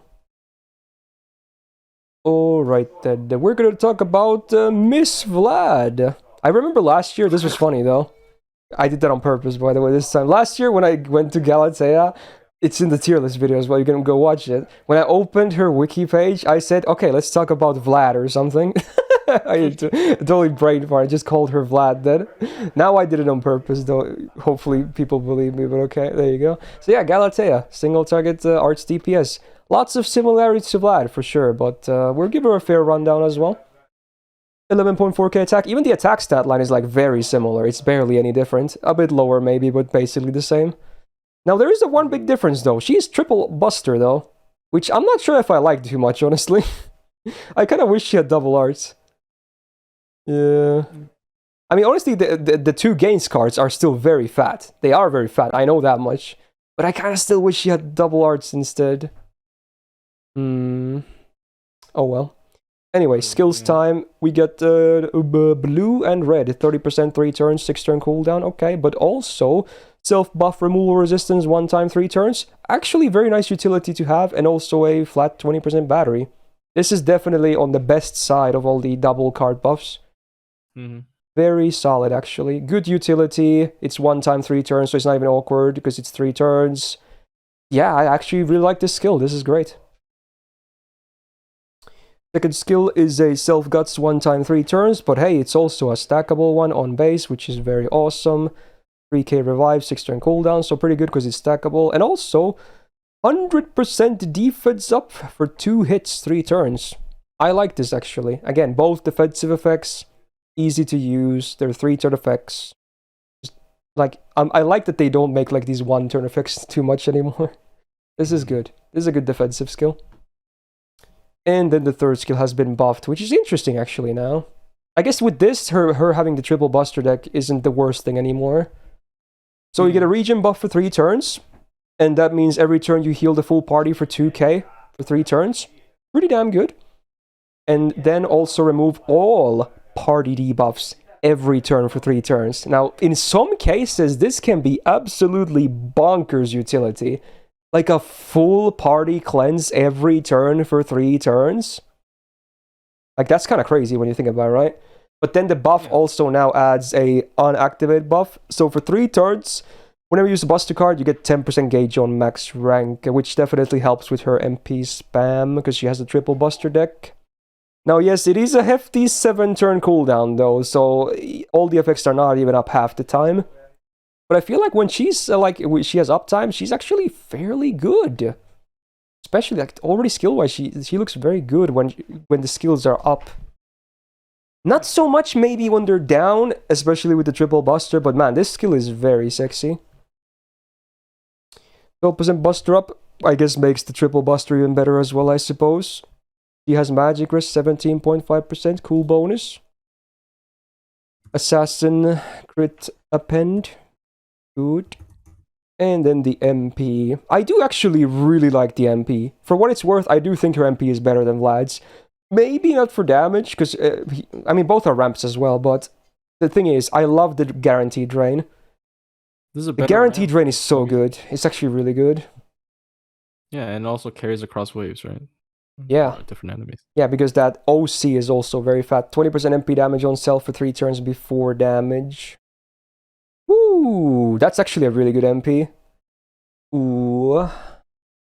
And despite, yeah, even though her MP is like 1 less hit than Vlad, because she has a triple buster deck, I think her MP gain is slightly higher than Vlad. It probably refunds a little bit better than his does as well. And she also has a arts up in her kit. Granted, no, maybe, wait, does Vlad refund more with his 3rd skill active? Maybe not. Probably. I don't know, actually. I forgot. I mean, it's 30%, so maybe it's still less. That might, yeah, but probably. I mean, let's be real. They both refund well anyway. Yeah. So yeah, great MP. Honestly, I think she's really good. I don't know. I think she's really good. What do you think about her? She is good. I am pretty mad when... Not mad. I hard disagree when people are like, Vlad... Oh, dude, she's dead again because Vlad got the other MP buff, so, you know... Yeah. Like before that happened, I think she was the clear winner. Now it's a bit unclear.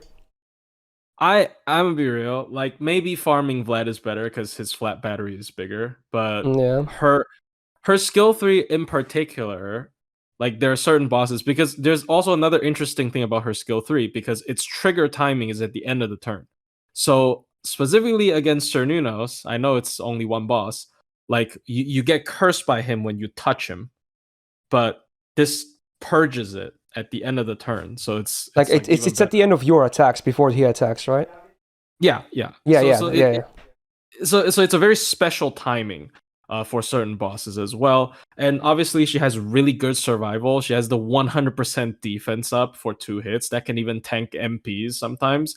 AoE MPs, probably not single targets, but but it still has a guts, right? So like, I like her a lot, and her ramping is not like a debuff, so like it carries across different enemies.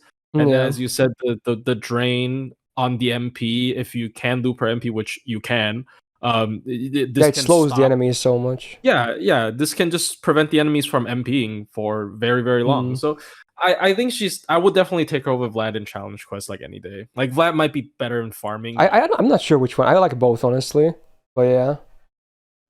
Now, George was also saying that Vlad has 2 arts cards. It can be interesting dynamic for arts chains and CQs. It can, however, his cards suck. That's the problem. His arts, even with like Castoria buffs, unless you like crit with the arts card as well, he doesn't refund much at all, honestly. Like the only thing it's good for is that if you can do an MPAA chain for a full arts brave chain, so the extra does a crap ton of damage. Like, you'd be surprised. Vlad's cards are pretty shit. I'm not gonna lie. Yeah, sure, it's nice that he has double arts, but man, you need a ton of buffs to even get a decent chunk of a refund from the arts cards. Okay, somebody asked, does defense ignore help with Cernanos? No, it doesn't. It's damage resistance based on curse. Ignore defense only ignores defense up, that's it. It has to be a defense up. It doesn't even ignore damage cut, by the way, which is kind of stupid in my opinion. But yeah. It is what it is. I guess, okay, the other thing is that, yeah, you can do more arch chains. That's true. Yeah, that's the one nice thing about Vlad. Yeah, you can do more arch chains. But I can choose to do more arch chains to, like, loop my Castoria's MPs better, or I can have a character that is also a team healer in slow teams. So I still don't... Like, I think this outweighs the extra arts cards. That is perma, but so is Galatea. Did you not know that? Yeah, Galatea She's also permanent. Yeah. Honestly, I kind of preferred Vlad in the past. I think, okay, I'm going to place them in the same tier. No, Vlad is better in Minturns. Yeah. Dude, because Galatea has a lot of defensive stuff. So Vlad might actually be better at Minturns, but Galatea is better in slow teams. I think they're definitely the same tier.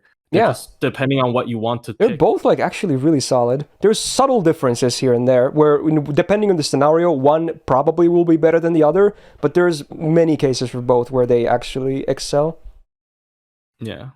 This is the one time it's not Minturn brain rot, bro.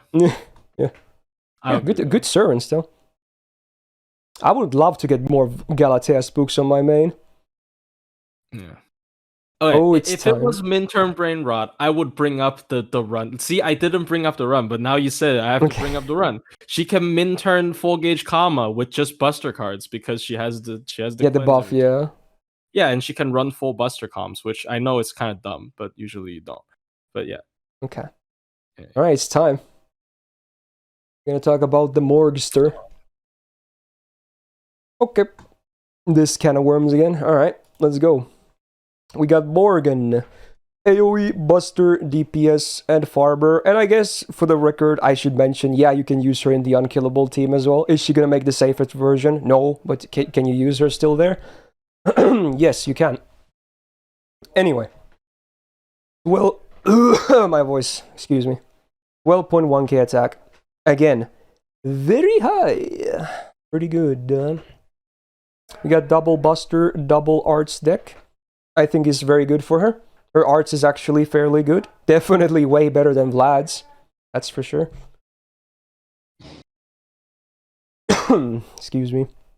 Then let's talk about the skills. These are kind of nasty. So it's a Charisma, 20% attack, 3 turns. Great. Then a Self, 30% battery. And a minus 30% defense down on all enemies for 3 turns. That's on a 6-turn cooldown. Excuse me. Good timing for my voice to die. Anyway, great skill. Needless to say, really good. It helps you, it fucks the enemy, you love it. Second skill, targeted 20% battery and then 25% MP gain for 3 turns. So it's basically Castoria's second skill. But I think the MP gain is a bit lower. It's 30 on Castoria, right? Correct me if I'm wrong. But yeah, should be. Makes sense. Helps her arts cards as well. and that one quick card. And also flexibility by being targeted in case you want to like get a support MP or something sometimes. Pretty good 5-turn cooldown. And then the third skill. There's a lot to like here. Self-Guts, 1 time 3 turns on a 7-turn cooldown. But the worst thing about the skill is the Guts uptime, really. It's like less than half up the, duration. So that's the worst thing. What else do we get, though? Because there's a lot of other stuff. So self-absorb up, 5k for 3 turns. Now granted, again, it's not the perfect uptime, but that definitely enables her to have crit DPS potential. Then she gets 30% crit damage for 3 turns as well, and a regen buff for 3 turns. And what does that do? At the end of every turn, you reduce all enemies' attack by 20% for 1 turn. And that happens for 3 turns. It doesn't stack, obviously, because it's 1 turn. But yeah, every turn they have 20% minus attack. And then also the same thing with minus 20% crit chance down. And you get a 15 star bomb. So, yeah, needless to say, this skill also does quite a lot, huh? Yeah. Fun little thing. So overall, her skills are obviously pretty damn good, I would say. No real bad skills at all. Then the passives. 8% permanent buster up, great. 20% debuff res, great. 12% debuff success rate. Honestly, she does apply debuff, so yeah, why not? If they have resistances, it's easier to land shit. 8% arts up, also pretty good with those double arts. There are 4 hitters, right? 3, okay. I mean, still good. And then 20% crit resistance against all enemies. Also great. So passives-wise, she might be the best in the entire list, at least. So she definitely wins there. Third's append is against sabers. So honestly, it's actually, in her case, it's maybe even relevant, because if you unlock this, you have 50% crit resistance against sabers. That's a lot. So they're probably never going to crit her, honestly. And then the MP. Ooh, it's a lot of different stuff, huh? So on OC, you have the base range of 150 to 200 power mod against the man attribute. And again, man attribute, definitely the most common one. And because she's a Zerk, kind of easier to find use cases as well. Then what else do we get? We have a bunch of normal effects. So, round table or Fey enemies power mod 50% for 1 turn. So it's a turn-based one, meaning it applies to your face cards after the MP as well. Now it's not both. It's even if the enemy has both, it's still 50%. But it's still an or statement, so it gives a bit easier time to land it. Not gonna say that round table knights or Fey enemies are super common, because they definitely are not. But you know what? It's there as a bonus. Sometimes it's nice to have. The man attribute is definitely the big one, if anything. 1k curse for 5 turns on AoE, I would say is a good meme, but you know what? It's there. And then party overcharge 1 time, or 1 step 1 time, 3 turns, which is why she can be used in the unkillable comps as well, I suppose. Helps a lot. Ooh.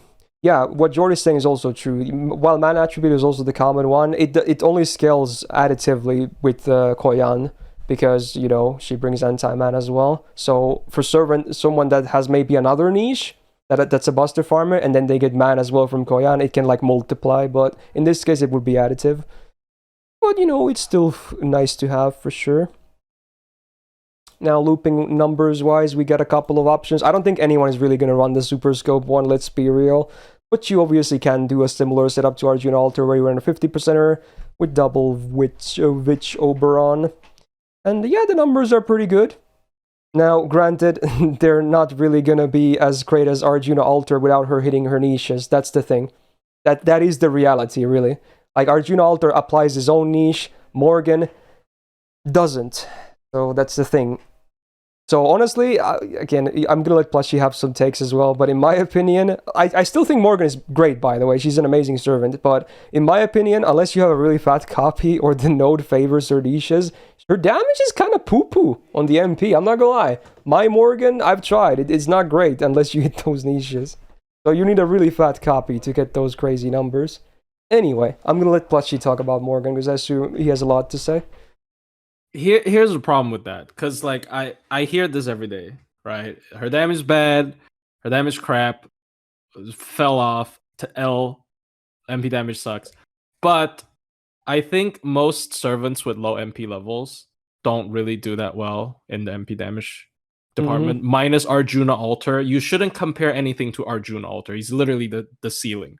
All right. He actually is. And Morgan does a lot more than doing single DPS damage. So sure, with double Vich Oberon, this is the standard. She might not be the best damaging one. When she's not hitting the man niche, but in multi DPS compositions, she has a targetable battery, she has an AoE buff, and that's really good. And in challenge quests, her skill 3 is really good. It's good defensively, not just because of the guts, the defense down and the crit down is really good as well. It reminds me of Kouyou Alter's first skill because of those debuffs as well. Yeah, and it also has like the bread and butter like crit skill. It gives star absorb up, crit up, and gain stars, right? So, and her MP has really good utility with obviously the immortal team. You can always run that. Like it's not even, you don't even have to run the full thing with Merlin. You can just run her with Castoria. Yeah, arguably hers is actually the fastest clear time version. It might not be the safest, but it has the most damage, I believe. Yeah, and you can always run like, you just run Castoria, her, and you can you can do something like double Vich and then you plug in Castoria. Like it's not just that specific team, right? That's just the safest way to use it when you combo with Castoria's MP. So I think she is a very good utility piece. She can fit in a lot of stuff. She just isn't the best anymore with the double Vich Oberon thing in particular. Yeah. And people give her a lot of shit for that. And it's just one thing though. It's just one thing. And a lot of stuff doesn't really double Vich Oberon 90 like it's hard. Like you want to double Vich Oberon 90++ with a single DPS. That usually doesn't happen. Like it only happens on servants like Arjuna Alter, who's really stupid with his universal anti-trade, or servants that can run Black Grail, like Tiamat or Melusine. And sometimes not even that can do it. So overall, I was channeling my inner Fair Knight Tristan there, but she's definitely EX in my opinion. I mean, I agree. For the record, I do agree. Now, again, I will say this. You might have an easier time farming with Arjuna Alter, though, obviously. Unless you have a specific node that really favors Morgan. Which sometimes there are nodes like that. But if you want the safe farming pick, you will definitely invest in Arjuna Alter, right? But again, in my opinion, while Arjuna Alter can also DPS, I do vastly prefer Morgan's DPS. And again, she has that spot in the unkillable team as well.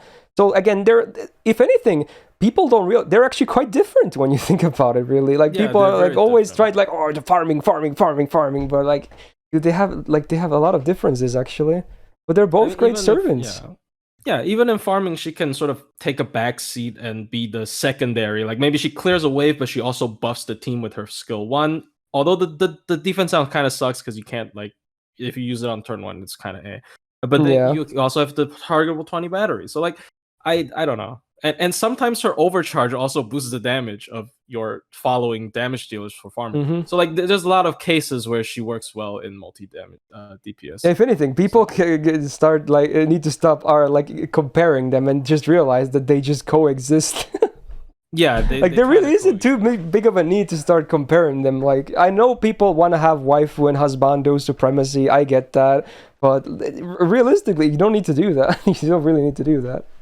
And honestly, sure, Arjuna Alter, let's say he might have a higher damage ceiling on farming and whatnot, but if you're a big Morgan fan, you probably don't care anyway. You're just going to roll an MP5, get her to 120. Do you care about that at that point? No, not really. Like, you're still going to be clearing anyway, so...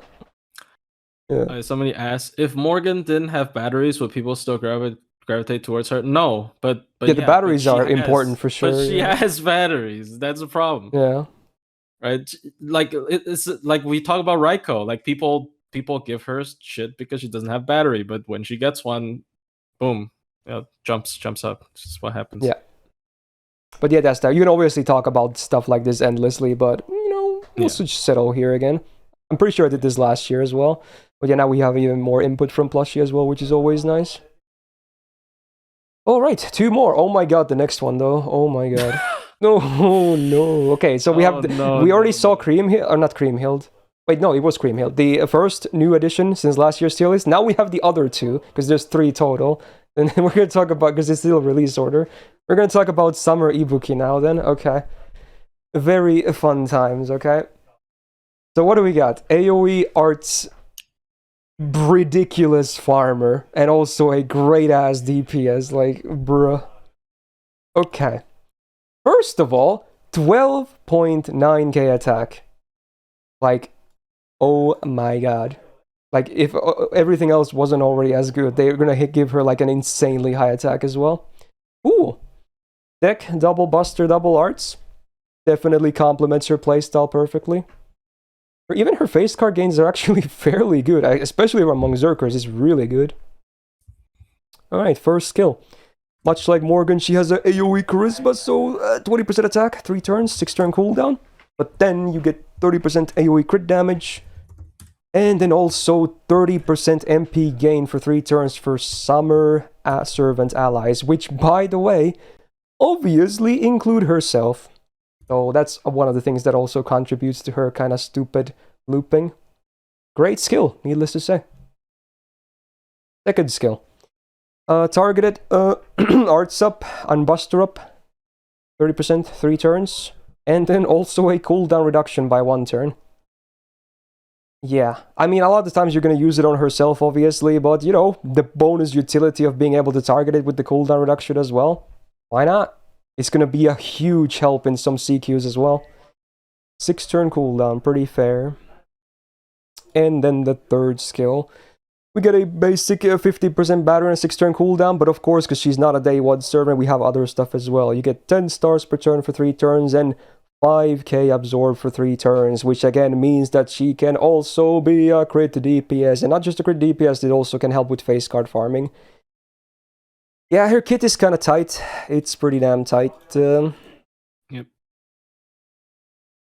Now, obviously, it does lack defense, but then you realize she's a arts servant, so, you know, Castoria exists. So really, it's like her best case scenario. 2% buster up, not much, but then there's her own passive, which is 12% buster, and a 200 damage cut, nice little bonus. And then she has a better version of Divinity, which also comes with buff removal resistance by 20%. Now, obviously, you can't never really bank on that, but sometimes, you know, maybe it's gonna be nice to have. Why not? Okay, I need to hydrate. Alter Ego Anti-Append for the crit resistance. Cool. And then the MP, the MP. Ah. So, first of all, it's anti-earth on overcharge, so base 150 to 200 range. Pretty damn good. Fairly common attribute as well. Then 20% AoE crit chance down for 3 turns. Great for bosses, yeah, sure. And then as well, before damage, it removes all defensive buffs, because that wasn't balanced. And biggest of them all, yes, it's a 5-hitter AoE Arts MP. 5 hits, that's insane, dude. This MP is cracked. Just absolutely cracked. Like, this is even better than Morgan and Arjuna Alter. The only reason Arjuna Alter MP is good is because of his first skill. This MP would be amazing on anyone. Any servant in the game. So yeah. And for those that don't know, she literally is the best arts farmer in the entire game. It's not even close. It's not even close. Like, sure, Space Star is still great and legit. For instance, Summer Kama. Yeah, you can make them work. But have you tried Summer Ibuki? Yeah, look at these comps. Like, she has so many options as well. It's just stupid. Like, these are some crazy high numbers for an arts farmer, dude. Oh my god. Like, she can I'm pretty sure she can even work on some mixed nodes as well because of how high the refund is. Oh my god. Disgusting. She works like 2. Does she work 2? I don't know. Maybe. Probably. Yeah. Probably. I mean, if you plug over on or something, you can make it work. You have comments on Summer Ibuki? I mean, I have a grilled 100 one. I don't want to admit it because, you know, meta griller, but yeah, she's pretty stupid. Her damage and refund is so good that you can run her in multi damage, multi-core, multi-DPS farming comp. Yeah, like not only does she herself have a lot of support options for solo looping, but you can also do stuff like that too. Yeah, like sometimes with just one Castoria and another like weird AoE char like Tezca or something, like she also gets her MP back. Or I very often do like double Castoria, Ibuki, and then one single target to do extra damage. So like she just she loops if she loops either way. She loops whenever. Like, I don't know, dude. Yeah. Would you agree that she goes above and beyond, if you know what I mean? Oh. Or do you feel she should share the tier? Look, for farming, maybe. Her CQ is also really good because the buff removal. She just feels amazing, though. I've been using mine so much on JP as well. It's just so are we amazing. gonna put her EX plus? I don't know. I mean, I grilled mine, so mine might be skewed. I do use. Dude, I know it's all the Arjuna Alter and Morgan fans are gonna mob, but I have first-hand experience as well. She's disgusting in every sense of the word. Is fair. Yeah, that is just absolutely ridiculous, that dude. Fair. Probably the best arts looper in the game, bar none. That disgusting. That could be fair. Ooh. Okay, now like 10 people, like 100 people press the dislike button because they see there's someone above Morgan. But you know what? So be it. I'm here to make people bad anyway.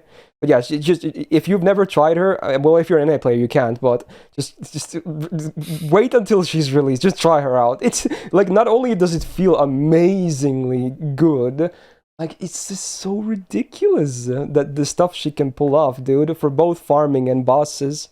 It's just ridiculous. There she is. Alright, then we're gonna talk about the final servant, which is a pretty cool one, actually. Maybe not as crazy as Ibuki, but certainly a very interesting case. We got the Sennorikyu, the good old tea lady.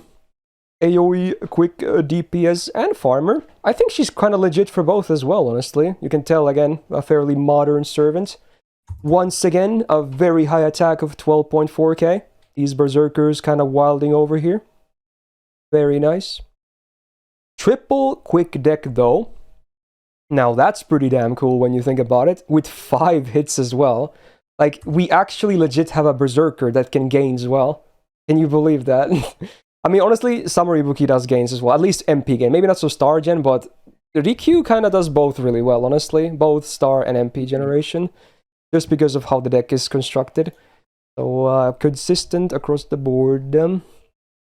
Alright, skills. We got Party, Quick, and MP generation up 20%, 3 turns on a 6-turn cooldown, and a 15-star bomb. Just a great, simple skill. Works for her looping, works for helping your allies and supporting, works with challenge quests. It's just good. I like that even the name is Simplicity at its finest. It's like the whole skill itself, gameplay-wise as well. I know the skill is named after lore, but still, like, it makes sense. Second skill is a targeted 30% battery that also gives the target 2-step 1-time 3-turn overcharge, and also a 1-hit invul for 3 turns, 6-turn cooldown. Very cool and flexible skill, actually. I kind of like this. And it's a 2-step overcharge, not even 1. It gives you like a minimum of 300% overcharge on the MP, whoever you target it on. Maybe even more if you combo your MPs. So it's a very cool, versatile skill. You can definitely use it on herself too, easily. And in fact, maybe in most cases you even might do that, honestly. And then the third skill. Self-crit damage, 3 turns, 50%. And then another plus 50% damage for the quick cards particular. And then again, remember, she has triple quick, so yeah, she can literally Scotty buff her own quick crit damage so well. Oh my god. And then for 3 turns, you get an on-attack activate buff as well. So whenever you use quick cards, enemy gets 10% defense down for 3 turns. And it's before damage too. And it works with the MP, because it's still included in this one. So it even adds MP damage when you think about it. Wow. There's like Hokusai's third skill as well, but before damage, so it's even better. Brr. Dude, her kit is so cool though. Her numbers are amazing, her deck is awesome, her skills are great, so yeah, so far, pretty damn amazing.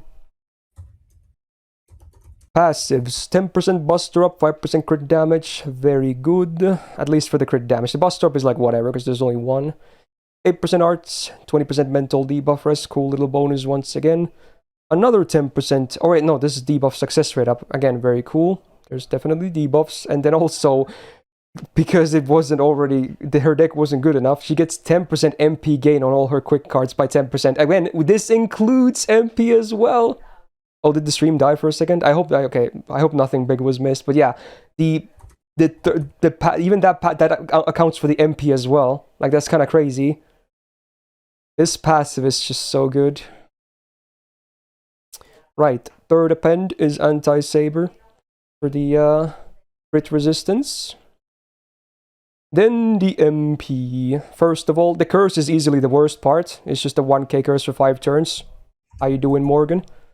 And then a full MP seal for 1 turn on all enemies. 100% base rate. Actually, more than that. It's 110% with this passive, so you can counter some of the resistances too.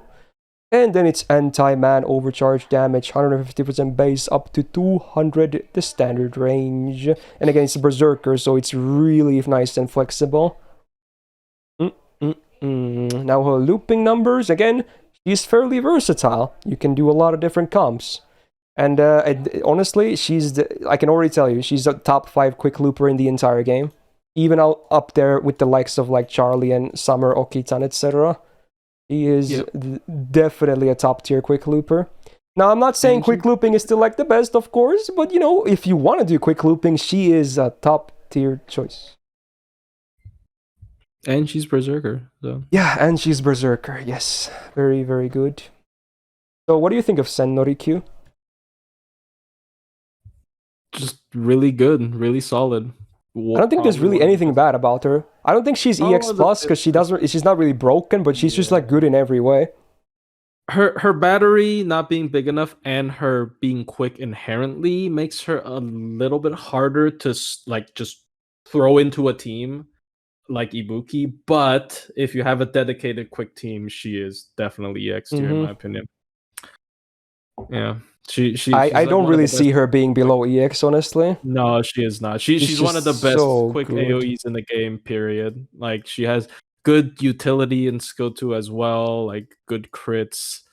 Like, I would usually chew them out because they don't have, you're not that Summer Scotty, compatible because you have 3 quicks. But that's such a stupid nitpick when you put it on Rikyu.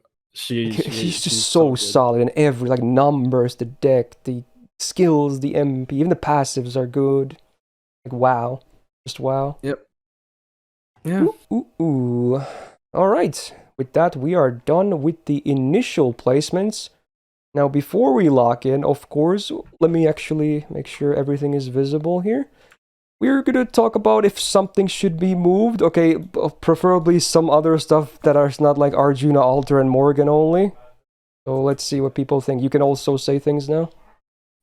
I think Kintoki's too low. Yeah, maybe he should be higher, honestly. Yeah, he has really good damage, and his damage doesn't rely on because like should he be A plus actually? Yeah, yes, because I've been looking up a lot of stuff in the meantime. So like because we're looking at the looping chart, it's assuming double buffers. But Kintoki's damage is you don't even need a buster buffer. You can put like his CQ is not good. I think his for DPS he's not that great. Yeah, that much is still a given. But in 90++, he is so good though. I don't know. I see him so much in 90++. I mean, at least he is not B. Yeah. B+. Like at the very least, like maybe he can be low A+. I don't know, dude. Because he appears a lot in 90++ and raids. It's he's kind of consistently has uses, for sure. It's like simple. It's the same thing with Rider Kintoki. I don't see you guys give Rider Kintoki that much shit. It's kind of the same. Come on, it's kind of the same. Okay, dude. Yeah, sure. Okay. Right. He has one really good thing, but he's good. He's good. I don't know. Maybe I got brainwashed by the golden, but anything else? Kintoki besides Kintoki? Anything else? Oh yeah, you said you were saving something for the end, right? What was that? Who Did was I? it again? You were going to talk Did I? about something when we were going to do this after initial placement. I forgot what it was. That was just Kintoki. Oh, was it Kintoki? Yeah, that was Oh, just. okay. And okay. Okay, okay, because Xiang Yu, because I like him so much. I know they're not the same rarity, but I like him so much more than Zerkalot, though. You think he should be bumped down, or what? I think he should be bumped up. Yeah, Maybe. Pierce. Yeah, yeah. Yeah, I hate his MP. Honestly, I hate his MP. No! Oh my god, why? I mean, he's probably honestly like I think George was saying there. I think he's probably might be top 5 worst SSRs in the game, and even with Summer Scotty, honestly. Yeah, it's just a bit rough, but man, he laced that MP buff or something huge, His dude. cards are good though. His cards are fine. I think his cards are fine. I don't think he's that bad. I think his cards are fine. I don't know. Okay. If anyone really likes him in the end, feel free to give me shit for it. But I don't know. I kind of like him down there. Like he has only crits once every 6 turns, dude. No, but okay, but you can run other people that can boost. I don't know. I mean, I like them. It could be mid-turn brain rot, but yeah, I like them both. I feel like it's mid-turn brain rot, yeah, in this case. That's tough though. All right, what else? What else do we got here? Salome D plus. Did you come down? Should she come down? Does that matter? I mean, I don't think that really matters. I mean, sure. I honestly, I'm gonna bump her down because honestly, yeah, her payoff is big, but it's probably not really worth. Yeah, she's just an okay DPS otherwise. Yeah. I don't mind. Yeah. And she's really insanely hard to keep alive. Okay, a part of me does want to put Herc in EX plus, but I'm just gonna leave him in EX this time. I think we said what we're going to say as well. Like I still think he's like invaluable with his Bond C for sure, though.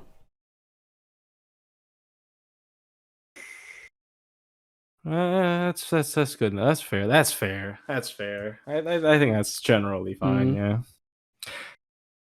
Like yeah, there might be, you know, like half a tier differences, maybe. Yeah. I mean, I do agree, George, that he's the best anchor, but I feel like a lot of the times you don't need the anchor. That's what Plushie was saying as well. I do think it's insanely valuable to have, though. Don't get me wrong. But sometimes you just don't need the anchor. Yeah. But if you do, like, hey, he's your man. He's your go-to. Just take him. He makes every content half as hard. How? I do get it, though, in a way. Because, again, if everything else fails, he's going to be your 6th guy. And just, do a bunch more bonus damage and survive for, like, 6, 7 turns. Kill 2 bars of... Nah, bruh. No. Okay, depends on the content. Or maybe not 2 bars. Depends on the content. Yeah. What do you mean 2 bars? It depends on the content. 2 bars might be a stretch sometimes, but yeah. Nah, bro. No. I'm sorry. No. Should we bump Vlad to EX? I don't know. If Vlad goes to EX, then Galatea should go. But I'm not sure if I'm willing to do that. I think Vlad leans too heavily on. Yeah, that's what I'm thinking as well. It's like he's so support reliant. He like even one castor already helps a lot, but you kind of want more than that. That's the problem. So with my criteria, I can't really put them at EX then. Vlad, okay, Vlad without support's damage and Kintoki's damage. Have you seen the difference? And Kintoki has a bigger battery. Like I know it's more, it's more it's more one dimensional. And also I mean, also he's not refund dependent as well, I suppose. Yeah. I don't know. I mean, yeah, it's more controversial. I guess it's more fun. Should we make A++ for Vlad and Galatea? No, I don't agree. It could be a thing though. I'll be real. I think single target arts loopers are overrated. Okay, fair enough. A little bit. a little bit. But like people are gonna be even more mad because I did make a community post. I do agree. The A plus, but it would be kind of copium for sure. Yeah. Yeah, I even made a community post putting down Draco, but that's another story for another day. But yeah, I saw the summary of it as well. I guess I think she will be in one of the extra lists, so we get to talk about her more as well. Then she'll be fun. She'll be fun. Yeah. Krim might be better than both of them. I think if you grail Krim, because I know Rio Emerald because he's in my server, so he did do the calculations. I do think if they get grailed, Krimhild outskills them. But I mean, So yeah, Krimhild's higher. There you go. Jordan saying Bryn should maybe be A tier. Bryn? I don't know. Okay, I don't know too much about Bryn, but I don't know. It's either B plus or A. I don't know actually. I just don't like that the stars per turn is kind of useless on her. Her self star is a bit small.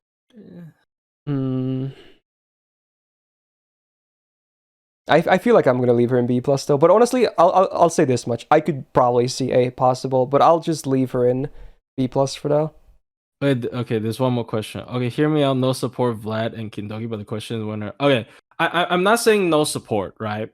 I'm saying when you randomly splash them into 90++ farming teams, like 90+ farming teams, a lot of times are random AOE's mixed with random single targets, and when you have that, you can't rely on the full-on buffs from 2 meta supports.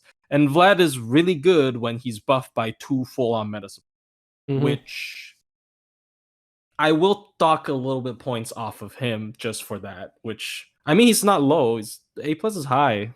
A+ is high. Yeah. Some people are saying Etch on EX. I don't know. I feel like she's good there, honestly. I think she's just because she. The problem is my main problem is that she can die sometimes very easily because she has no good defensive option, and quick supports are really bad at keeping you alive as well. Yeah, I think I'm gonna leave her an A+ for now. If she ever gets like a good defensive skill or whatever, I can maybe see an EX. I mean, she is still the best quick single target Berserker, and one of the best quick single targets. So. Yeah, but I feel like if she wants to be EX, she has to be kind of as nutty as Sen Norikyu.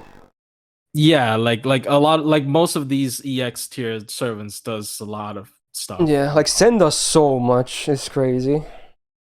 Yeah.